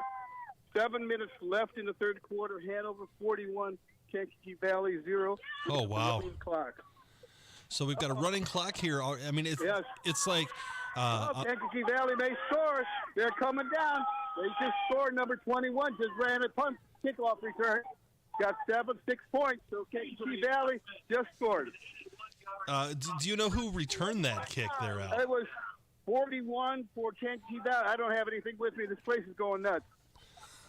81-yard punt return. Wow. That was nice. Yeah. So at this point right here, this game is well in hand, it appears, Al, but what is Hanover doing to just be so dominant today? They're recognizing, from what I saw, because for the second quarter, I was telling you, they were coming with all-out blitzes. They're recognizing Kankakee Valley's adjustments and then burning them because of it. So they're playing good football. They're recognizing the quarterback recognizes, but they've got a good running game to go with the passing game. This Burdette and Kuntz, these guys can run all day, and the quarterback has a good option of running. Right, so, I think they got a multiple-tiered offense and a very strong defense. They're going to be tough this year. Yeah, they're tough already. I think defensively they've shown, obviously the only points tonight now coming on the special teams. So that's something.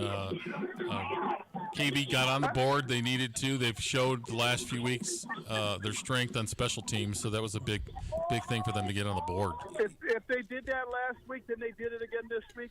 I give them credit for that because they finally scored. Maybe they broke the ice now. We will see. It's still the third quarter, but we do have a running clock. Yeah. The score is 41-7. The point after was good. Thank you, Al. I appreciate the update there. Looking forward to hearing more from you as this game goes on. That's Al Rodriguez with an update from Kankakee Valley at Hanover. So, Joe, I think that we need some clarification on the rules here. I have been educated, and I believe I'm correct on this, is that once the running clock is initiated, no amount of scoring can stop the running clock. Is that correct? I think Andrew's got a comment to be made here. Yes, that is correct, Ben. Okay.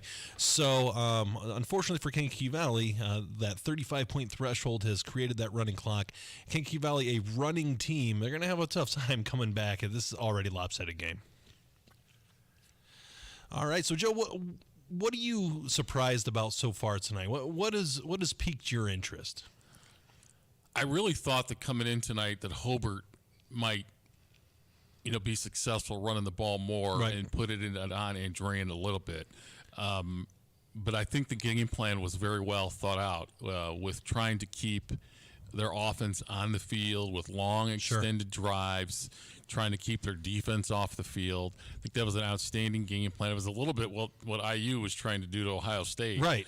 in that first game of the year in college football. They just couldn't score. But and I think that's why Ballantyne, with his escapability and able to keep the chains moving, with a short passing game, I think that's been outstanding game plan. Let's see if they can execute it for 30 more minutes or 24 more minutes. I know that Jason had mentioned that Andrian's getting the ball or moving the ball and controlling the clock, but they're doing it through the air. They're doing it through short passes, quarterback scrambles, the elusiveness of Ballantyne. That's really smart by Andrian, and it's kind of counterintuitive. And so that tells me that Hobart may be doing an excellent job controlling the line, but the bottom line is Andrian is using their skill to their advantage. Yeah, they are. With those guys going both ways too. I know, Finley plays safety and plays wide receiver. Right. And Jason was telling us that they were going down the field throwing the ball. Well, they were able to run the ball successfully, to score the touchdown, and then able to use the clock and the timeouts and set up a field goal. Right, as time expired there in the second quarter. Right. That's excellent game management right there. Yeah, so we'll see if the ball control. Obviously, the Andrian coaching staff felt that they could hold the ball a little bit on offense based on Hobart's defense and wanting to keep, if Hobart is the deeper team player-wise, maybe trying to keep, the defensive possessions for their Andrian's defense limited. Yeah, absolutely. Why not? You have to play to your strengths when it comes to any of these games, right? And if their strengths is they're really good in certain offensive categories or really good in certain defensive categories, you want to make sure that that is what is highly sought after and shown and made a point for your game plan. What's surprising me this week, we're going to shift gears from this game, is right now Valpo is beating Chesterton 14-0, but it's been a slow, methodical build to that 14. Yeah, Chesterton got a pick right before halftime to stop a Valpo drive, which was important. We've talked, Chesterton's defense is legit. Right. The problem is it's just been the problem has just been offense and scoring points. As Jose was telling us about the quarterback change, we had heard that Brady McCormick got hurt. Right. And that was the reason he was out of the game. And obviously now their philosophy changes with the new quarterback in there who's more of a thrower. Right. So obviously Valpo's going to be keying on that instead of Chesterton running the football. I can tell you that River Forest has scored 52-yard run by Silver, and they have tied the Griffith game at 7. Yeah, well, hopefully we can get an update from Tim Hogan on that game. Again, we're seeing a lot of low-scoring games today, and I'm not so sure if it's the defensive matchups or because I don't believe it's the weather. I think this is a picture-perfect weather day. It's definitely a interesting circumstance here. Definitely a beautiful weather day. Yeah, it's perfect. Yeah. Andrew Johnson just left us a bit of a message here, some breaking news. Andrew, what's going on? Munster and EC are playing tomorrow at 2 o'clock. Yeah, okay. Okay, fair enough. So thanks for letting us know. That's breaking news. Was that not supposed to happen? We don't know. We get the shrug. So yeah, okay. They're playing tomorrow at 2 o'clock. That Saturday game. That would be eating into my college football time, so I'm not going to be covering that game.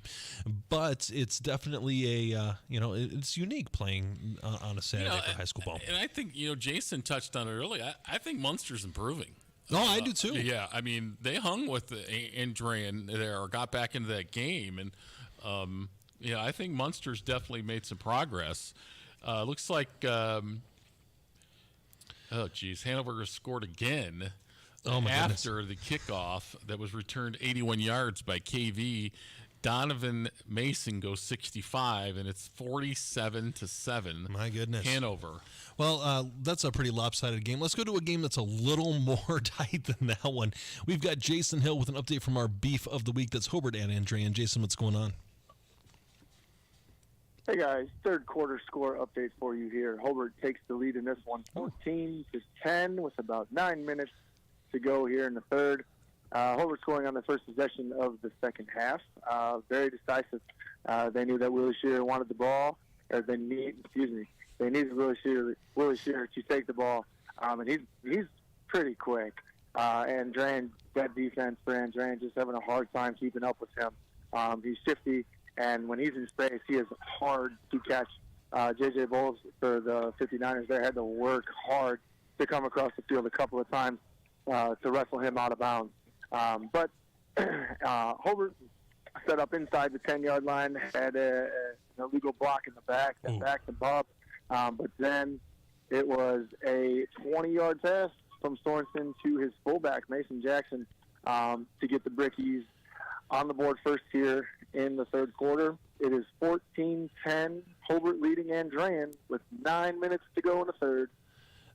You know, Jason, you had mentioned that it was a fullback that caught that pass. And if any program in Northwest Indiana screams fullback, it is the Hobart Brickies.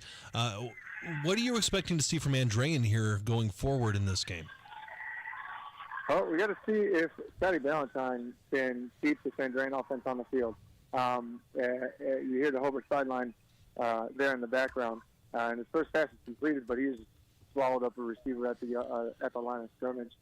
That's going to be the key if they can keep this Hobart offense off the field. I know, right? 14-10, like they're not scoring a lot of points, but it's 2 straight drives for Hobart that have come away with touchdowns.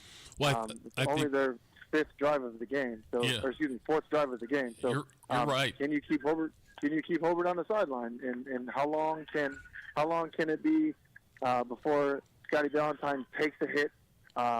He's been pretty clean tonight. Even when he's using his feet, he's getting to the edge, out of bounds. That line is held up just enough to keep him fairly clean. So can he get away with another quarter of that, another 2 quarters of that? We'll see. That is going to be the biggest thing here for Andrean is can Ballantyne keep this offense on the field? Because Hobart has some momentum here, and another touchdown quick might prove to be a little much for Andrean here as this offense starts to slow just a little bit. What's the down and distance, Jason? It's 4th and 6 now. They're going to have to punt this ball away. That's a big turning point then. They're gonna punt this ball away here and give it right back. That was a quick 3 and out for Andrean. Yep. So with 8 minutes and 30 seconds to go, they only were able to use 30 seconds that time. Wow. So the clock not in their favor on that drive. But yep, here we are, 8.5 to go in the third quarter. 14-10, Hobart leads Andrean. All right, thank you much, Jason Hill, with an update from our Beef of the Week. Huge stop. Huge stop for Hobart defense there. Yep. Eric Rodriguez off the Lakeshore Facebook page has reported a final. West Central 68. North Newton 6. Oh my gosh! Well, thank you for that update, Eric. And anybody who wants to be involved and interact with us on social media, we will do our best to give you a shout out here on air. We love this information; it helps our show. And with that in mind, we're going to go ahead. We're going to take a quick break here on 89.1 FM, The Lakeshore. This is Game Night, live on Lakeshore Public Media, 89.1 FM. Streaming online at lakeshorepublicmedia.org, Facebook, and YouTube. The Plasterers and Cement Masons Local 692 Apprenticeship Training Program provides a path to a career in a skilled trade. You can earn as you learn to be a plasterer or cement mason through an apprenticeship with Local 692. Learn more at plcm692apprenticeship.org. Thinking of going to college? What do you plan to major in? At Ivy Tech Community College, they major in successful careers for you and all of their students. With locations in Michigan City, LaPorte, and Valparaiso, new classes start every few weeks. To get started, visit ivytech.edu. That's ivytech.edu. Ivy Tech students are Indiana's future. Support for Lakeshore Public Media is brought to you in part by NIPSCO. At NIPSCO, we're transitioning to cleaner, lower-cost energy sources such as wind and solar to build a brighter future in northern Indiana. Learn more at nipsco.com/future. Thinking of going to college? What do you plan to major in? At Ivy Tech Community College, they major in successful careers for you and all of their students. With locations in Michigan City, LaPorte, and Valparaiso, new classes start every few weeks. To get started, visit ivytech.edu. That's ivytech.edu. Ivy Tech students are Indiana's future. Calling all 59ers, Slicers, and Wildcats. Do you have your high school debit card yet? Show your school pride everywhere you go, whether it's Friday Night Lights or your Monday morning commute. Get yours today at your local Purdue Federal Credit Union branch or learn more at purduefed.com. As your Northwest Indiana public broadcasting station, Lakeshore Public Media's goal is to serve you with a radio broadcast that engages, excites, and inspires. Help your local station reach that goal better by sharing your thoughts. Whether you tune in occasionally or have made us a part of your daily routine, your opinion matters. Visit lakeshorepublicmedia.org/feedback to help us build a stronger community station. And now, the Plasterers and Cement Masons Local 692 scoreboard update. What's up, Lakeshore Game Night? Steve Schmidt here. A lot of interesting games going on around the region tonight, so let's see what's going on. Starting out in the Duneland for the Sacred Dunes game of the week, Maryville on the road at Michigan City. At the last update was a halftime score of 3-0, and that is still the score in the middle of the third quarter. The lone score was Giovanni Martinez's 27-yard field goal. Lake Central on the road at Portage in the third quarter of this one. LaPorte holds a 10-7 lead. The scoring was a Jack Doty 38-yard field goal, and Drew Flores had a 35-yard touchdown run. Crown Point at Portage, when it's all Crown Point, they're up 42-6 over Portage. Valpo at Chesterton at the halftime break. It's 14-0 Valpo. Justin Clark with a 24-yard touchdown pass to Julian Stokes, and Travis Davis ran one in from 15 yards out. Moving on now to the Northwest Crossroads for the beef of the week, Hobart at Andrean. You just heard this one from Jason before the break. Hobart has a 14-10 lead in this one over the 59ers. Kankakee Valley at Hanover Central in the third quarter. This one is all Hanover Centrals. They are up 47-7 over the Cougars. Caden Verrett has 3 touchdowns tonight on the ground, and Matt Kuntz has 3 touchdowns of his own. Moving on now to the Greater South Shore, Boone Grove at Wheeler in the third quarter. Wheeler holds a 14-7 lead over the Wolves. Calumet at Morton, halftime score. Morton holds a 40-0 lead over the Warriors. River Forest at Griffith. This one is a good one in the third quarter. It's all tied up at 7 apiece. Griffith got the scoring started in the second quarter on a Colton Strezzo 1-yard touchdown run, and Aiden Silver just tied the game up with a 52-yard touchdown run. Great Lakes Conference play here. Hammond Central at Pioneer. Fourth quarter, Pioneers open up the lead to 28-12 over the Wolves. And the final game here, West Lafayette at Rensselaer. Last update was a halftime score. West Lafayette holds a 26-0 lead. Stay here for the rest of Game Night. I'm Steve Schmidt.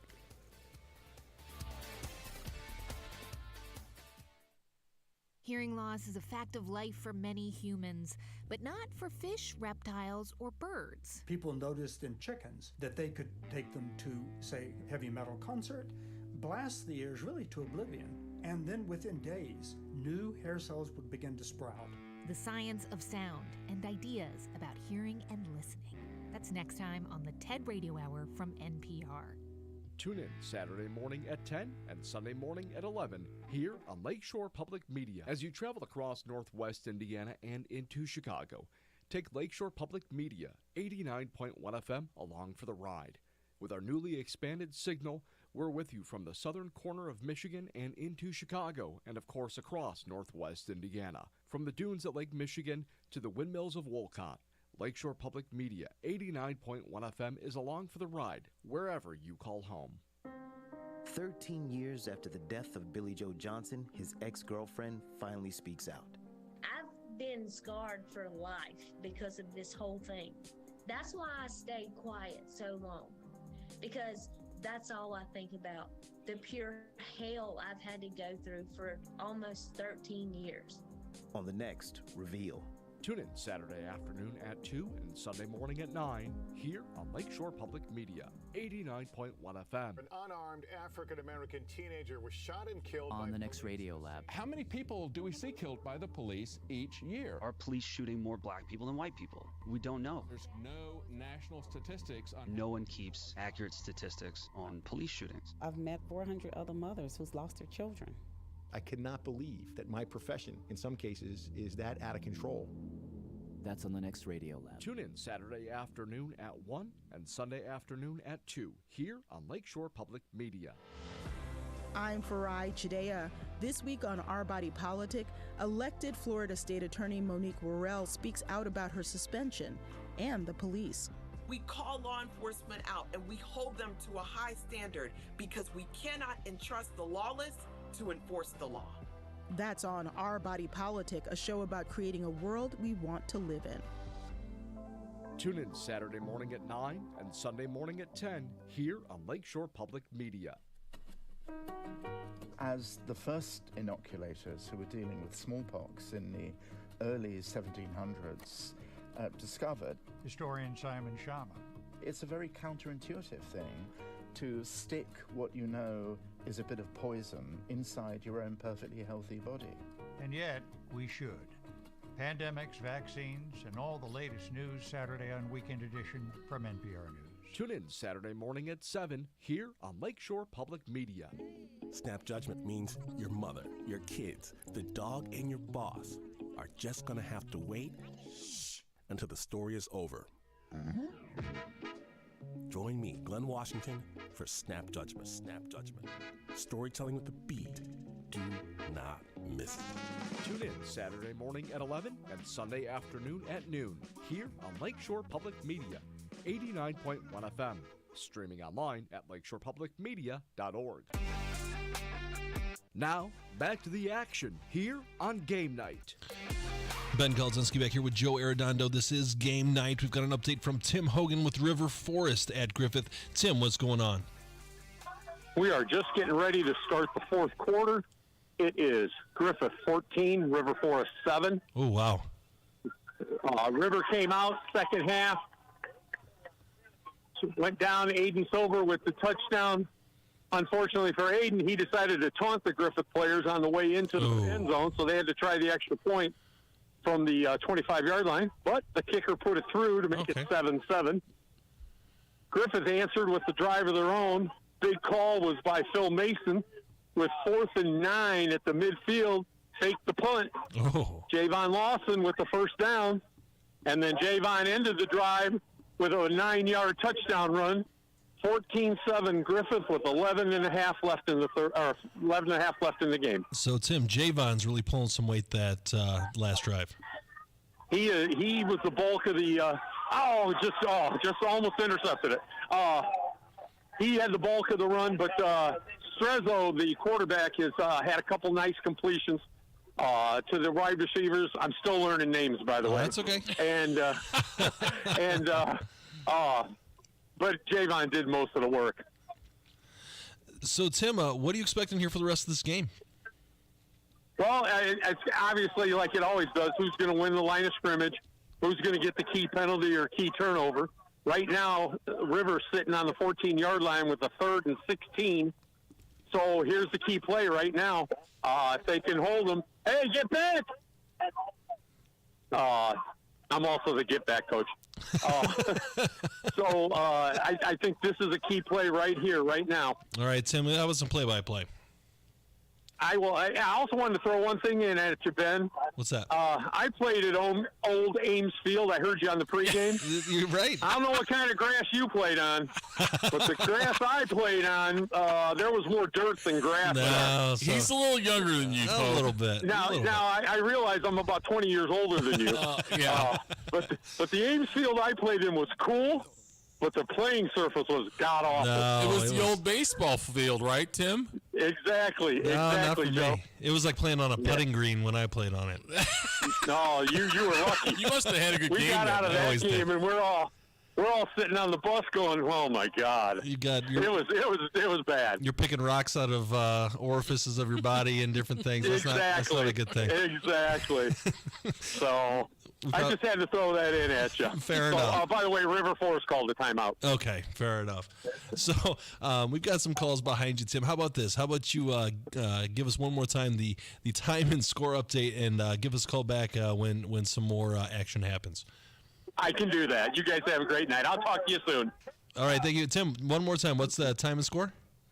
It is 14-7 Griffith, 11 minutes left in the third quarter. All right. We just had the snap. Oh. And nice catch, but it was out of bounds. Okay. So it'll be fourth and 16. They're about to punt. I'll call you guys later. Sounds good. Thank you, Tim. That's Tim Hogan with an update from River Forest at Griffith. I'm glad somebody called you out about the Ames Field. Hey, comment. I'm telling you, Ames Field was as luxurious as it came back in the early 2000s. That's all I'm saying. Well, maybe they remodeled it before then. I have lost track of when the remodel happened, but it was back in the 70s. It was back in the 70s and the 80s. Yeah. It was no. That's when Hogan Tim played. I was late 90s, early 2000s, and I tell you what, it was like a Cadillac. It was nice and luxurious for sure. Speaking of luxurious, we're going to go to Dr. Reed Amons with an update from our Sacred Dunes Game of the Week, Maryville at Michigan City. Dr. Reed, what's going on in Michigan City? Yeah, straight from Ames Field, and the grass here is perfect tonight. See? It's the AstroTurf or the Turfus play. But yeah, not a lot of scoring still. Still 3-0. Maryville on top. Michigan City was putting together their best drive of the night as the third quarter started to fade. They faced a 3rd and 1 from the Maryville 30-yard line, and Trey Stevens, the defensive outside linebacker for the Pirates, came up with a great play to get a 7-yard loss on a run play. That forced a 4th and 8, and even though Michigan City completed a short pass, it was not near enough for the first down. So Maryville took over on downs. But just 2 plays later, Maryville quarterback Dante Pope fumbled as he was running, trying to get a first down. Michigan City recovered, so they have the ball in great field position, just about the 35-yard line of Maryville. They just picked up a first down. Jaden Hart just ran the ball just down to the 25-yard line. So Michigan City in prime position once again. They're facing a 1st and 10 from the Maryville 25-yard line. There's 10:33 to go here left in this game. Maryville just clinging on to that field goal that they got early on with a 3-0 lead over Michigan City. But Michigan City threatening, looking to maybe tie the game or even take the lead here late in the game into the fourth quarter. Well, it was a huge turnover that really has put Maryville's defense in a bad spot, and that's in a close defensive struggle like this, those things are really amplified. They thought they had to stop. Maryville, following the game, they had driven down the field, but were stopped, and then defense comes out and stops them after Michigan City moves the ball down. But now another opportunity for Michigan City, and they're opportunistic offensively, and this is going to be huge to see if they can stop them. Yeah, on the first possession of the half, Maryville got the ball first coming out of halftime, and they drove the ball all the way down to the Michigan City 10-yard line, but threw an interception, so another costly turnover at that point. And then, so they came away with no points. Jaden Hart just ran the ball again for another first down. They're down to the 11-yard line now of Maryville. There's about 9.5 minutes to go here in quarter number 4. Michigan City, with their best chance to score tonight, they did have the ball inside the 20 earlier in the game, but the Maryville defense came up big and was able to stop them and turn over on downs right before half. And it looks like Maryville defense came up with another nice play, a little tackle for loss there. So we have about 9 minutes to go here in quarter number 4. Maryville clinging to that 3-0 lead over Michigan City, but Michigan City threatening to score.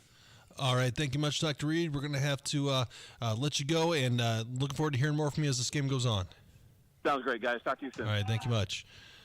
All right, we've got Jason Hill on hold, and unfortunately, Jason, I think you're going to have to give us a call back here in a little bit. We've got to keep the phone lines here open. We have a coach waiting, so we will. You can either hang tight, or we can give us a call back here in a little bit. Well, he was calling to tell us that Scott Valentine ran it in from 12 yards out, and Andrean has taken the lead 17-14 with 2:20 left in the third. Jimmy Finley had caught a 33-yard pass on 3rd and long to set that up. Yeah, it's a pretty exciting situation right there. Right now, we're going to have to take a quick break to call for our station identification. This is Lakeshore Public Media, 89.1 FM, WLPR FM Lowell. Your home for local news, traffic, weather, sports, and more. Streaming online at lakeshorepublicmedia.org. All right, now that we have properly identified ourselves, we've got a break coming up here pretty soon, but we do have a coach on hold potentially. Let's see what we got here. What coach do we have here on hold? This is Brian Parker. Oh, Coach Parker, thank you. I wasn't told who we had, Coach. Congratulations on a hard-fought victory. Thank you so much. So what was the key to the victory today? I mean, I think we executed well. I mean, like I said, the boys did a great job of, we put a good game plan together for them, and they got out there and kind of did what we wanted them to do. It helped. We got the opening kickoff. We got them to turn it over and took the ball away from them and set us up for an early first score, and then we're kind of rolling from there. Coach, this is Joe Arredondo. I'm ready to step out and call Hanover Central the favorite to win the Northwest Crossroads Conference. Yes, people have said that, things are going to change when Hanover gets in the conference with KV and Hobart and Andrean and Lowell. You guys have given up, I think, 52 points on the season, and that no one in your conference's defense has played that well. And some of those, including tonight, were on special teams. Do you think that your defense is what's going to carry you guys here in this conference race? Well, I'll start at the beginning there, Joe. I mean, I'm not we can't put the cart before the horse there. So we're going to enjoy this win tonight, and then we're going to lock in and get ready for Munster, who's a much improved football team that took, the state runner-ups in 2A to the wire last week. So, and then obviously we've got some other good teams ahead of us in the conference. So I appreciate the kind words, but we got a lot of work still left to do. Defensively. We've gotten a little healthier here the last couple of weeks. Got a couple guys back. Get a little healthier next week, too, on the defensive side of the ball. So, our guys, our defensive staff does a really good job putting these guys in situations to be successful. We've got some good size. I think we're a really fast defense. And, we're a young defensive unit as well. So they're starting to come together and play some really good ball. And, you've got Colin Foy, who is the big man up front that has got a lot of recognition, that has had an outstanding last 2 years. So he's a great person to start with, right? I know Colin gets a lot of the pub. I mean, he's not the biggest guy on our defensive line. We got Jared Gomez, who's 6'2", 300 pounds. I mean, we've got the Conlon twins. We throw about 6 or 7 defensive linemen out there at the same time. Coach Mike Tinich does a really good job with that unit. And then obviously because we're able to take on double teams, our young linebackers get to read and flow the ball and have some open windows to make some plays, in which they're doing. Hey, Coach, this is Ben Kolodzinski here. You have so far been playing some competition that you're not necessarily familiar with, but you're still getting these running clocks. What does that mean for you as a program, how you've really established yourself in this new climate for you? Well, when I first took this job, the NCC was just kind of it was us eventually getting into the conference was, it was on the horizon. So we've been preparing this for 6 years now. I mean, right. Our strength and conditioning program, Coach A.J. Grzenko does a phenomenal job in getting our guys big, fast, and strong. And I think a lot of people were a little suspect if we could bang with some of these teams and be physical. But like I said, we've got some really good size, and we're a pretty fast and strong football team. So we got some top end talent that's sure. really explosive that can hit it from anywhere on the field. So I think we block really well. I think we can block better, as well as on defense. Like I said, we do a good job. All right. Well, congratulations, Coach. You guys have got it moving in the right direction, man. Outstanding game tonight. Outstanding start to the season. And we look forward to it. The rest of this year is going to be interesting. Absolutely, Coach. And one more thing, you're one of the hot stories here in Northwest Indiana. I want you to know that a lot of media folk are keeping their eyes on you and how excellent you've been performing this year. So keep up the good work. Well, this isn't the first year we've been performing well, fellas, but That's true. That's true. But you continue, and we're very impressed with your body of work to this point. Well, I appreciate the kind words. You guys have a good night. Thank you. You as well. That was Coach Parker there for Hanover Central. An excellent, strong win for them, and they keep looking good, and they keep rolling. They are rolling. They are rolling, no doubt. I think he didn't want to talk about it, but their defense, again, 52 points. I think this year the touchdown tonight for KV was on special teams. Yeah. Their defense sets them apart from the Hobart Lowell. Obviously, they banged Lowell last week. Right. You don't bang old school Lowell. They banged this year's Lowell team, which was something, and they're gonna go head to head with Hobart and Drain in a few weeks, and he doesn't want to look down the road, but I think they're looking very good right now. Why not them? Yeah. Why not them?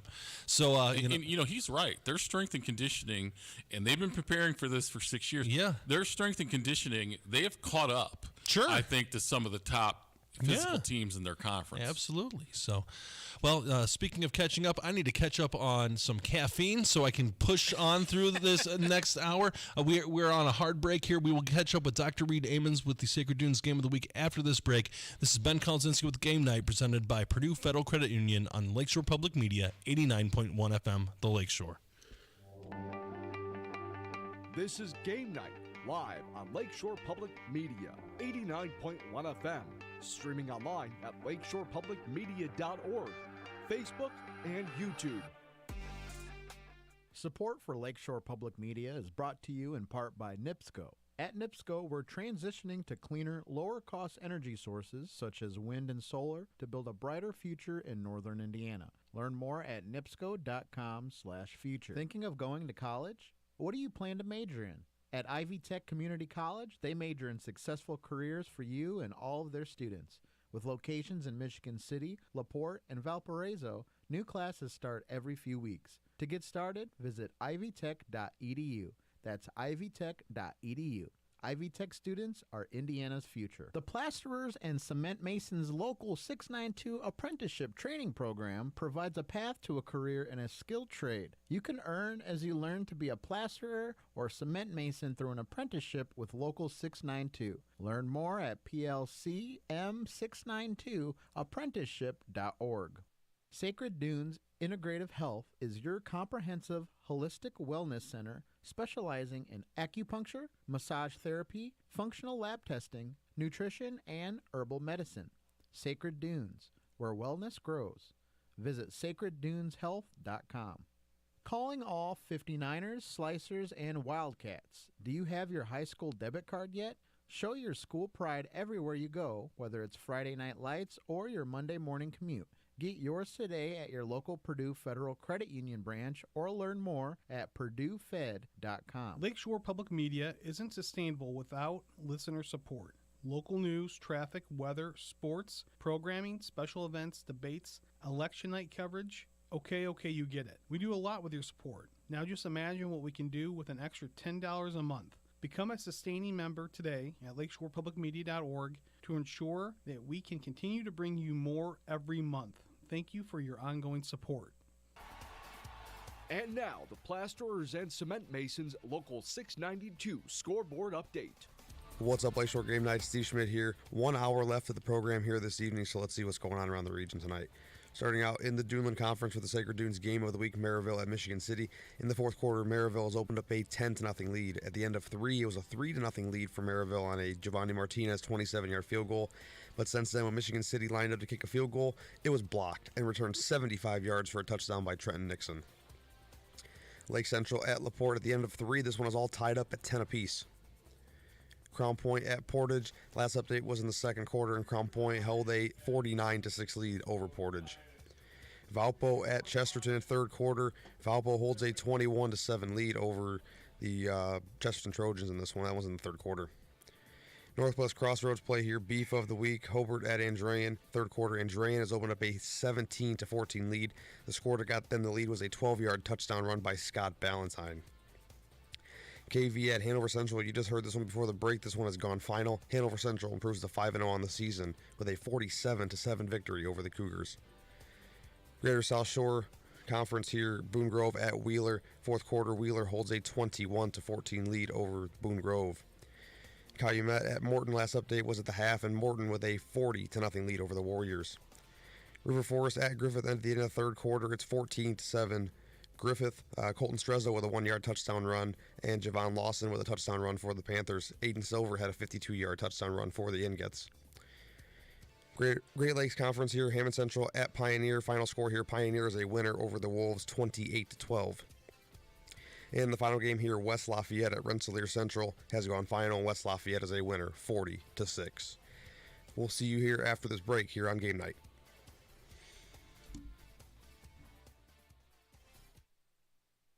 From Muddy Waters to Toronzo Cannon and Buddy Guy to Wayne Baker Brooks, the blues lives on Lakeshore Public Media 89.1 FM every Friday night, beginning at 10 p.m. following Game Night. Cruise the blues with Mr. Jack.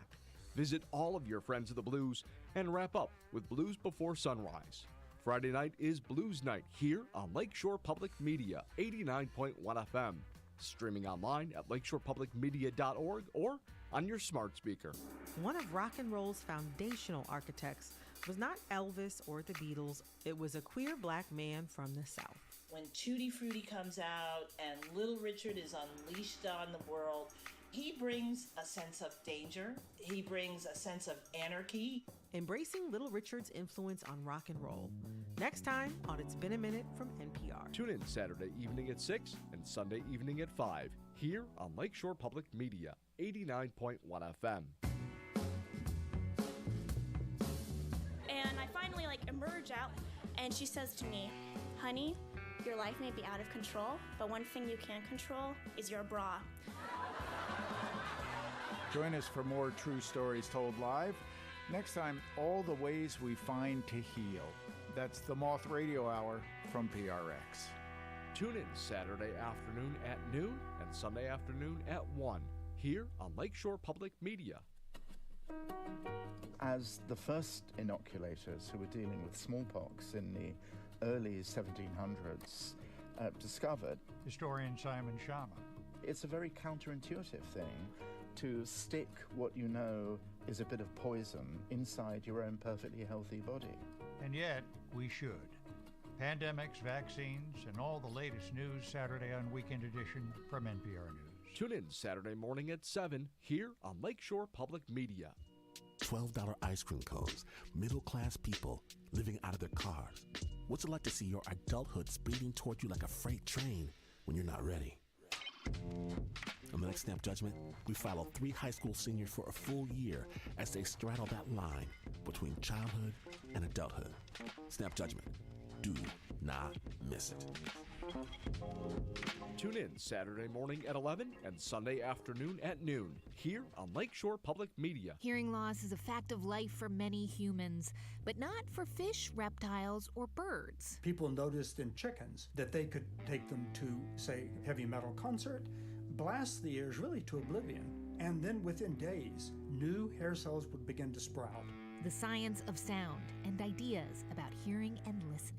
That's next time on the TED Radio Hour from NPR. Tune in Saturday morning at 10 and Sunday morning at 11 here on Lakeshore Public Media. Across Northwest Indiana, stories are told, shared, and sought after. Tune in to Lakeshore Public Media 89.1 FM to hear these stories about Northwest Indiana and your community. Streaming online at lakeshorepublicmedia.org. Now, back to the action here on Game Night.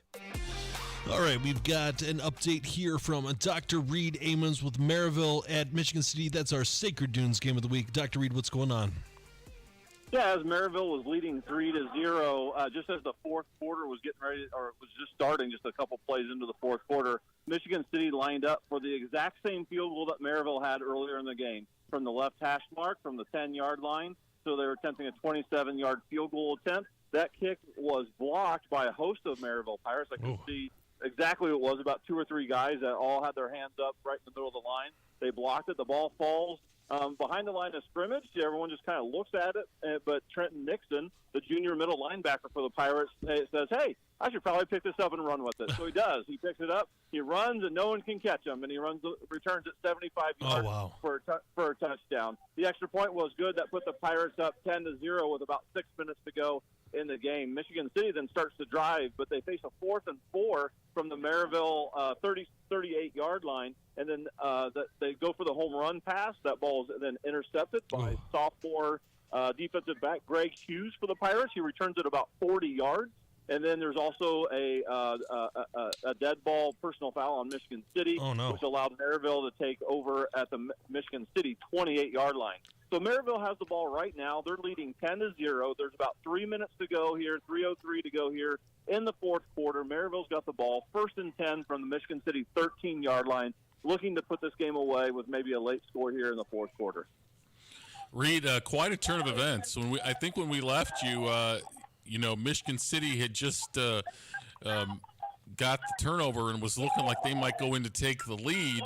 Maryville has done a great job on special teams of blocking kicks. I think, is it Jalen Ramsey that's the one that's blocked some kicks this year? Yeah, Jalen Ramsey blocked a punt earlier in this game in the first quarter, and then the blocked field goal attempt a little bit later. Maryville actually is going to benefit here. Michigan City's picking up another late personal foul after the play's over. It's going to give Maryville a 1st and goal, which is essentially going to salt the game away. But yeah, Maryville's special teams have done a fantastic job tonight. Their defense is bent but not break.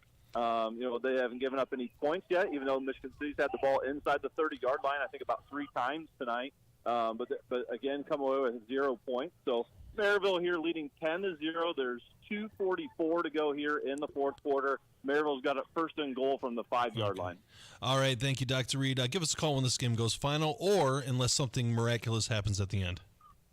Sounds good, guys. Talk to you soon. Thank you. That was Dr. Reed Amons with an update from our Sacred Dudes Game of the Week, Maryville at Michigan City. That one went down to the wire. We're going to go from Michigan City. We're going to go to Griffith with an update from Tim Hogan with a River Forest at Griffith. Tim, what's going on in Griffith? When I left, was it 21-7 or was it 14-7? It was 21-7. Okay. No, it was 14-7? Okay, it was 14-7. No, it's 21-14 now. Okay. Wow.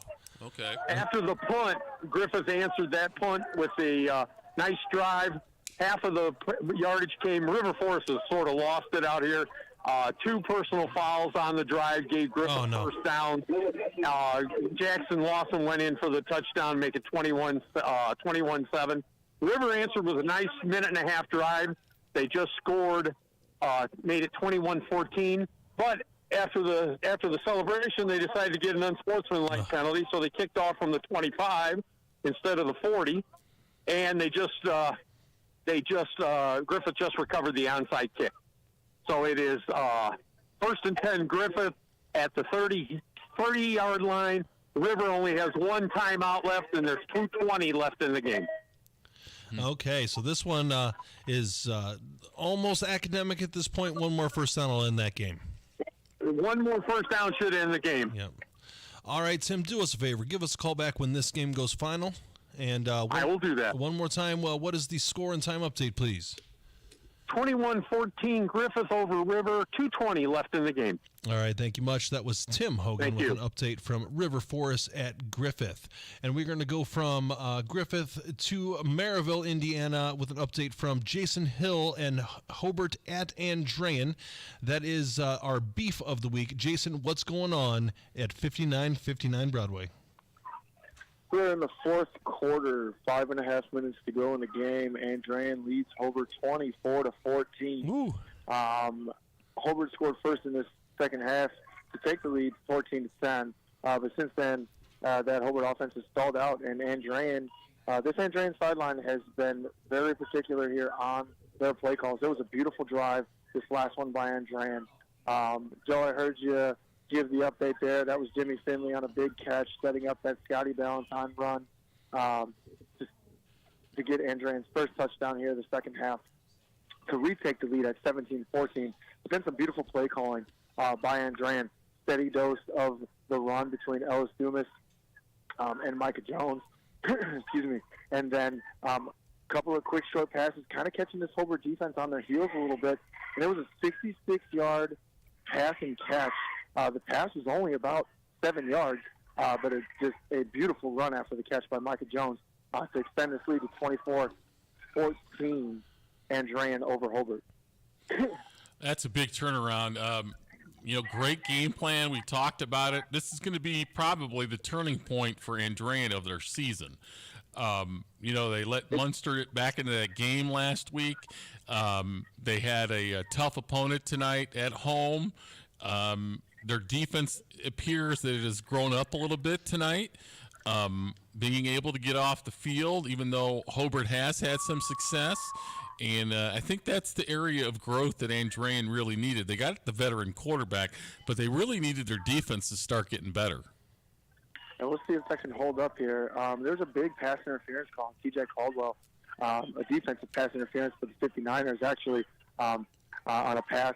Sorensen was looking for TJ Caldwell, and now Hobart has the ball right inside the 10-yard line, looking to score to respond here with about 4 minutes to go. So if this defense can hold, and there it is, you can hear the cheers in the background.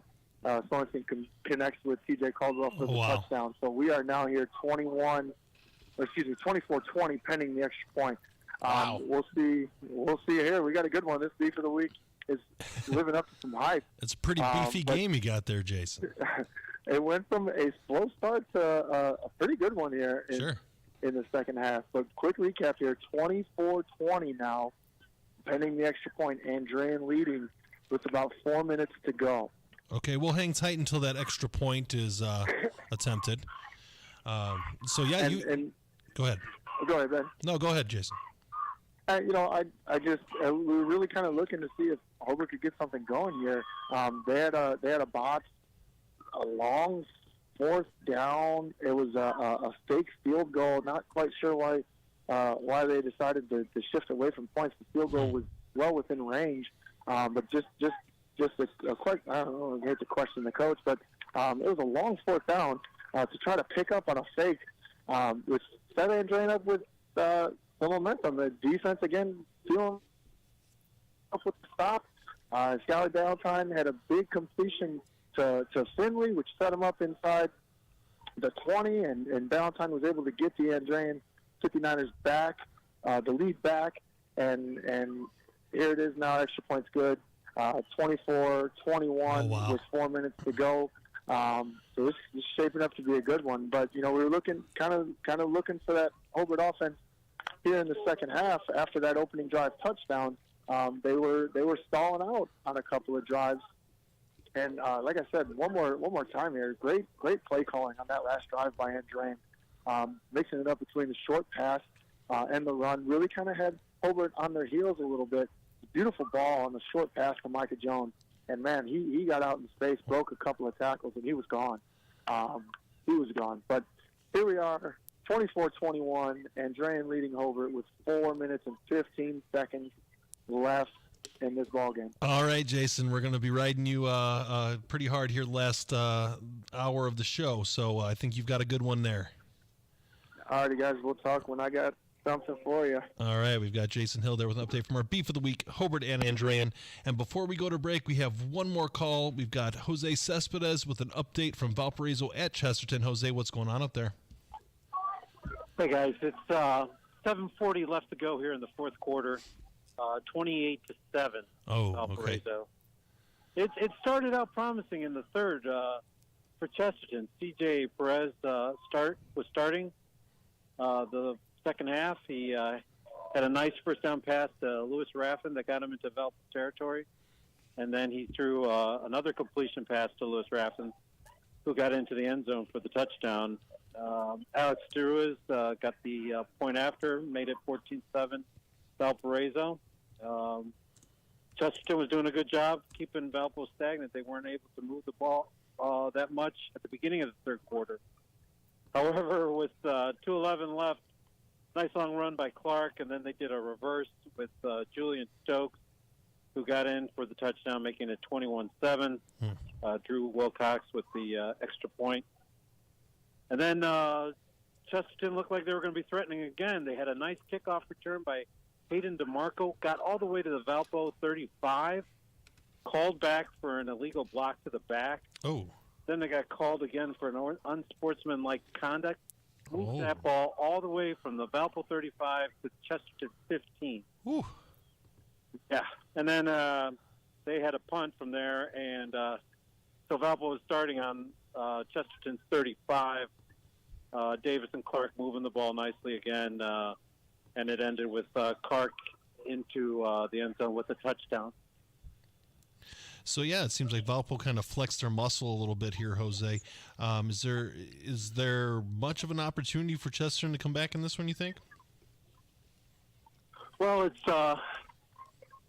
6:48 to go, 28-7. That'd be a pretty rough, tough right? lead to overcome. Yeah. Okay.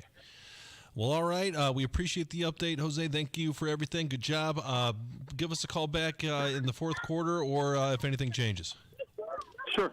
We'll call you guys later. All right. Thank you much. That's Jose Cespedes with an update from Valparaiso at Chesterton. You know, it did appear that Chesterton was going to get back in that ball game when they scored to cut it to 14-7, but Valpo has gone on a run since then. We talked about their offense is explosive, but Chesterton did a great job of holding him down, even though Valpo moved the ball a lot tonight. They didn't get a lot of points on the board as a result of it. That's what Valpo does. They grind you, they beat you down, and then all of a sudden, boom, they're up 3-4 scores. Well, you know, they're two platoon. You play so many different guys. You keep your guys fresh, keep the running backs fresh, and then it shows in the fourth quarter. All righty there. We'll have more analysis coming up after this break. This is Ben Kolodzinski for Joe Arredondo. This is Game Night, presented by Purdue Federal Credit Union on Lakeshore Public Media, 89.1 FM, The Lakeshore. This is Game Night, live on Lakeshore Public Media, 89.1 FM, streaming online at lakeshorepublicmedia.org, Facebook, and YouTube. The Plasterers and Cement Masons Local 692 Apprenticeship Training Program provides a path to a career in a skilled trade. You can earn as you learn to be a plasterer or cement mason through an apprenticeship with Local 692. Learn more at plcm692apprenticeship.org. Thinking of going to college? What do you plan to major in? At Ivy Tech Community College, they major in successful careers for you and all of their students. With locations in Michigan City, LaPorte, and Valparaiso, new classes start every few weeks. To get started, visit ivytech.edu. That's ivytech.edu. Ivy Tech students are Indiana's future. Sacred Dunes Integrative Health is your comprehensive, holistic wellness center specializing in acupuncture, massage therapy, functional lab testing, nutrition, and herbal medicine. Sacred Dunes, where wellness grows. Visit sacredduneshealth.com. Calling all 59ers, Slicers, and Wildcats. Do you have your high school debit card yet? Show your school pride everywhere you go, whether it's Friday Night Lights or your Monday morning commute. Get yours today at your local Purdue Federal Credit Union branch or learn more at purduefed.com. Support for Lakeshore Public Media is brought to you in part by NIPSCO. At NIPSCO, we're transitioning to cleaner, lower-cost energy sources such as wind and solar to build a brighter future in northern Indiana. Learn more at nipsco.com/future. Lakeshore Public Media isn't sustainable without listener support. Local news, traffic, weather, sports, special events, debates, election night coverage. Okay, you get it. We do a lot with your support. Now just imagine what we can do with an extra $10 a month. Become a sustaining member today at lakeshorepublicmedia.org to ensure that we continue to bring you more every month. Thank you for your ongoing support. And now, the Plasterers and Cement Masons Local 692 scoreboard update. Well, what's up, Lakeshore Game Night? Steve Schmidt here. Just about all these games are in the fourth quarter. Some are approaching the finals, so let's see what's going on around the region. Starting out in the Duneland for the Sacred Dunes game of the week, Maryville at Michigan City in the fourth quarter. Maryville holds a 10-0 lead. Giovanni Martinez nailed a 27-yard field goal, and Trenton Nixon picked up a 75-yard scoop and score on a blocked field goal. Lake Central at LaPorte, fourth quarter. Lake Central has opened up a 17-10 lead over the Slicers. Crown Point at Portage at the end of the third quarter. Crown Point holds a 49-6 lead. Noah Ehrlich with 4 touchdown passes tonight for the Bulldogs. Valpo at Chesterton in the third quarter. Valpo has a 28-7 lead. Justin Clark with a pair of touchdowns in this one. Beef of the week, Hobart at Andrean in the fourth quarter. This is shaping up to be a fun finish. Andrean holds a 24-21 lead. Most recent scores, Scott Ballantyne with a 60-yard touchdown pass to Micah Jones, and Hobart responded with a 10-yard touchdown pass from Johnny Sorensen to T.J. Caldwell. Kankakee Valley at Hanover Central. This one has gone final, and Hanover Central is a winner tonight, 47-7. Caden Verrett and Matt Kuntz each with 3 touchdowns. Greater South Shore Conference here, Boone Grove at Wheeler. Fourth quarter, this is a good one as Wheeler has a 21-20 lead. Boone Grove had scored with 1:34 left, but when they lined up to kick the PAT, it was blocked. So that's the 1-point result in this one. Calumet at Morton. Last update was a halftime score. Morton with a 40-0 lead. River Forest at Griffith. Griffith holds a 21-14 lead in this one, and River Forest took over on downs just before the break. So this is shaping up to be a fun finish as well. Great Lakes Conference, Hammond Central at Pioneer has gone final, and Pioneer is a winner 28-12 in this one. West Lafayette at Rensselaer has gone final also, and West Lafayette takes the win tonight 40-6 over Rensselaer Central. Stay tuned for the remainder of Game Night. I'm Steve Schmidt.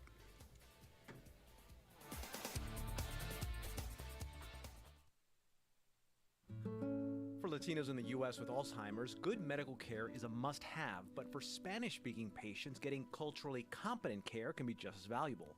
It's very surprising, the reaction they have, especially when you play old-time music. Is the U.S. ready for a growing population of older Latinos? The next Morning Edition from NPR News. Tune in for Morning Edition from 4 to 9 a.m. with local news beginning at 6 here on Lakeshore Public Media, 89.1 FM. From Muddy Waters to Toronzo Cannon and Buddy Guy to Wayne Baker Brooks, the blues lives on Lakeshore Public Media, 89.1 FM. Every Friday night, beginning at 10 p.m. following Game Night. Cruise the Blues with Mr. Jack. Visit all of your friends of the blues and wrap up with Blues Before Sunrise. Friday night is Blues Night here on Lakeshore Public Media, 89.1 FM. Streaming online at lakeshorepublicmedia.org or on your smart speaker. 13 years after the death of Billy Joe Johnson, his ex-girlfriend finally speaks out. I've been scarred for life because of this whole thing. That's why I stayed quiet so long, because that's all I think about. The pure hell I've had to go through for almost 13 years. On the next Reveal. Tune in Saturday afternoon at 2 and Sunday morning at 9 here on Lakeshore Public Media, 89.1 FM. An unarmed African-American teenager was shot and killed on by the next Radio Lab. How many people do we see killed by the police each year? Are police shooting more black people than white people? We don't know. There's no national statistics on... No one keeps accurate statistics on police shootings. I've met 400 other mothers who's lost their children. I cannot believe that my profession, in some cases, is that out of control. That's on the next Radio Lab. Tune in Saturday afternoon at 1 and Sunday afternoon at 2 here on Lakeshore Public Media. As the first inoculators who were dealing with smallpox in the early 1700s discovered, historian Simon Schama, it's a very counterintuitive thing to stick what you know is a bit of poison inside your own perfectly healthy body. And yet, we should. Pandemics, vaccines, and all the latest news Saturday on Weekend Edition from NPR News. Tune in Saturday morning at 7 here on Lakeshore Public Media. Lakeshore Public Media needs your help right now. Big or small, every contribution matters as we replace outdated equipment in our radio studio. This equipment is essential to our ability to bring you all of the programs you count on every day. Your donation today will keep public radio in Northwest Indiana strong, so please visit lakeshorepublicmedia.org/give and make your gift today.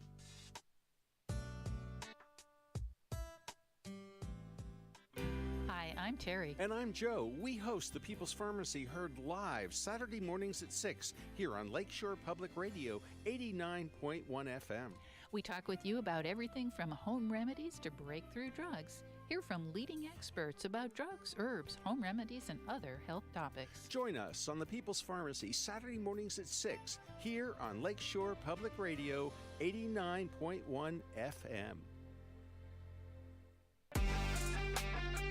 Now, back to the action here on Game Night.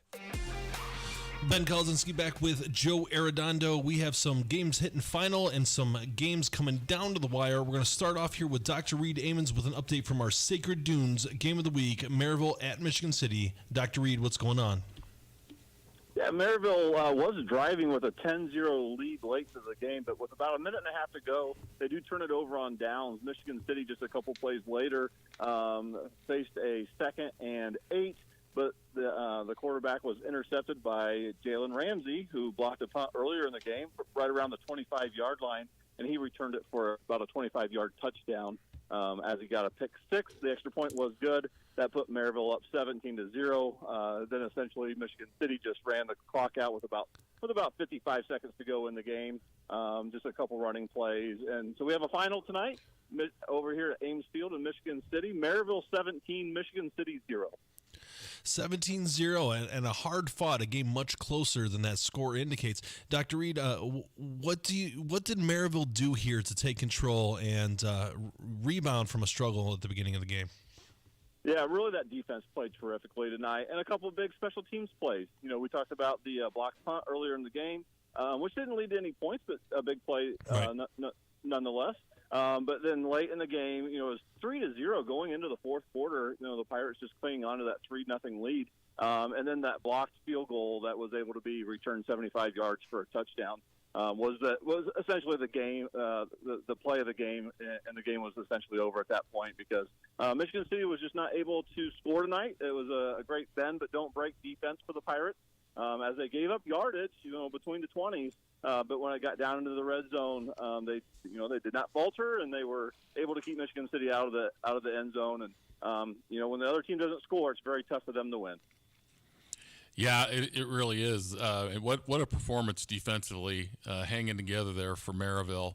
And as you said in the pregame, Reed, that Maryville's defense has, you know, other than the Crown Point game, which their offense and their special teams put them in some bad situations, Maryville defensively has played pretty well this year, and tossing the shutout tonight against a very skilled Michigan City team that's scored a lot of points this year.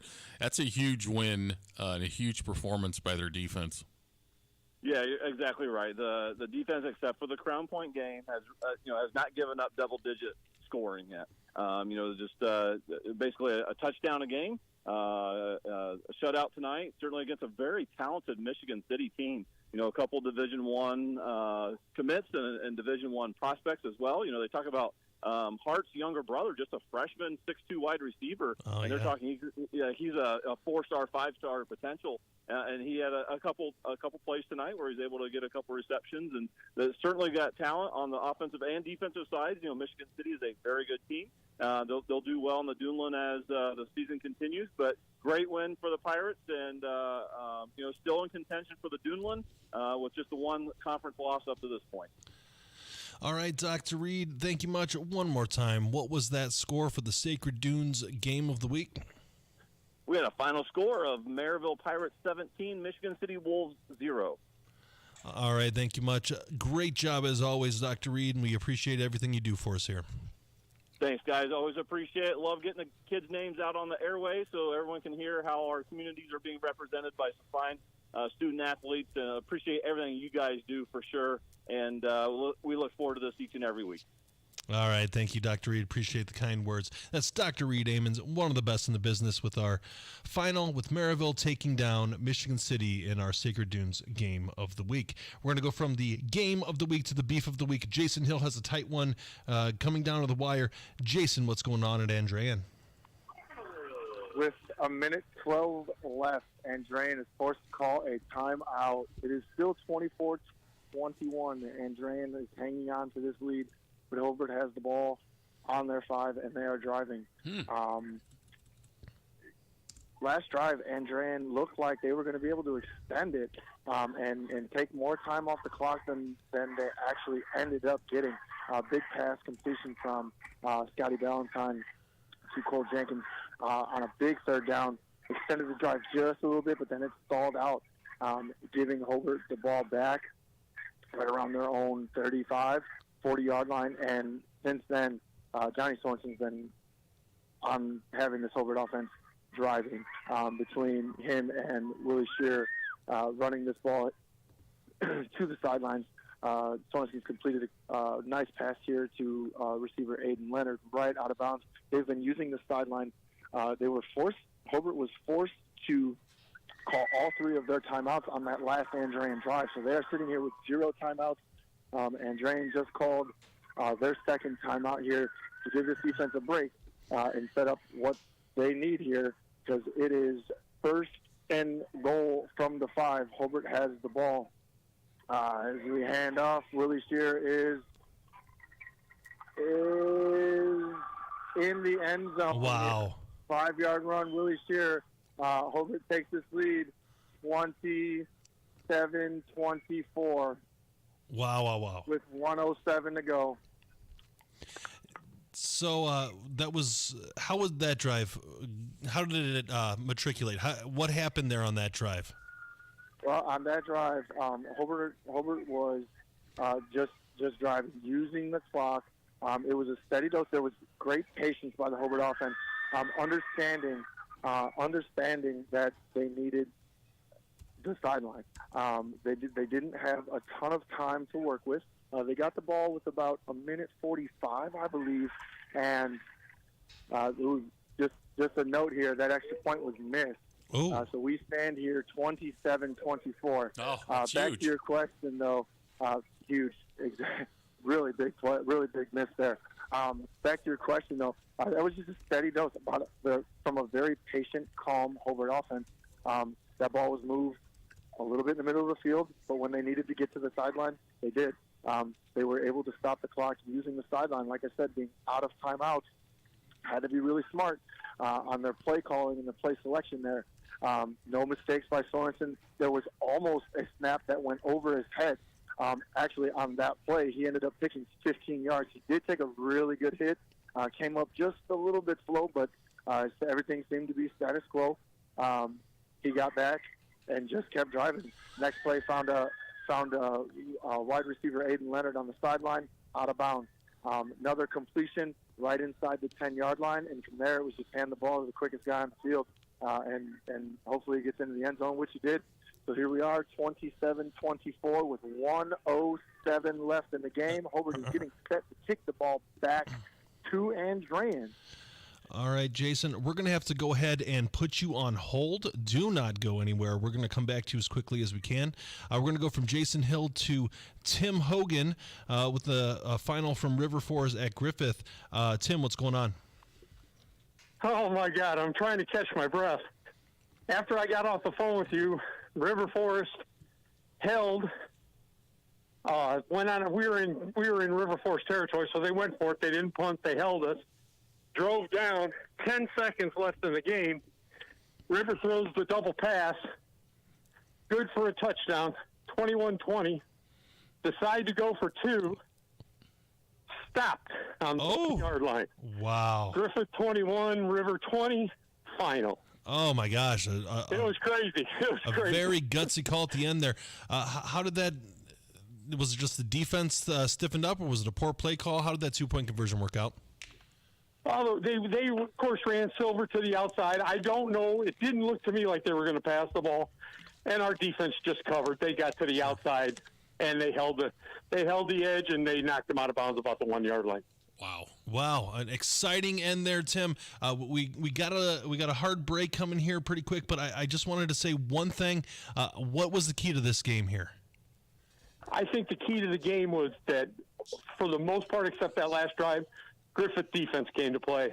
Offense ran the ball. Jackson Lawson ran the ball awesome, but the defense stepped up when they needed to. Absolutely. Thank you one more time. What was that final? Griffith 21, River Forest 20. All right. Thank you much, Tim, with an excellent, exciting game. Thank you for everything you do for us. That was Tim Hogan with the final for a River Forest and Griffith game.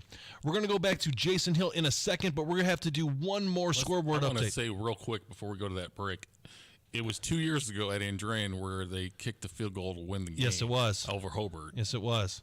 So that was a huge extra point block. Yes, it was. So, I mean, it keeps that game in striking distance. We're going to go straight to the scoreboard update for Steve Schmidt, and then we're going to go right back to Jason Hill for the Hobart and Andrean finish.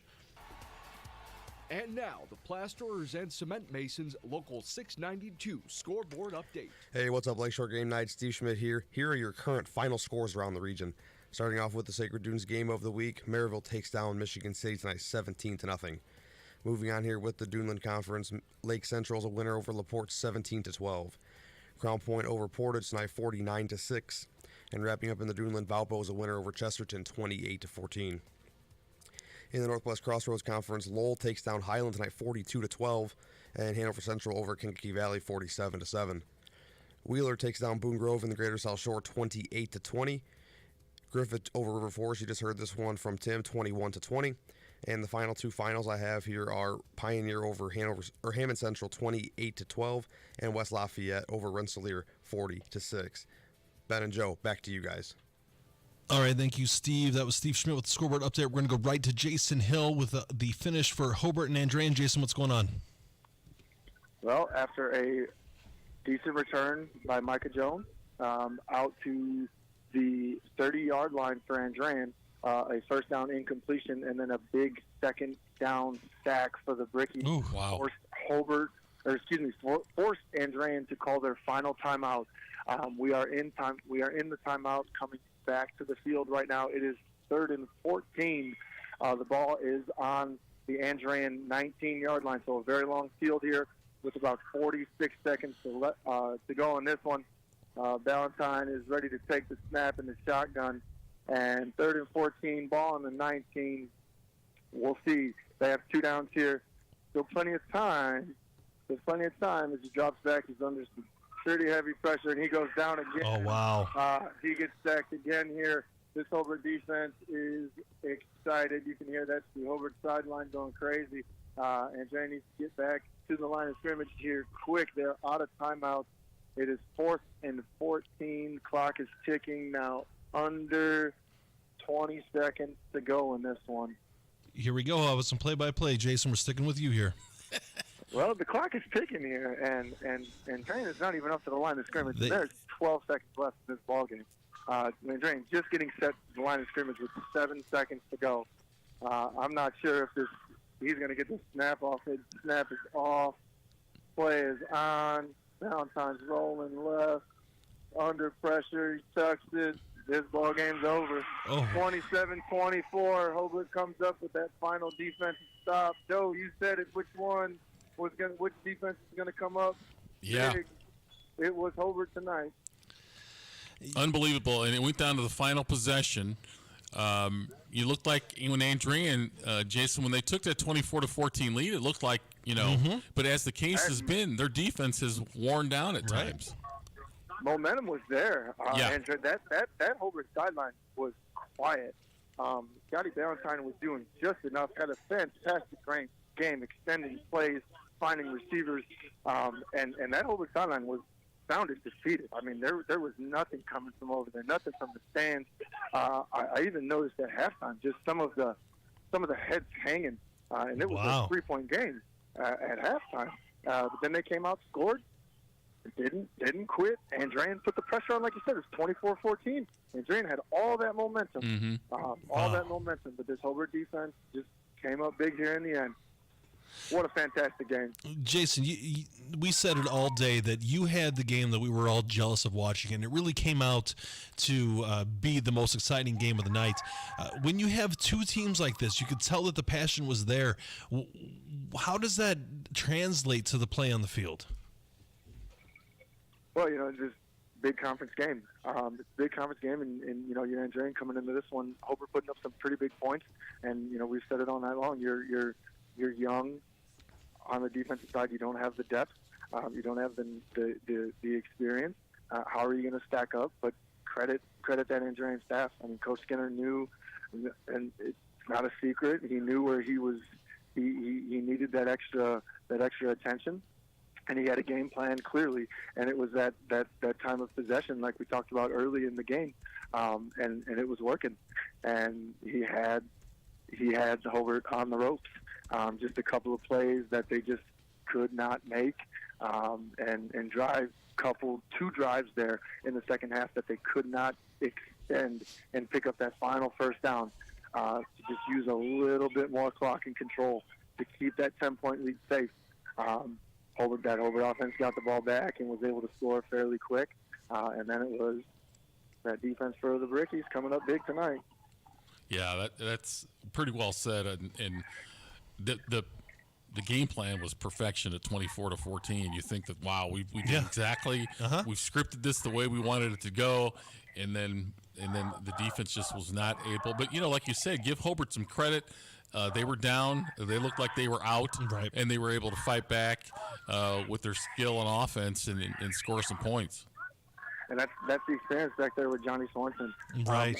That final drive, it was cool, calm, and collective. There was a sense of urgency, you could tell. It was up on the ball fast. Even, like I said, there was a few plays there that weren't designed to do what they did. He had a snap go almost over his head. Wow. Ended up picking the first down. And it was cool, calm, collective. He was able to get to the sideline. Running backs were aware. I need to get to the sideline. Throws were to the sideline. They were out of timeouts. And just that final drive, just well coached and well executed. All right, Jason, thank you for everything that you've done here tonight. One more time, what was that final, and what were your final thoughts for this game? The Deuce of the Week lived up to the hype. 27-24, and Drain falls to Hobart here on their homecoming. Wow. Jason, excellent job tonight. Thank you for everything that you've done for us tonight. Appreciate it. All right, you guys. We'll talk to you next week. All right, Jason had a great one tonight. Oh, that was the best. So as we are winding down here tonight, we always like to end our show with some surprises of the night. And Joe, what was your surprise? There's no doubt my surprise of the night was Munster shutting out, or Maryville shutting out Michigan City. Yeah. That without a doubt was my surprise. I did not see that one coming. I thought Maryville was going to be up against it a little bit with Jaden Hart and Tyler Bush. Right. And like as Reed said, they gave up a ton of yards. And Maryville's blocking field goals and blocking punts, and their special teams have been outstanding. Before we forget, how about a little shout out? We got a minute, right? Yeah, we got some time. I wasn't here last week. I go watch some IU football, and Reed was tapping on the fact that we like talking about the kids on the radio and how they've done. Got to see one of my old guys who did a promo with Lakeshore Public Television many years ago here in the studio, running around in his uniform. He remembered it. I saw Brandon Mosley at the Indiana game. Okay. Brandon played for IU. Yeah. He lives in Indy now, and he's a businessman. So it was great catching up with him. I saw him after the game, and then just to see Kenneth Grant. Yeah. And how well he's doing. Yes. In his second year at Michigan. Yes, he's doing excellent. He's having a tremendous start to the season. Yes, he is. For Michigan, and for a team that could win the national title this year. So it's really impressive. I saw some of his highlights this week, and oh boy, he can play some football, can't he? Oh my. Speaking of blocking kicks, he blocked field goal after field goal, or extra point after extra point. He was for a Maryville. machine. He was a machine. But yeah, it's really nice. You'll get to see Kenneth Grant, I think, this year, won't you? Unfortunately, I believe that and Marvin Harrison. Right.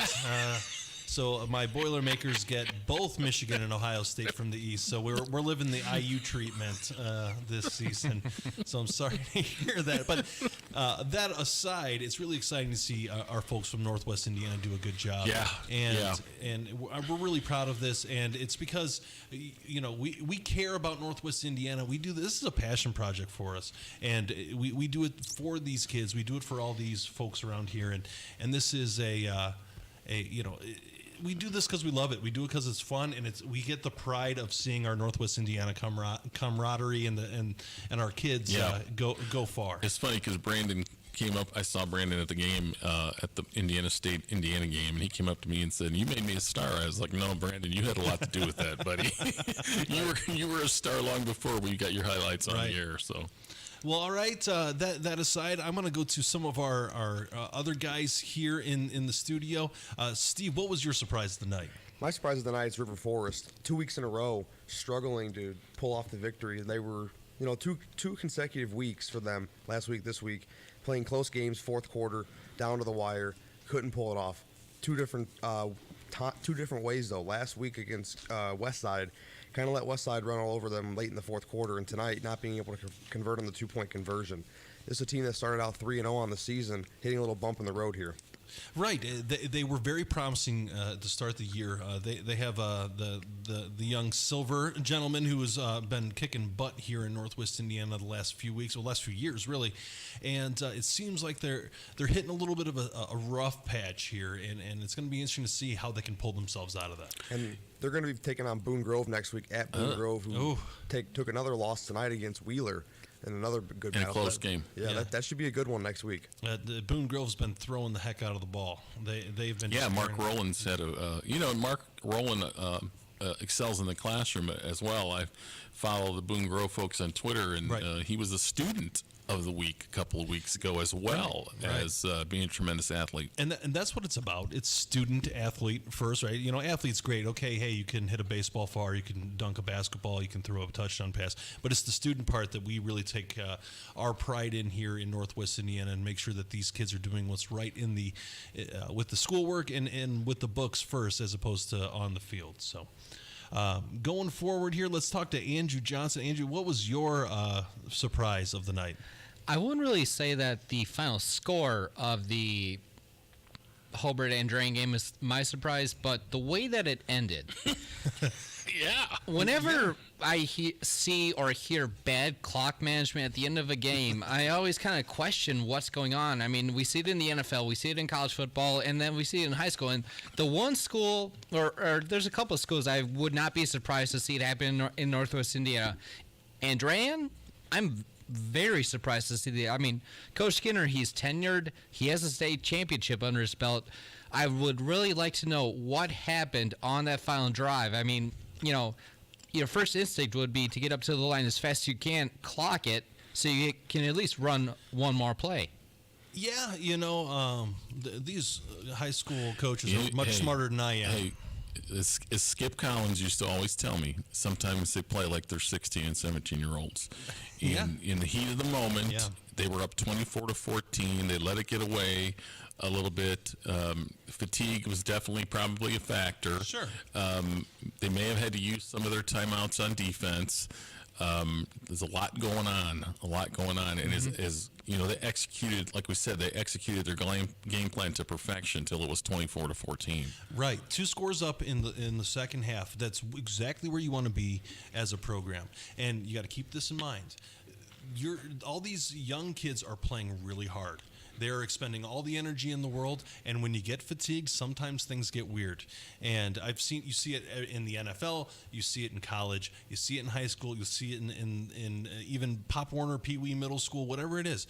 As these two teams are playing hard and becoming a little more loose because, hey, I'm just fatigued, I'm at my max. You've got two teams that are maxing it out, and sometimes mistakes happen that way. And like you said, it fits perfectly with Skip Collins' quote there that you just quoted, that these are kids, they're not machines, and in the heat of the moment, something happened. But you got to keep in mind, they were up 2 scores in the second half. That's exactly what you want to be in as a program.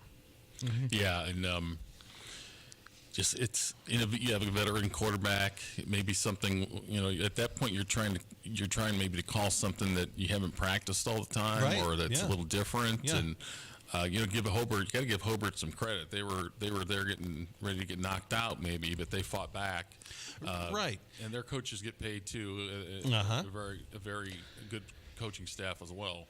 Yeah, and let's keep that in mind too. This isn't just let's be clear, not a failure on Andrean's part. This is a heroic effort for Hobart's part to come from multiple scores down against a heated rival on their turf, on their homecoming, against a team that has been beating you relentlessly over the past handful of years.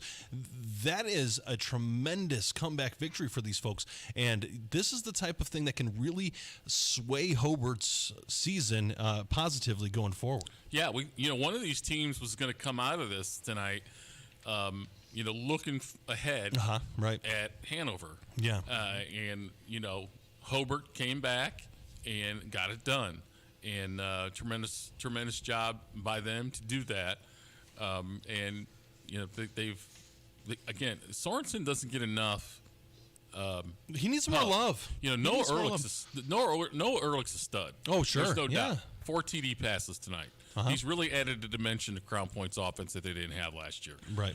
But Johnny Sorensen, you know, I read somewhere where he's got a Division I scholarship offer from Bowling Green, so he's no slouch. Yeah. Okay. He is an outstanding quarterback in his own right, and you know, Hobart kept it together and was able to execute at the end. Well, we say that Sorensen needs more pub and he needs more media attention. You know, we are the media here, so let's give him some more attention. This is the Sorensen fan club here because he's been playing really well this season.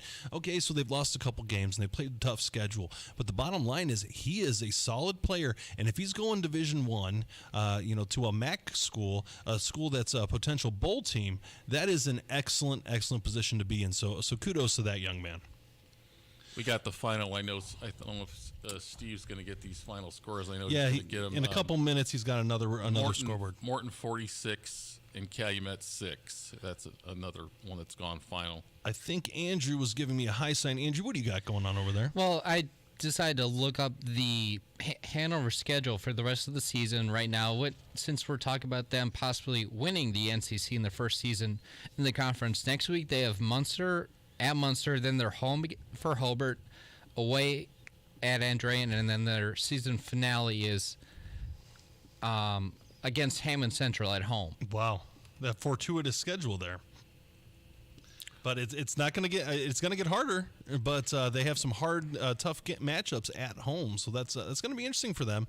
I'm pretty excited for Hanover. They're looking really good. Well, and Coach Parker alluded tonight that they were a little banged up on a defense and that they're getting healthier.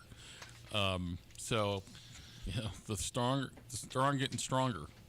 And I think Steve was giving me a high sign there. Steve, did you have something to say there? Yeah, wrapping up here with Hanover Central. Found a cool stat on their Twitter page after the game tonight. When they played Highland, after the first 4 drives that they faced against Highland, they went 4 for 4 on their first 4 third down conversions. Since then, they have stopped 28 of the 30 third down conversions against them. So after Highland started 4 for 4, they went 0 for 8 the rest of the game, and then Lowell and KV both 1 for 11. Oh, wow. So they've been pretty dominant there. So that's an exciting thing. And Steve, with our stats desk, he just keeps bringing the money, and every single time he's hitting a home run. So thank you for that, Steve. We appreciate that. For sure. All right, so we're going to go ahead and start winding down this show. I'm going to end this with some thank yous here, and I want to thank all the fans, viewers, listeners, etc., who have interacted with us on social media. I want to thank the Purdue Federal Credit Union, that's our main show sponsor.